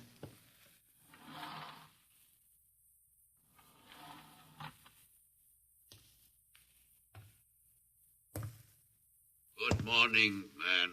What? Who are you? You have regained consciousness. Who are you? I am Zan. I'm still asleep, I must be. You are not asleep. Maybe if I close my eyes, it'll go away. I will not go away, man. Oh, I guess I'm awake. What are you? I am a Zan. What's that? A Zan is intelligent life. Look, I don't... What happened? Where are you from? From Planet 7 in the 3rd galaxy in the 4th quadrant. Where? It is not necessary to repeat information which is correct in the original statement. Planet 7, but... You mean I'm not on Earth? You are still on your planet. Then what are you doing here? The Zans have annexed your world. You mean you've conquered Earth? Yes, that is correct. We will now prepare your planet for habitation by the Zan. How about the people? What about the population of the world? You are the population of the world. Huh? Now, wait a minute. I can't... I don't understand what's happened. The Zan have landed on your planet. We have removed the lower life forms to prepare for colonization by the Zan. When did all this happen? 2 days ago. You have been unconscious until now. You really mean I'm the last man on Earth? That is correct. Identify yourself now. What? Kindly provide data as to your position in the elementary social order of your planet. Oh. I'm Walter Phelan, Associate Professor of Anthropology at Nathan University. How do you speak English? We have deciphered your written and recorded records. It is not difficult to reconstruct your language. It is a primary type of auditory communication. Oh. Is there anything you want to complete your natural habitat? You mean I'm a prisoner? That is correct. What will you want further in your room? Do I have to stay here? Yes. The rest of my life? Forever. You better bring me my books. That will be done. That's rather considerate of you. You know, I've got to call you something. Do you mind if I call you George? It is immaterial. I will be back, Associate Professor of Anthropology. Oh, that's all right, George. Just call me Walter. Very well, Walter. I will be back with your books. All right, George. I'll be seeing you around. You will not be around, Walter. You will be here.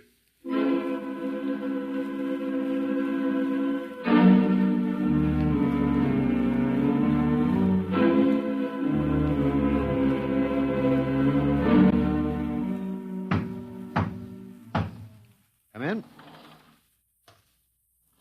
Oh, hello, George. Hello, Walter. Wait a minute. You're not George. You're different somehow. It makes no difference. The Zan are many, and they are one.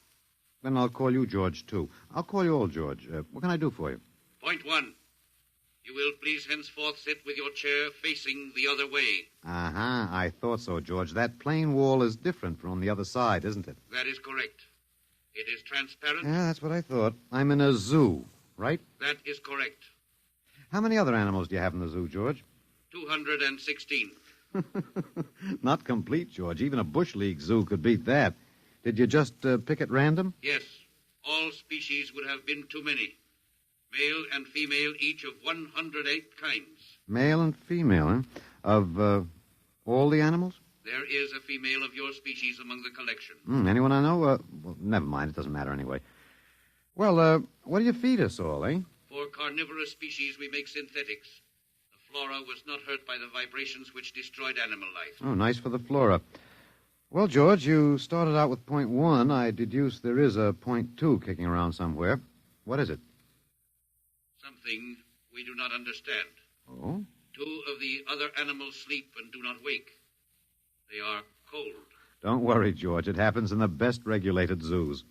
What is wrong with them, Walter? Nothing much. They're just dead. Dead? Mm-hmm. That means stopped. But nothing stopped them. Each was alone. Well, maybe they just died of old age. Old age? I do not understand. You don't? Well, how old are you, George? Your planet went around the sun about 7,000 times since I was born. 7,000 years? Yes, I am still young. Yeah, babe in arms.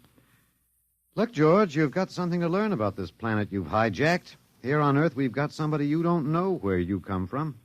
An old man with a beard and an hourglass and a scythe. Your vibrations didn't kill him. What is he? Oh, old man Death. Down here, our people and animals live until somebody, the Grim Reaper, stops them. He will stop more? Well, he gets us all, George. With your lifespan, it won't seem like a minute and we'll all be gone. Looks like you made a mistake, George. And I don't think there's much you can do about it. That is not correct. The Zan is a logical being. We will take action.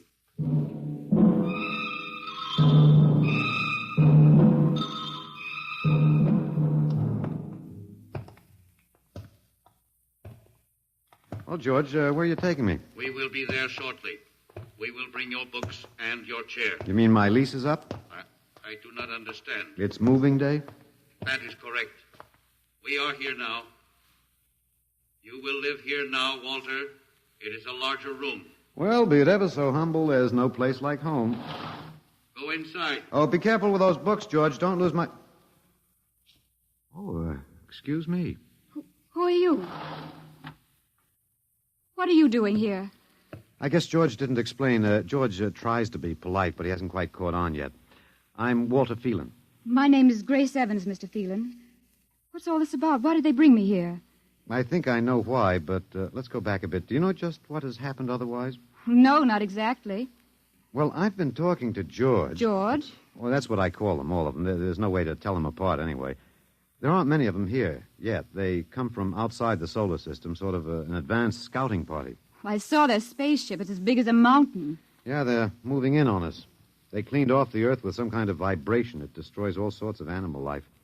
I don't know whether they did it all at once or if they had to circle the Earth a few times, but they killed everybody. No. I was afraid The that... cheerful note is that you and I and 200-odd other animals were picked up beforehand as specimens for the zoo. You do know this is a zoo, don't you? I suspected it. But I don't remember anything about being captured. I just woke up here. Well, my hunch is they used the vibrations just low enough to knock us all out. And then they cruised around, picking up samples at random. When they were all set, they turned the juice on full blast. How terrible. Yeah, well, they solved a lot of problems for us. Housing shortage, wars, even the atomic bomb.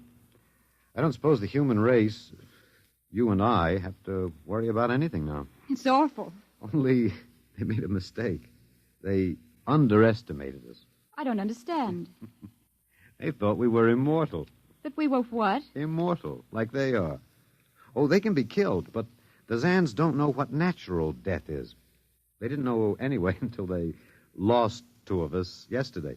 You mean there are more than 2 of us? Oh, not more of our species, no. These were merely fellow animals, a rabbit and a canary. And by the Zan's way of figuring time, the rest of us are only good for a few minutes apiece. It's a joke on them. They figured they had permanent specimens here in the zoo. Well, didn't they even know we'd all die eventually? I don't think so. George, that is the second Zan I saw, told me he was 7,000 years old, and he's young by their standards. When they learned how quickly we die, they were practically shocked to the core, if they have cores. How can you talk that way about it? Academic detachment. I learned it at faculty teas. At any rate, they've decided to reorganize their zoo. 2 by 2.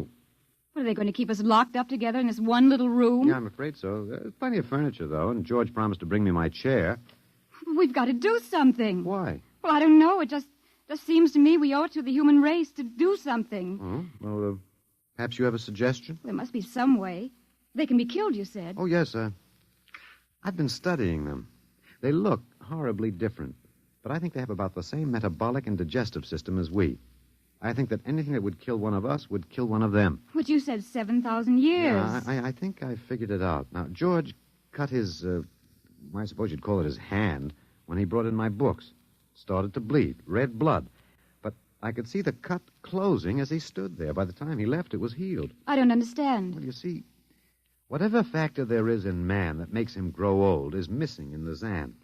Their regenerative powers must be unlimited. They just don't wear out. They go on and on until they're stopped. Suppose we killed one. There must be some way. Oh, what would be the use? They wouldn't even punish us. They'd just give us our food through a trapdoor and put up a sign saying, "Beware of the man. Dangerous." I don't think they'll even have to bother in your case. I don't see anything funny. I'm sorry. It just reminds me of Martha. Martha? My wife. She died 2 years ago. I'm sorry. Well, not at all. It was a pleasure. That'll be George with my books. Come in. Hello, George. Hello, Walter. Point 1, I have brought your books. Point 1, eh? What else is on your mind? Another creature sleeps and will not wake. Oh? A small feathered one called a duck. Well, it happens, George. I warned you. Old Man Death, the Grim Reaper. I told you about him. Walter, the Council of Zan has met. It has been decided logically that A, no life form can withstand the full strength vibrations with which we cleared your planet. Therefore, the Grim Reaper you spoke of does not exist. Pretty neat, George. What's B? B, the only intelligent life to escape the vibrations is you.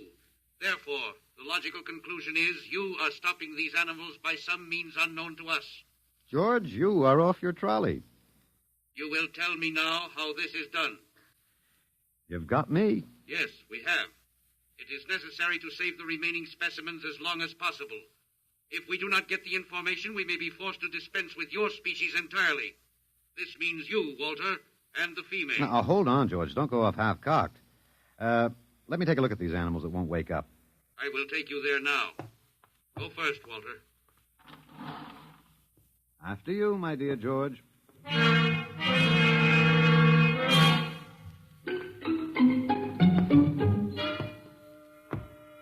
This is the weasel. Now, you should have got him in the winter, George. The fur's worth more then. It's ermine. This is the reptile cage. Here are the ducks. That is the male. The female has been stopped. Yeah, lucky girl. What's the matter, fellow? Lonely?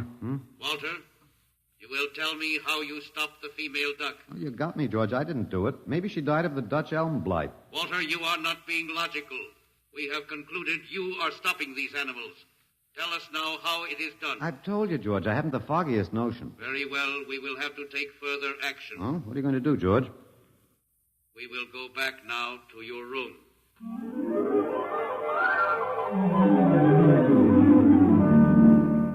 What happened, Mr. Phelan? You might call me Walter. After all, George does.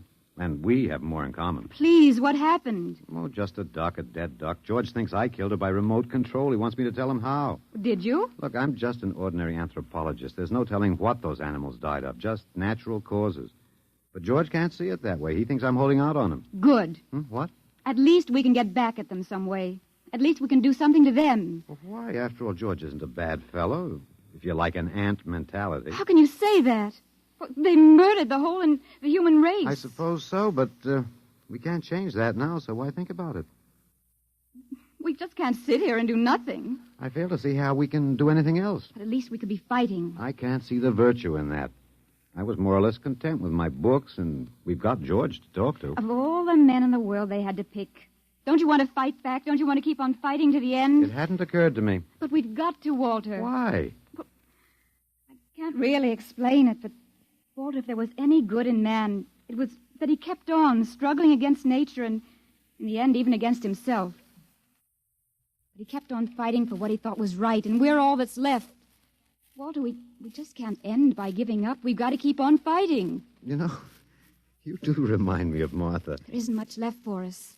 We could beat them in this one small thing. We can pretend there's a secret about death.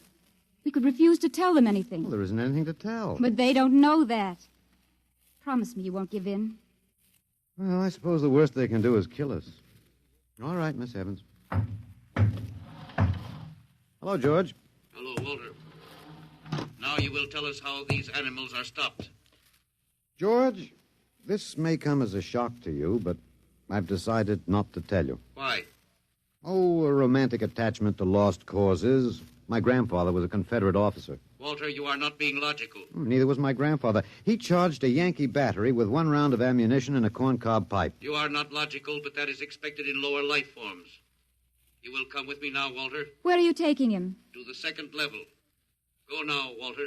You won't tell them. I can't guarantee anything, but as of now, I don't intend to. We've got to fight, Walter. Remember that. We've got to go out fighting. Yes. Yes, I think you're right. Go now, Walter. Goodbye.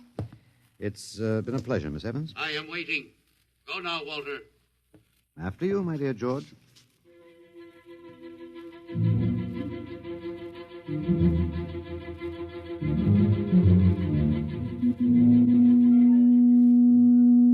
You will tell us now, Walter?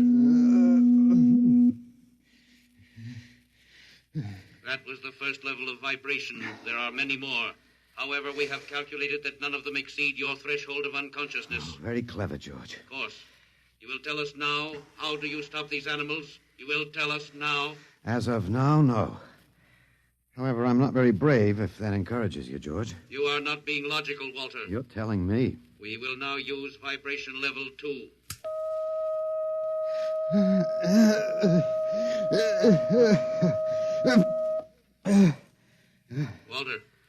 Walter, you are still conscious. Let me alone, George. You will tell us now how you stop the animals? Let me alone. We have had vibration levels 1 and 2. There are still 15 more before your threshold of unconsciousness. No. Let me alone. Walter, listen to me. Another creature sleeps and will not wake. We must know now. It's tough. You better start vibrating again, George. No. What? It would not be logical. We have calculated that no further level of vibration will overcome your irrational psychological block. We conclude you will not tell. And let me go?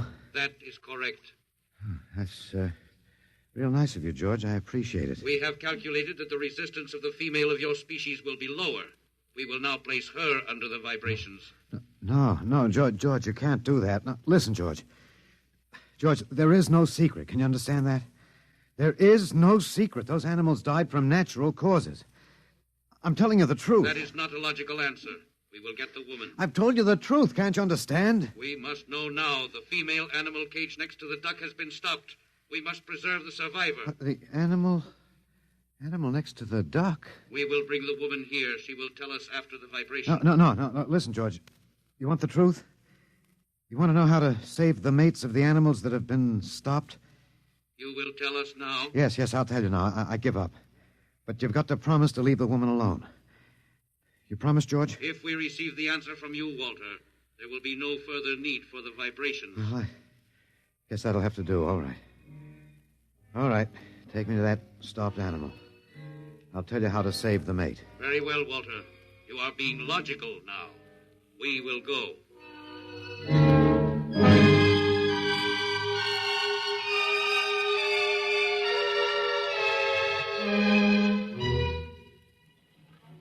Walter, are you all right? Just let me catch my breath a minute. What did they do? What happened? After a while, I told them what they wanted to know. Oh, no. As George pointed out, it seemed to be the logical thing at the time. But you promised. I know. It was our last chance to beat them on even one little thing. Perhaps. You mind if I sit down? You gave up. I suppose you could call it that. I'm very tired. They've beaten us completely then. There isn't even anything we can do. The last of the human race, and we give up. We don't even die fighting. Oh, it isn't that bad. Something might turn up, Martha. What did you call me? Huh? No, I must have said Martha. Sorry, she was my wife. She died 2 years ago. What were you saying? Nothing. It doesn't matter. It's too late. It's too late for the whole human race. What now, George? The Council of the Zan has met. No? Something wrong, George? A Zan has been stopped. What? Zan is dead? That is correct. Well, you didn't believe me, George. But you can die. You can really die. You'll have to get used to that if you're going to stay here. The Council has decided. A, you have in some way stopped this Zan.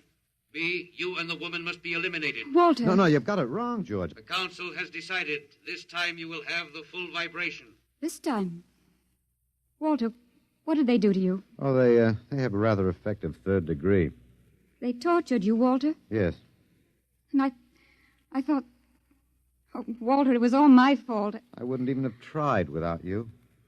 I suppose we have a last chance now to end with some dignity. I think you're a very brave man, Walter. No, not very. There isn't much else to do. Do we go now, George? Now, Walter.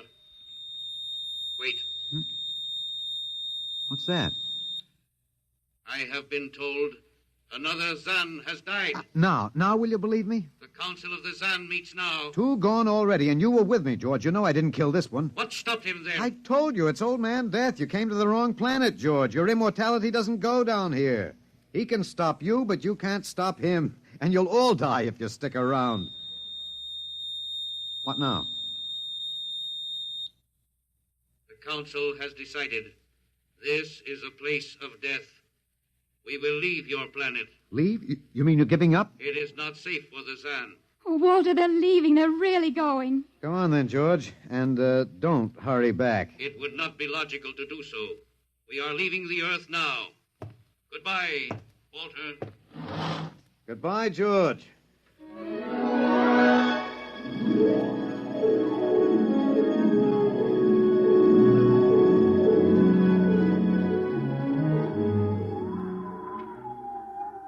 Well, they're all aboard now. So wonderful to feel the sun and the wind again.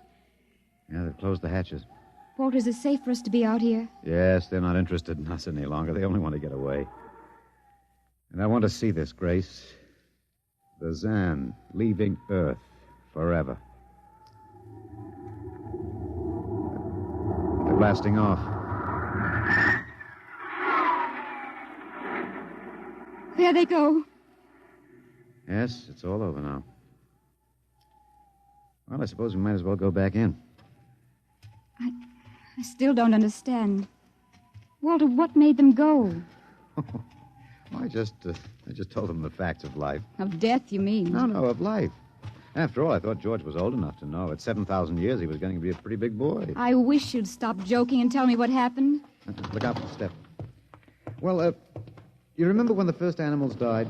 The rabbit and the duck? Yeah, and their mates just started to pine and waste away? Yes. Well, that worried the Zan. They wanted to keep the last specimens alive if they could. So finally, I broke down and told them about affection. Affection? Yes. And then I introduced Donald. Donald? Who's that? Here we are. Grace, meet Donald. Oh, Walter, please. What does affection have to do with it? That's what the Zan wanted to know. I told him it was love that made the world go round.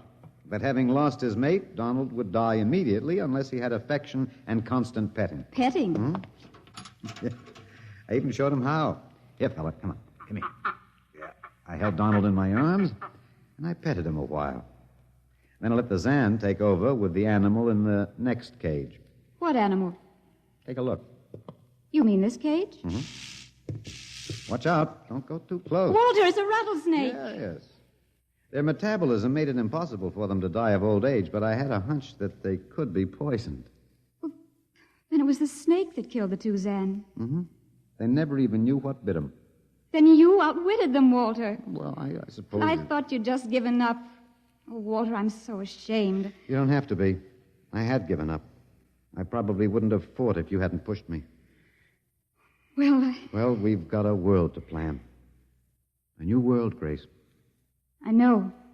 We'll have to decide which animals to let out of the zoo and which ones it'd be safer to keep in. But first, there's a bigger problem. What's that? The human race. Oh. We've got to make a decision about that. Pretty important one. Yes, but... It's been a nice race. even if nobody won it. Of course, it may go backward for a while until it gets its breath, but we can save the books and all the most important things and get it started ahead once more. No. It's the Garden of Eden all over again. But, Eve, you'll have to watch out for that snake. Now, don't be ridiculous, Walter. You know, funny, you even blush like Martha. Only you're stronger than she was. Prettier, too. I wish you'd forget about Martha. I think I will, my dear, if you'll give me time. Now, Walter Phelan, you listen to me. If you think for 1 minute that I thought it would never happen to me again. But it is love that makes the world go round. So, Grace, if you could only... No, I wouldn't marry you if you were the last man on earth. But that's exactly what I am. I don't care. I don't even want to talk about it. I'm going out. All right, my dear, but think it over. And please come back.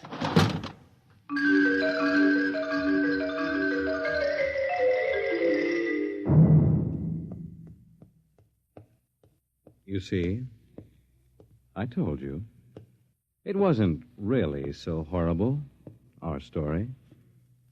Remember how it goes? The last man on earth sat alone in a room. And then there was a knock on the door.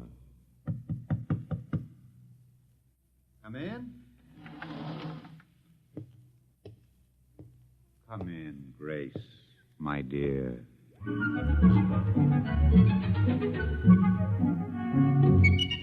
You see, it wasn't horrible at all.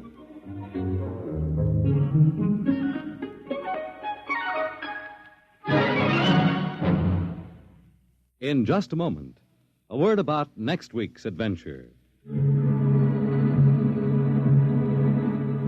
Tonight, by transcription, X-1 has brought you Knock by Frederick Brown, adapted for radio by Ernest Kinoy. Featured in the cast were Alex Scorby as Walter, Laurie March as Grace, and Louis Van Ruten as the Zan. X-1 was directed by Fred Way and is an NBC Radio Network production.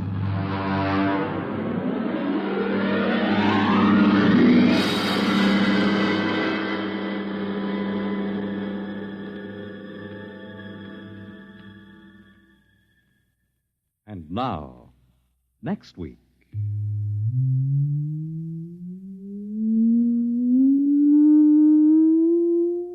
A strange and chilling story from the Bureau of Missing Persons.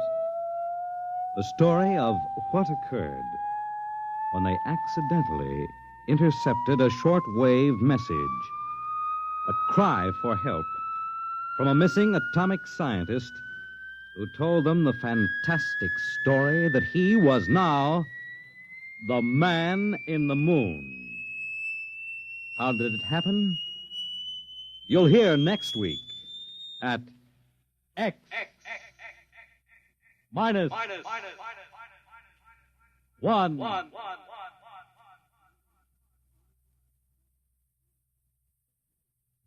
Join the Abbotts on another baffling mystery tonight over most Welcome to Golden Age Radio, rumble.com/C/GAR. Visit veteransradioministry.com for more videos like this.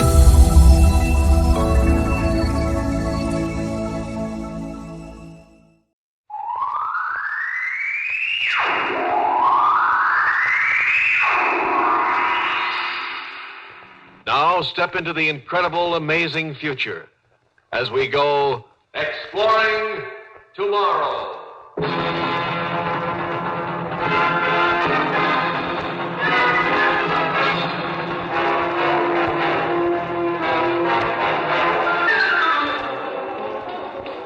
And now here is your guide to these adventures of the mind, John Campbell, Jr.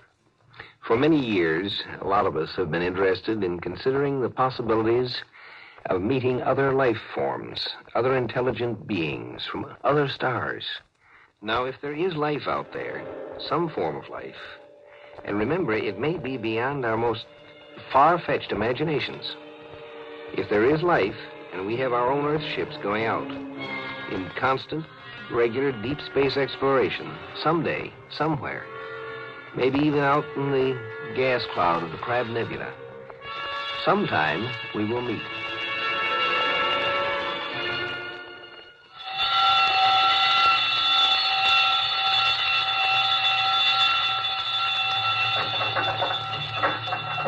Step it up. Step it up, the scanner. Maximum. Maximum magnification. Maximum mag. More. Sorry, sir. Max is max. You see? Can you see? Now, visit plate. Quarter it. Quarter it, sir. Step up the scanner. Step it up. Don't you understand? I've got to see.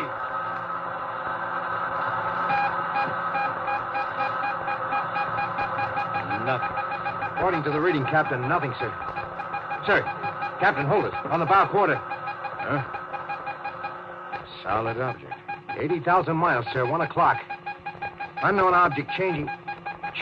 12 o'clock. Sound collision.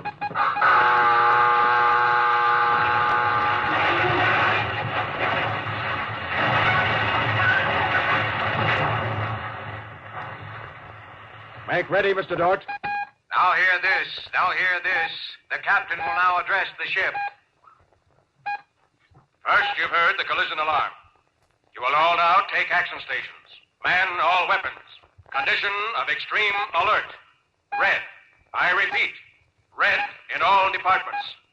Instrumentation tells us there is an unknown solid object less than 80,000 miles dead as we go. There is a locator beam on us. I repeat, there is an unknown locator on us, giving us unexpected feedback echo. Men, we are not a warship. May the Almighty be with us. That is all. Mister? Nothing, sir. Now I see nothing on the busy place. But radio locator. Here, look at it, sir. Up and down, up and down. Something monstrous. Monster in size, sir. Making lunatic dashes toward us. At collision speeds. Then skipping away at the same fantastic speed. We are not a warship. Here it comes. There it goes away again. All on radio locate. On busy plate by eye, nothing. Can't detect a thing. How many solar systems in our galaxy? How many? How many planets fit for life? And how many kinds of life could there be? If this ship isn't from Earth, and it isn't, it has a crew that isn't human. And things that aren't human but are up to the level of deep space travel in their civilization could mean anything. Yes, sir. Something like this has been talked about and speculated about for years. Mathematically, it's been an odds-on bet that somewhere in our galaxy there'd be another race with a civilization equal to or further advanced than ours. Nobody could ever guess where or when we'd meet them. And it looks like we've done it now. Well, do you suppose they'll be friendly, Captain? Thank the Almighty for the blasters. Here they come in for us fast again, sir. Oh, pulling away again. Yes, I can read the beam. If you'll pardon, sir, the blasters are for meteorites, sir. They were they, designed as space weapons? They can serve as pretty good ones. Because we don't know what they're like, you fool! And we can't take a chance. We can't trust them the fraction of an inch. Sure, I know. Let's try and find out all we can about them. Let's meet. Let's try to be friends with that ship out there. Well, we don't. And you realize why? Because they have locators. Because they might trace us all the way back home without our knowing it. And we can't risk a non-human race knowing where Earth is unless we're sure of them. And how can we be sure? Do you know, Mr. Dort? Do you know, Mr. Dort, with your sentimental Pollyanna slush pile that calls itself your brain, your mind? Unidentified object retreating against our locator, sir. Back and forth. Back and forth, the game goes on. They're afraid. We're afraid. Oh, sure. They could come to trade, of course. Import, export. That wouldn't hurt. Or maybe these creatures will be aesthetic marvels, nice and friendly and polite, and underneath the Tojo type. But am I going to risk the possible future of the human race on a guess that it's safe to trust them? The one thing I won't risk is having them know how to find Earth. Either I know they can't follow me or I don't go home. And they probably feel the same way. Ready to ship for supplemental command. There, sir. By sight, on the busy plate. I see it. For the first time by eye. It's a small... No, sir. It's bigger and bigger. Bulb. Bulbous shape, like a pear. Headed for us at extremely high acceleration, sir. Hard about. Hard about, sir. Put us about! Put us about! He's crossing the T! Dort, patch me a relay. Put a relay key to the blasters. Direct to the blasters under my hand. This is the captain. Ready, blasters. Collision course with unidentified space object. Maximum power. Ready, blasters, section 1. This is it, men.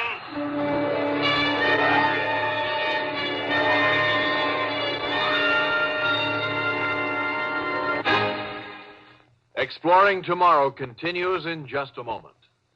All of us, as American citizens, believe in our inherent liberties and freedoms, such as the freedom of the individual to choose and elect his own national representatives. It has been said that there is only one ruling class in America, the people themselves, who, through their vote, have established the law of our land.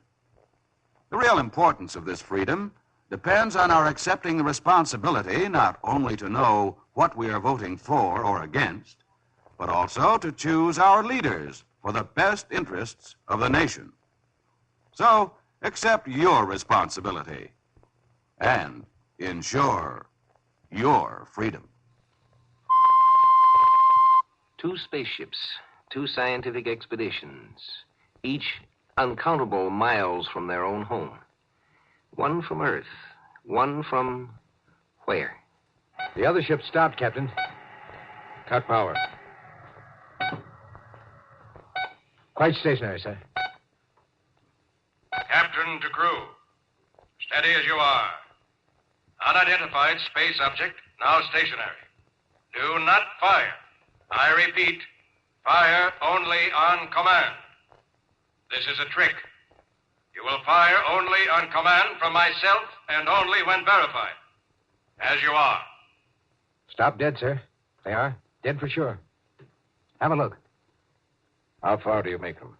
Range 20 miles, Captain. Now they're sending modulated shortwave at us, sir. Frequency modulated? Yes, sir. Yes, I see your needle. Apparently a signal. Not enough power to do any harm. Look up in the left bow visiplate, sir. There's something now. Yes, I see movement on the outside of their hull. Their cold black hull. We shine like a mirror. Did you ever hear of a jet black spaceship, mister? We want to reflect the sun. Perhaps they... Want or need to absorb heat from a passing sun. Yeah, I know. Now, what's that thing? Small, round, whatever it is, it's coming out of the side of the ship. Watch. Huh? You're dripping sweat on your instruments. Oh, I'm sorry, sir. Yes, I realize what they're up to. If they send anything toward us, it might seem a projectile or a bomb. So they come close, let out a lifeboat, and go away again. Figure we can send a boat or a man to make contact without risking our whole ship, too. Captain, that means they think... Pretty much as we do. Yes, I'm glad that finally occurred to you. Mr. Dort, by law of Space Command, I'm not allowed to leave my ship except to jettison. Mr. Dort, this is not an order. No, sir. And would you care to go out and look the thing over, whatever it is? The alien ship continued to retreat. 40, 80, 400 miles. It came to a stop and hung out there, waiting.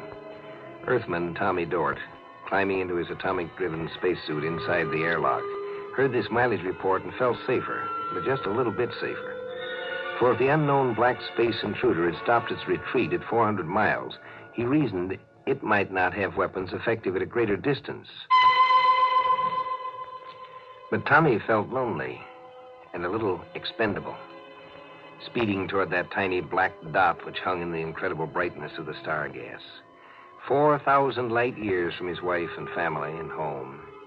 Speeding toward that tiny black spot, the only solid object he could see in all this glowing space. And then he landed. It was a slightly distorted sphere, not much over 6 feet in diameter. There were small tentacles or horns projecting from this black space orange. They looked rather like the detonating horns of an old-era submarine mine, but there was a glint of crystal at the tip of each. Then through his suit he began to feel vibrations.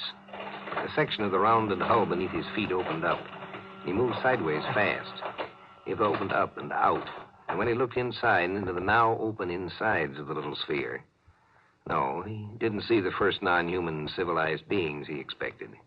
What he saw was simply a flat plate, and on that flat plate, dim red glow of light came and went. Even inside the protection of his spaceship, Tom Dort felt the hairs in his neck rise and bristle. In momentary terror, he pressed his sleeve button to switch communicator. Very good, Mr. Dort. Don't panic. No need to panic. Fix your scanner to look into that plate. Harry, these creatures are our equal. But, sir... They dumped out a robot with an infrared visiplate for communication is all. Not risking any personnel. Good SOP for them. Whatever we might do would only damage machinery. That's good. That means they value life as you value yours. Maybe, though, they expect us to pull you with a sphere in on board. It may have a bomb charge that can be detonated when they're ready to blow for their own home. I'll send a visiplate out with a man to face one of its scanners. You return to the ship. Well done, Dort. Yes, sir. But which way is the ship? Head straight away from the Double Star. We'll pick you up, Dort.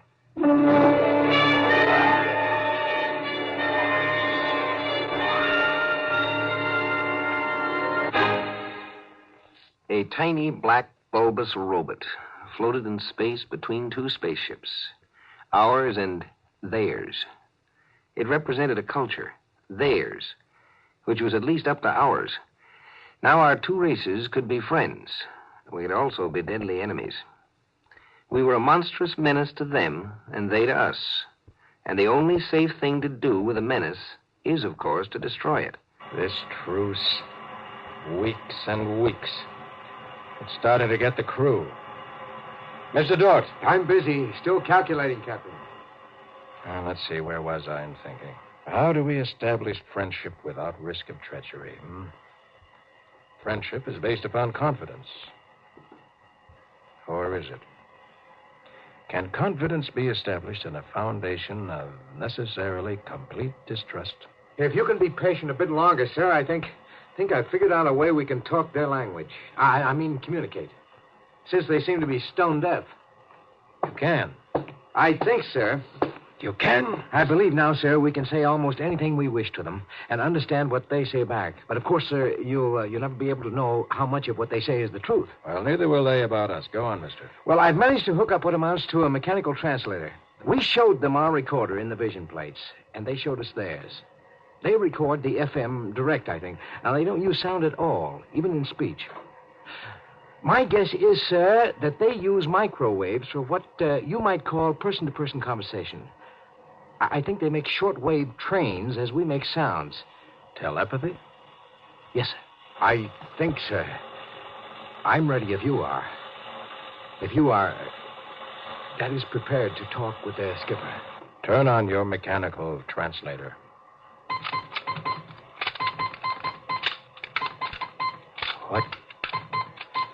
What shall I say to them, Dort? What shall I say? They're waiting. They keep sending something like a CQ. They're oxygen breathers, sir, and they appear not too dissimilar in certain ways. I'm sure I detected signs of irony. Irony? I mean, sir, that implies humor. In other words, sir, I think they could be likable. All right. Send this. Hurry, sir. They're acting suspicious. All right. Say, the appropriate things about this first contact of two dissimilar but civilized races, and of my hopes that a friendly intercourse between the two peoples will result. Excuse, sir. What appropriate things? Oh, just a second, sir. The skipper sends you the following, quote, "That is all very well, but is there any way for us to let each other go home alive? I would be happy to hear of such a way if you can contrive one. At the moment, it seems to me that one of us must be killed." Unquote. All right, then. Send this. Look here out there, whoever you are. It looks like we have to fight, and one batch of us gets killed. All right, we're ready if we have to. But if you win, we've got it fixed so you'll never find out where Earth is. And there's a good chance we'll get you anyhow. We've stayed here a month, and we've swapped information, and we don't hate each other. There's no reason for us to fight, except to protect our races.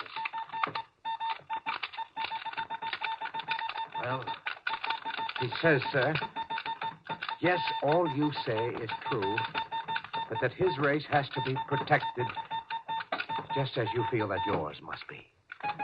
He says, quote, perhaps this will help us to think clearly. Suppose we make it so we can't find each other's home planet, but leave a way to communicate in the future. So work out grounds for a common trust. If our governments want to be fools, let them.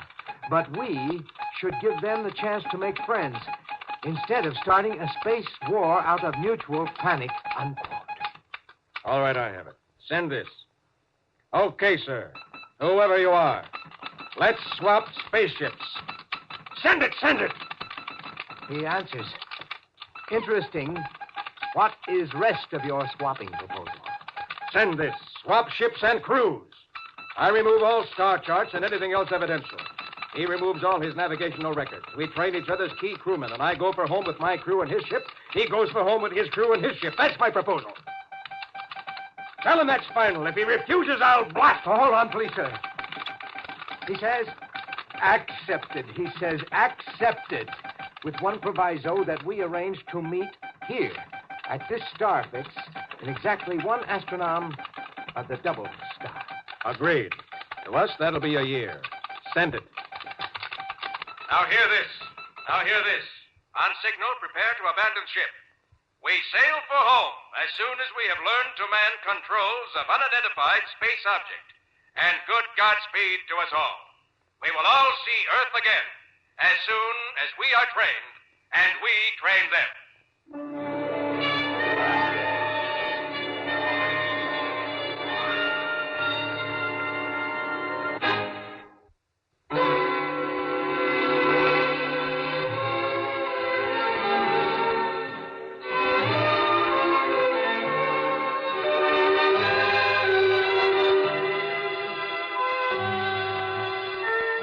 There's a hidden assumption in the story we just heard that any intelligent entity can and may lie.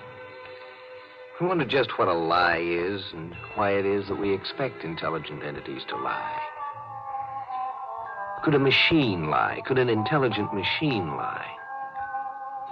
Well, next time we have a discussion on that I think you'll find interesting. It's called Liar.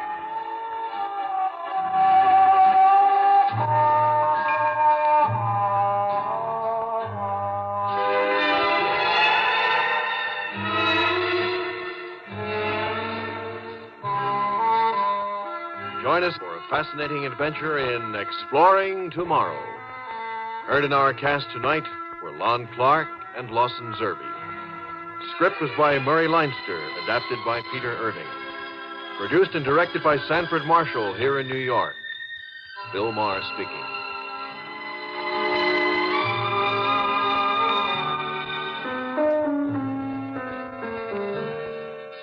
We pause now. Welcome to Golden Age Radio.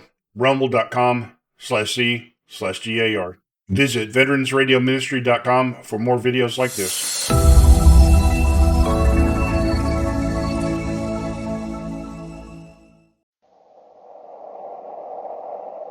Wheat checks, rice checks, and good hot Wilson present Space Patrol! High adventure in the wild, vast reaches of space. Missions of daring in the name of interplanetary justice. Travel into the future with Buzz Corey, Commander-in-Chief of the Space Patrol. In today's transcribed adventure, Buzz and Happy are stranded on the Martian desert, 100 miles from the nearest city. They've just come to an expanse of tiny green plants carpeting the desert for miles. Something's wrong with my throat, Commander. It feels tight. It's hard to breathe. Mine's the same way, Happy.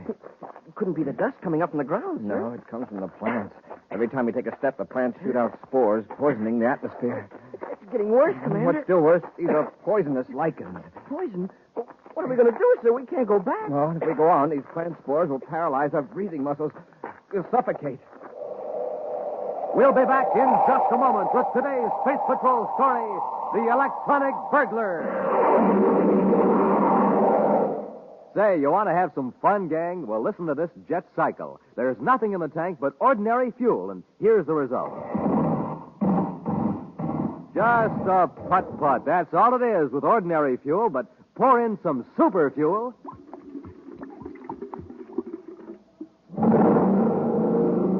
Wow, that jet cycle is supercharged now. Yes, sir, gang, when it comes to supercharging, you need super fuel. And the same thing is true of you, especially in the morning when you haven't had a bite to eat for hours. So to really get up ahead of steam, to really get set for a lightning takeoff, you have to get supercharged. And here's Buzz Corey's way of doing it. He eats a good breakfast with Rice Chex or Wheat Chex, the super cereals that help to supercharge you. Bite-sized Chex. Chex, the cereals that taste so good. Chex, the cereals that are so crisp, so absolutely different. So take a tip from Buzz Corey. Eat a good breakfast with a super cereal and get supercharged. The super cereals, Rice Chex, Wheat Chex. Even on the man-made planet Terra itself, few citizens are aware of the existence of the Immerse Design and Development Company. Yet from Mercury to Pluto, there's hardly a man, woman, or child whose life isn't made more secure and pleasant because of the engineering know-how in the creation of electronic devices by the Immerse Company. And so when Howard Immerse reported that his Terra offices had been burglarized, Commander Corey assumed personal charge of the investigation. Right now, Buzz and Happy are standing before the damaged door of the Immerse Company vault, questioning the perplexed and worried executive, Howard Immerse. I can't understand why the alarm system didn't work. I set it myself last night, just as I always do. How do you set it? There's a lock switch in my private office. Once that switch is set, nobody can force an entrance to the building without setting off the alarm. But what if somebody had the key to the outside doors? If they used it before regular opening time, even a key would set off the alarm. The only sign of force, inside or out, is at the vault door. Mr. Immerse, are you positive you set the alarm switch last night? Absolutely. And the alarm did work, you know. Yes, but several hours too late. By the time our men got here, the metal on the Endurium door had cooled where the atomo torch had melted it. It's the most baffling thing I've ever run into, Commander. Mm-hmm. One fact is pretty clear, Mr. Immerse. Yes, what's that? Whoever did this job was extremely familiar with your operations. Are you suggesting it was an inside job? Yeah, it almost had to be. Just look at what was taken. Yes, the anoscope plans. The most valuable thing in the vault. Excuse me, sir, but what is this anoscope? It's a device for detecting mineral deposits hundreds of feet underground. It's 10 times more efficient than any other instrument or method we have. Those plans in the hands of someone who knows their value are worth at least 1 million space credits. Wow. Oh, excuse me. Yes, Maris here. Oh, very well. Commander, I'm wanted in my office. Would you excuse me, please? Surely, Mr. Immerse. Go ahead. Thank you.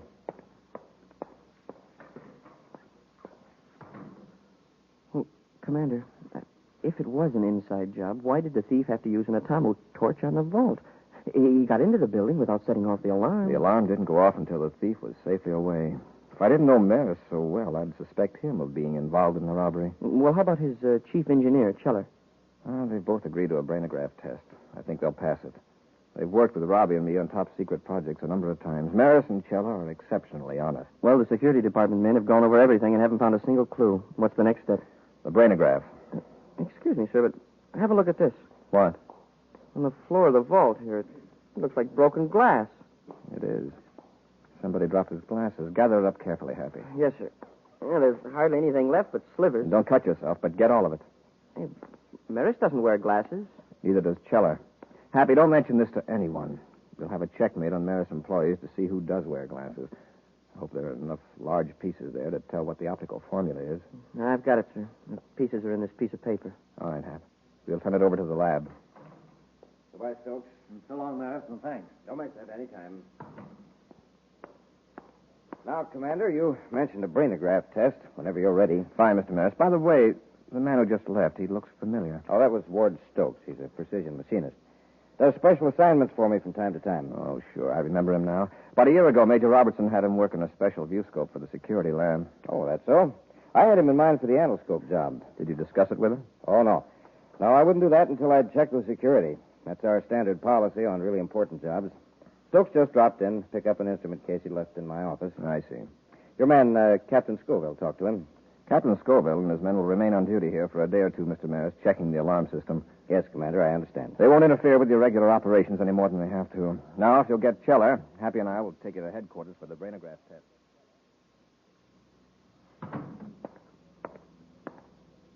Oh, Stokes, you got the case all right. Yes, walked right into Maris' office. One of Corey's men gave me the once-over, but didn't even stop me. Has the case been tampered with? Well, it was on the floor exactly where I left it yesterday. After all, it looks just like what it's supposed to be, an instrument case. Yes. Not even Buzz Corey would suspect this small box of being an electronic burglar. And now that we've got it back here, no one will ever suspect. Oh, I see you found your spare glasses. Yeah. You know, I've worn glasses for 30 years, and I never broke a pair till last night. And you never cracked a safe till last night either. Oh, did you? Well, if I did, I wouldn't have been so awkward when I removed the protective goggles. No. Well, it was a small price to pay for what we've got. Yes. That reminds me, you better put that robot burglar away and help me copy the endoscope design. Where do you want me to put the burglar? In the staging room for now. All right.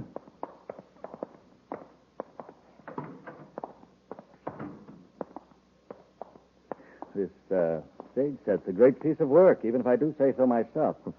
Startling duplicate of Merce's private office. Well, it would have to be, wouldn't it? Otherwise, we couldn't have trained our mechanical helper to find the alarm switch in the real office. You know, I've made dozens of machines operated by electric eyes, but until you came along, it never occurred to me to, Yes, to make a machine that works for you instead of somebody else. Yes, Bartram, I guess that's it.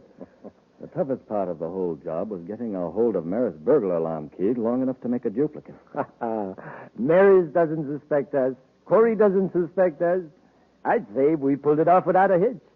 But now we better get ready to blast off from Mars. Happy, I suppose you heard the results of the brainograph test. Yes, sir. Maris and Scheller didn't have anything to do with the robbery. Not only that, but they haven't the remotest idea who might have done it. That's great, except that it doesn't help us much.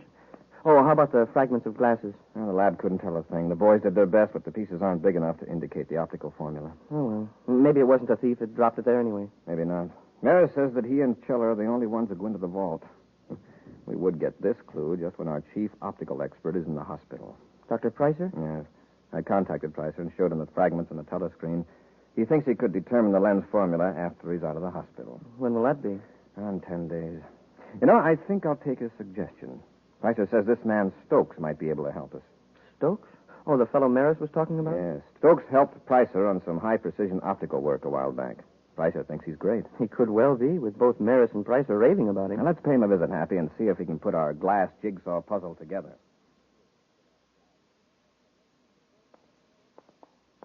Mr. Stokes, I imagine you're a pretty busy man, but at the moment, you're the only one who can help us. I'm rather rushed, Commander, but if it's for the Space Patrol, I'll be glad to if I can. I have some fragments of what apparently was once a pair of glasses. Can you determine the optical formula from these small pieces? Why, it would be rather difficult. May I ask why you want this information? By tracing the prescription, we might be able to check with various opticians and find a thief. A thief? Yes. Confidentially, I'll tell you that these fragments were found in Maris's vault after the burglary. You know about that, of course. Yes, perfectly outrageous. And this is the only clue you have? So far. Oh. Well, I'm afraid I couldn't give you a very accurate analysis, Commander. I see. Well, perhaps Dr. Pricer can do it when he gets out of the hospital. However, let me examine these fragments more closely. Will you let me take them into my lab in the next room? Of course. It won't take me long to find out if further tests will be worthwhile. He didn't seem very interested at first, Commander. It's a challenge to his ingenuity. He'll probably help us. All these pictures of gadgets on the walls. Are these Stokes' inventions? I suppose so. Hey, come and look at this one, sir. The picture here by the door. All right. It's a miniature view scope, no bigger than your hand. An amazing piece of construction. I'd like to see the actual thing. Hey, I wonder what's in this room here. Happy. Oh, well, I wasn't snooping, sir. I just thought... Hey, look at this. What is it? For a minute, I thought I'd been here before. But this is an exact duplicate of Maris's private office. It does look like it. Same furniture arrangement, same size, same fixtures. Yeah, maybe the same person designed the offices, and Maris's is just like Stokes. No, I don't think so, Happy. What do you mean, sir? These walls don't reach the ceiling. This is a room built inside a larger room, like a stage set. You're right. It seems kind of silly. It certainly does. And then... Hey, what's that, Commander? Machinery of some kind, but I don't see... Oh, it's that instrument case. The lid's opening. Look at it, Commander. Now the whole case is moving, rolling across the floor. I wonder what could have started that thing up. Now look, it's running a long rod up in the air. Yeah, very ingenious. A telescoping rod in sections with a key on the end of it. Sure like to have one of those things. Here. Hey, looks like it's on its way to unlock something. Mm-hmm. To unlock a mystery. Watch it closely, Happy. What am I going to tell him, Boucher? Well, tell him you can probably figure out the optical prescription. Then, in a day or two, give him a fake formula. Good. Then Corey will never be able to trace you. Go tell him and get him out of here. Yes. Commander, I've got good news for you. Commander, where are you? In here, Stokes. Oh. Happy and I are watching this fantastic gadget of yours. How does that thing get started? Here, I'll shut it off. No, wait. Let's see what it does. It's just a silly toy. I'll turn it off. Later, Stokes. But Commander. Hey, it acts like it's looking for something. Now it's heading right for that little doogie on the wall there. The lock switch. It's feeling for the keyhole. A very clever machine, Stokes. So that's how the alarm system was shut off. What do you mean? You can't deny this room is an exact replica of Maris's office. Suppose it is. Lots of offices are alike. I see. Then, of course, you won't mind taking a brainograph test. That'll be enough snooping, Corey. Get your hands up. You too, cadet. Get their weapons, Stokes. Yes, Boucher. Keep behind them in case I have to use this ray gun. So you're Stokes' partner in the burglary. Boucher, huh? Hold them, Stokes. Confounded men, you should have locked the door. How did I know they'd be coming here? And that robot. How did it get started? The timing mechanism. I forgot to shut it off. So just 12 hours after the robbery, it started up again. Yes. In another 3 hours, the robot would turn the lock switch back on, move back to its original position, withdraw its wheels and levers, and become an innocent instrument case again. Too bad Stokes has such a good reputation as a precision machinist, or we'd never have come here. It is too bad, Corey. But I'm afraid it's too bad for you. What are we going to do with them? We can't dispose of them here on Terra. We'll take them to my lab on the Martian desert, where they'll never be found.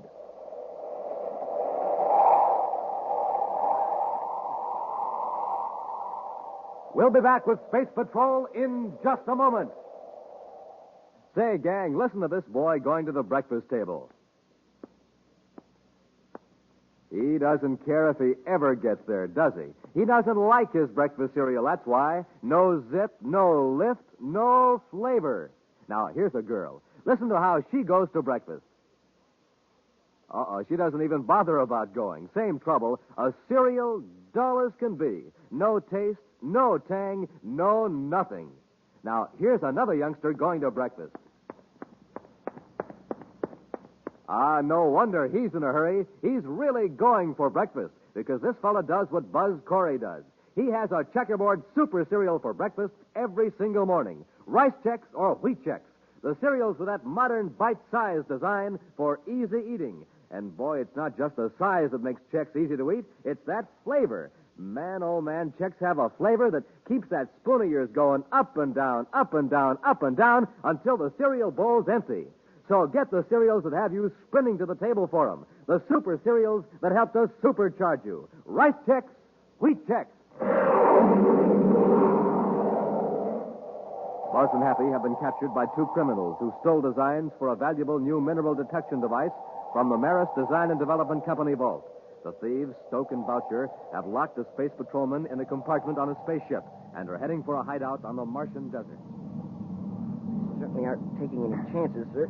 My wrists are tied so tight, my fingers are numb. If we can work loose before the ship lands, we might be able to fight our way out of this mess, Happy. Keep at it. Yes, sir. Now, they cut the rockets. Feel that increased gravity pull? Yes, sir. They're carrying out their original plans. It means we're landing on Mars. We've got to work fast before they can land.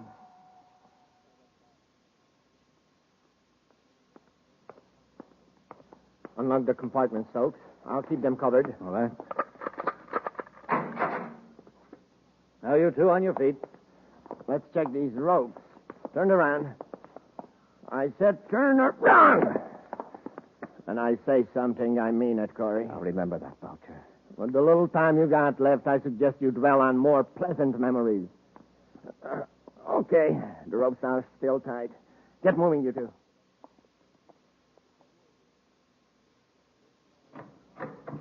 This is our little Martian hideout.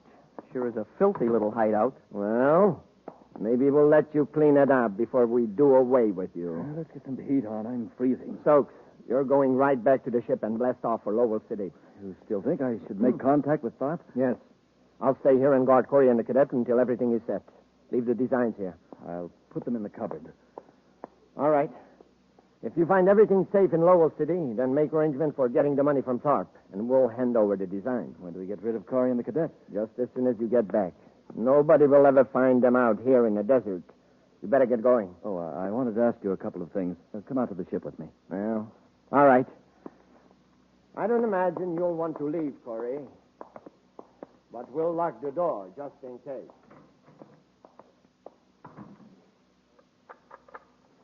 Well, sir, we've got until Stokes gets back to get out of here. Even if we overpower Boucher, we'll need Stokes' ship to escape. Do you see a space phone in here? No, sir. But maybe there's one hidden around someplace. Happy, there's a heating control. Kick the switch with your foot. You cold, sir? No, but put it on full, quickly. Yes, sir. There it is, sir. Good. Now, if this room will just heat up in a hurry.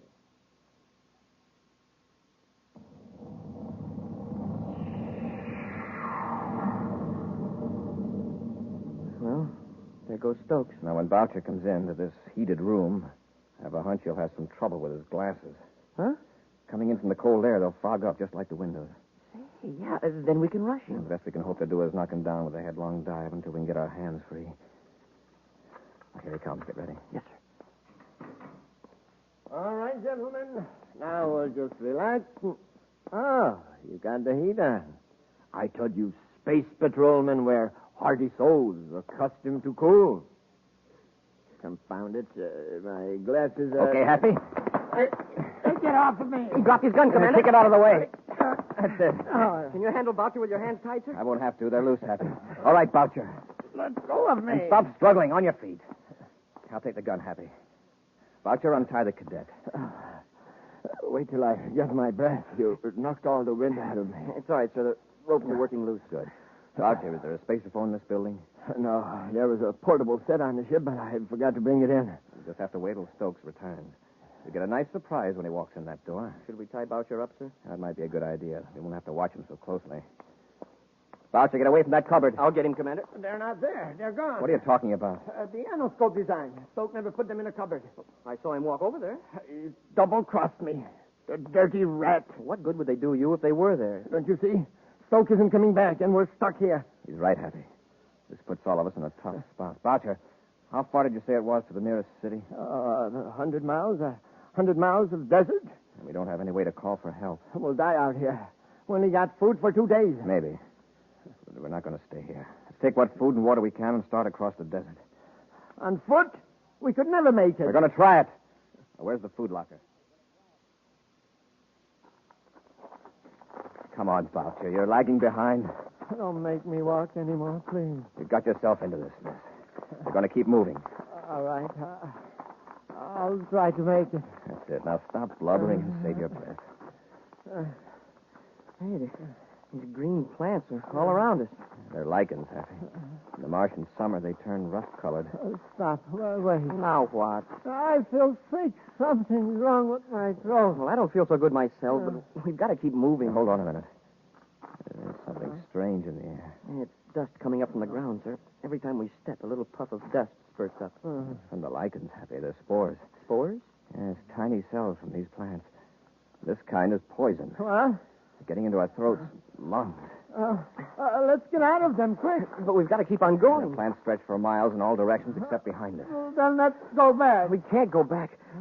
Commander, these spores, what do they do? If we keep inhaling them, they'll paralyze our breathing muscles. We'll suffocate. I'm going back. Boucher, come back here. Grab him, Happy. Boucher, keep your head. All this stomping around's making it worse. Stand still, Boucher. Be quiet. Look around, examine the terrain. Maybe we can find a bare stretch of ground.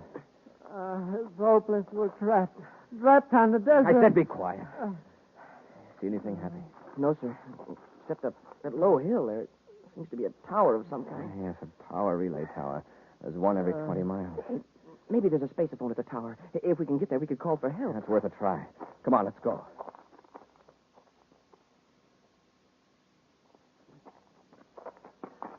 Come on, Boucher.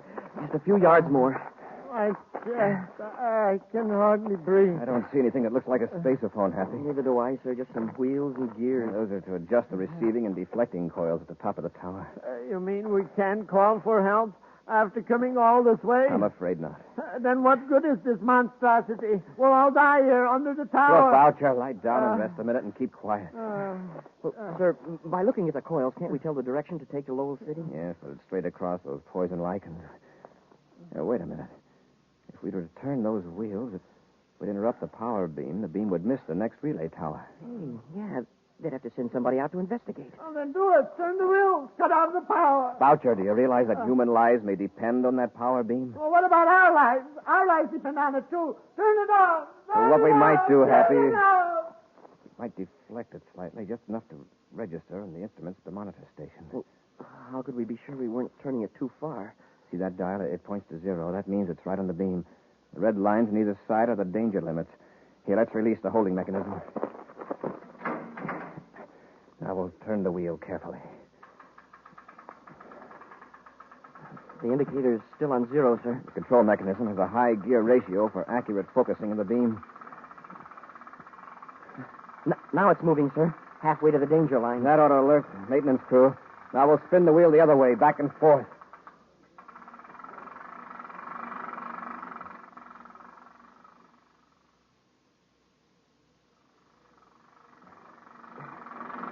Want me to take over again, sir? You must be tired. All right, Happy. Thanks. You've been doing that for half an hour and nothing happened. Turn the beam off. Clear off. That's the only way to make them pay attention. It'll be dark in a little while. Nobody will be able to see us. Commander, look. It's an atmosphere ship. And it's headed right for the tower. Well, wave to them. Make sure he sees us. He'll see us, don't worry. It's a power commission ship, all right, sir. See the big red circle on the hull? All right, Happy. He's coming in for a landing. Set the indicator back to 0. There it is, sir. I'll lock it in place. Control secured, sir. All right, let's get to the ship. We've got an appointment with Stokes in Lowell City.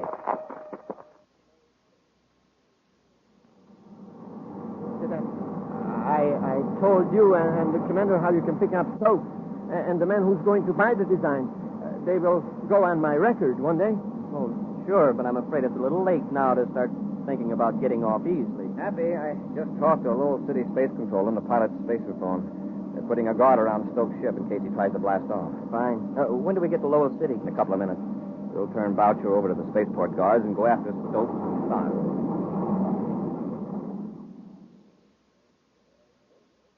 Well, Stokes, the design seemed to be complete. That all there, Mr. Tharp? Now I'd like my money. Of course. I'm glad you and Boucher changed your minds and made a straightforward business deal. The original plan was just a precaution in case we were being followed.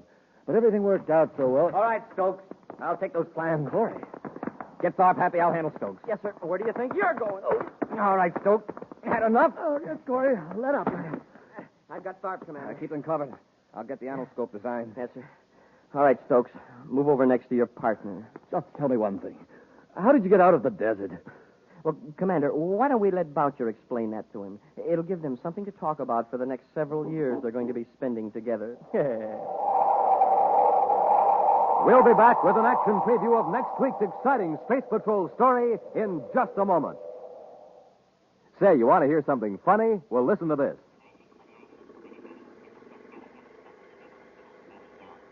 That's a word scrambler, gang. A machine that scrambles secret messages sent by space patrollers over the spaceophone. Now, do you want to know what the message said? Well, here, I'll have it unscrambled for you.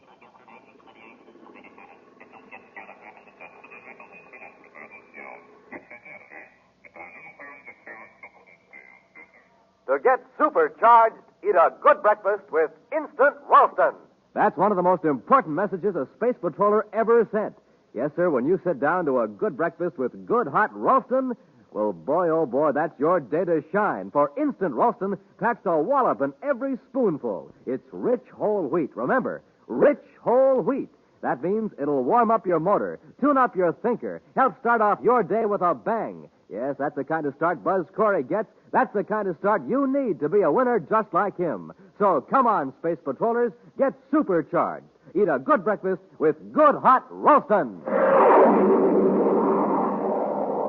And now for a preview of next week's exciting Space Patrol story. Buzz and Happy are on Venus on a farm where food is chemically grown in large tanks. As they walk toward a building where Tonga is held captive, huge sun mirrors atop several tall towers turn ominously toward them. Smoke and rockets, Commander. It's really getting hot all of a sudden. Yes, waves of heat. Even for Venus, this is unusual. Oh, my eyes. What a glare. Happy, don't look at those reflectors. They'll blind you. Let's run for the building and get out of this sun. Pat, look out. They're focusing those sun mirrors on us. A whole battery of them are pointed right toward us. Maybe we can dodge them. Run back this way. Commander, they've got us surrounded by those heat beams, and they're closing in. If they hit us with all those at once, we're finished for good. Be sure to be with us next Saturday for the exciting story, The Space Shark, when wheat checks, rice checks, and good hot Ralston again bring you Space Patrol!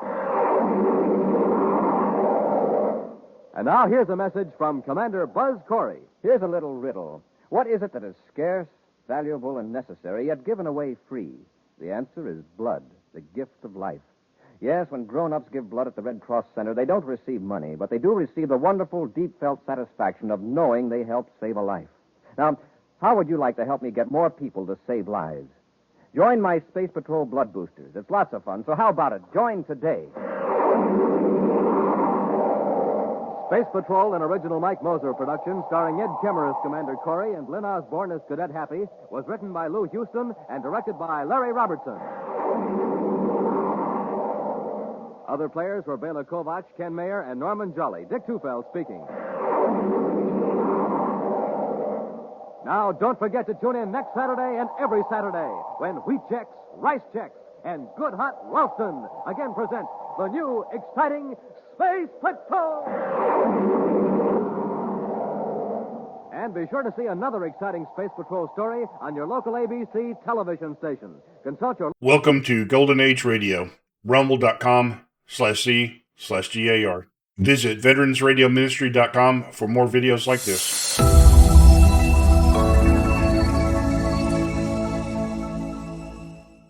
The Planet Man.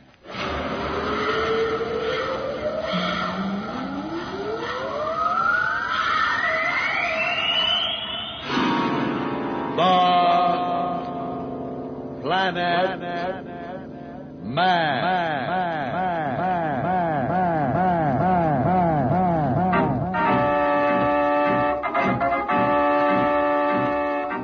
This is the fascinating story of Dantro, the Planet Man, troubleshooter for the League of Planets organization, the law enforcement body for peace and justice in the celestial world, whose headquarters and center of operations are situated on the capital of all the planets, Planaria Rex.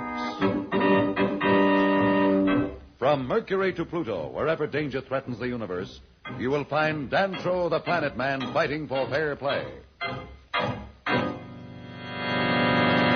In a moment, The Planet Man.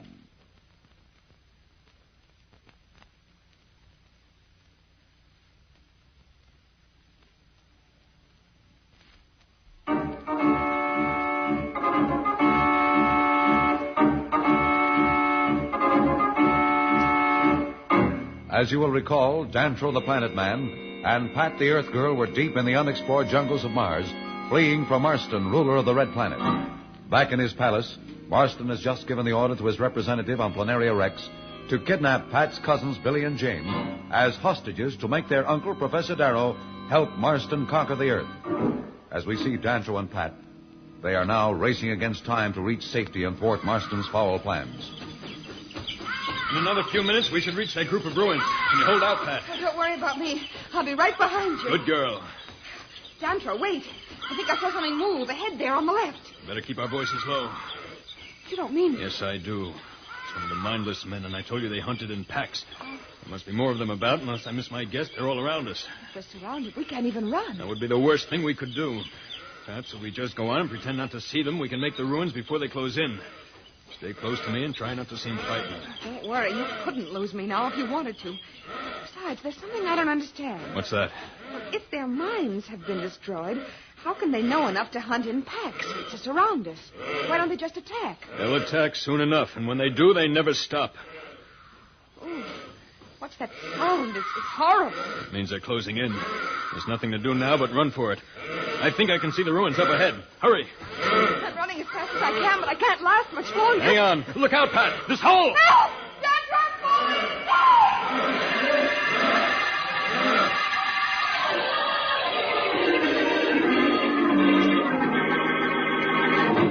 Guard, has the ship from Planaria Rex landed yet? Yes, Marston. It landed a few minutes ago. Have the 2 hostages brought here at once. Well, Fema, my ugly one, our plans proceed, huh?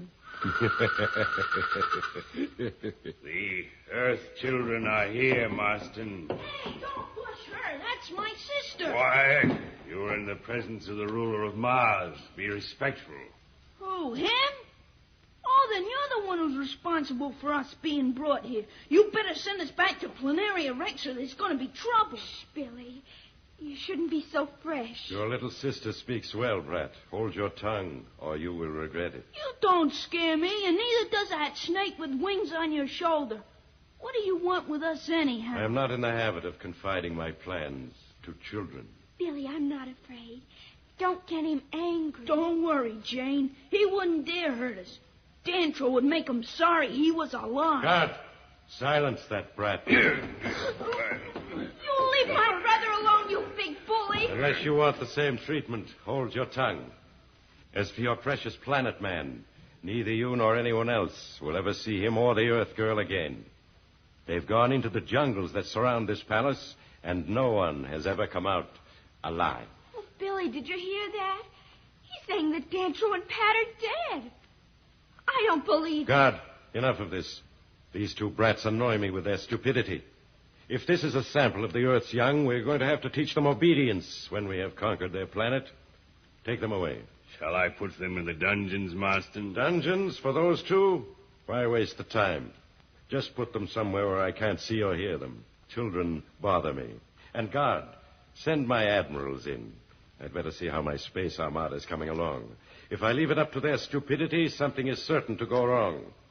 They should have had a fleet assembled long ago. Yes, Marston. Come along, you 2. Hey, let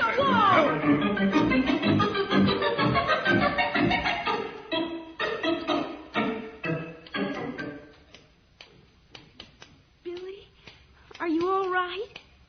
Did he hurt you? I'm all right. That big dummy couldn't hurt me. If I wasn't worried about you, I'd have given him something to remember. I'm glad you didn't. It wouldn't do any good, Billy. Say, that clock sure ticks in a strange way. Maybe it needs some oil or something. Never mind the clock. We'd better start thinking of Dantro and Pat. Do you believe what Marston said? Gee, I don't know what to think. Something must have happened to Dantro and Pat. But maybe they're just waiting for the right time to strike. I hear someone coming. Kids, it's me, Slats. Are you okay? What are you doing here? We're glad to see you. Now, one at a time and keep your voices down. If I'm caught talking to you, it'll mean more trouble for all of us. How did you get here? That's a long story, and there isn't time to tell it now. The important thing is to help you 2 escape somehow. Where are we? This is an old chronometer room in the palace. It may give us the break we need. Now, if you were down in those dungeons, I'd never been able to work anything. Do you think you can do it? Not right away. I'll have to figure things out, but I'll manage somehow. What about Pat and the Planet Man? Are they dead? I hope not, Jane. There's a slim chance they may come through the jungle all right. I'd better get going now before somebody comes by here. You keep your chins up. I'll get you out. Don't worry about us. We're not afraid of that ugly Marston or his pet. I've seen uglier things in comic books. Good boy. So long now. Slat seems to have found a way of getting around Marston's headquarters to help his friends. Can he get Billy and Jane out of the grasp of Marston? Is Slat stretching his luck? We'll be back in a moment. So, level off.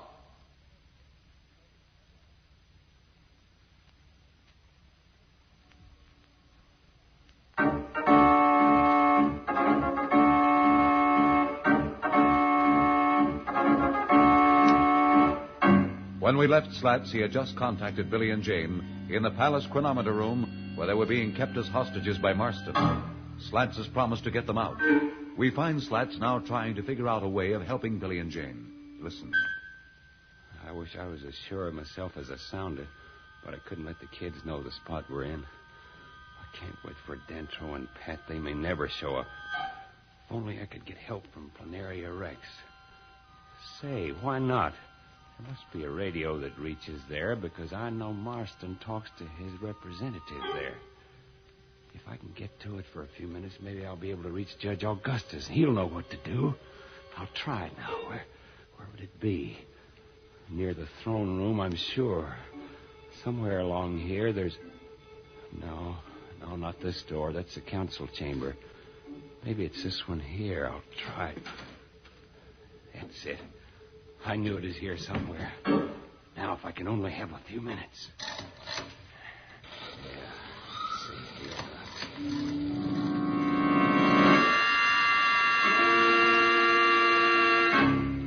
I'm tired of excuses. That's all I hear. I'll give you just 24 hours to assemble the fleet and be ready to blast off for Earth. By then, Professor Darrow should be here with us, and we'll be certain of victory. Now get out, all of you. And remember, if any of you fail me, it will be your last mistake. Go. Come, FEMA. We'll go and contact my representative on Planaria Rex. Perhaps he has some word from Professor Darrow. Oh, I can't find the mic switch. Someone's liable to come in here any minute. Oh, here it is now. Hello, Planaria Rex. Calling Judge Augustus on Planaria Rex. Can you read me? Come in, Planaria Rex. Hello, this is Planaria Rex. Who are you? What goes on? What? You? Guards! Guards in here, quickly! Seize him, put him away. We'll deal with him later.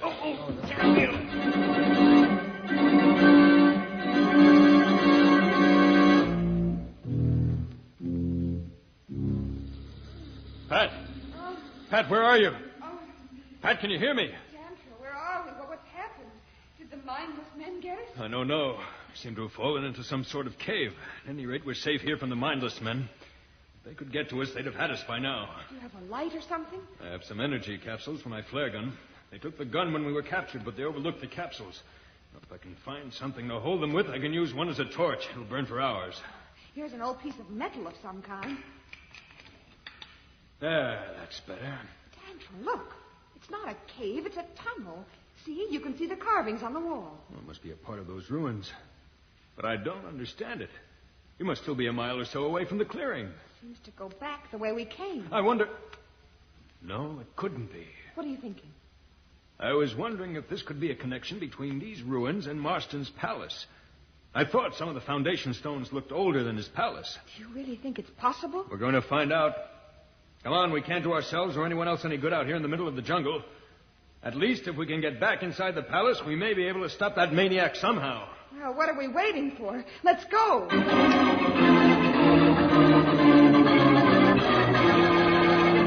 Marston is determined to proceed with his plans for the conquest of Earth, even at the expense of Billy, Jane, and Slats. Can Marston persuade Professor Darrow to join his forces on Mars? We'll be back in a moment. But first, here is a message that Dantro the Planet Man wants you to hear.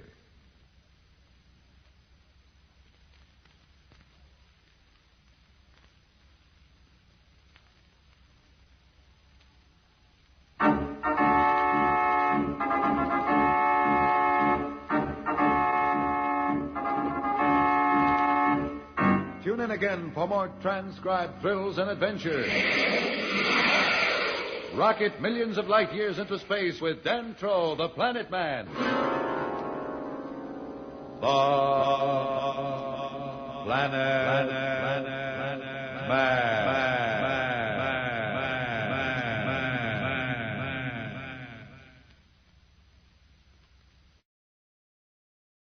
Enjoying the timeless classics on Golden Age Radio? If you're loving the nostalgia and captivating stories, consider supporting our channel with a tip. Your generosity helps us continue bringing you the best of vintage radio entertainment. Simply click on the link in the description. Thank you for being part of our community. Lost in Brazil invites you on an unforgettable journey, where every moment is an adventure waiting to be discovered. Join us as we uncover the soul of Brazil, one incredible experience at a time. Click on the link in the description and embark on the ultimate Brazilian odyssey. You have been listening to Golden Age Radio, rumble.com/C/GAR, brought to you by G3PL.com. Don't forget to subscribe for more videos.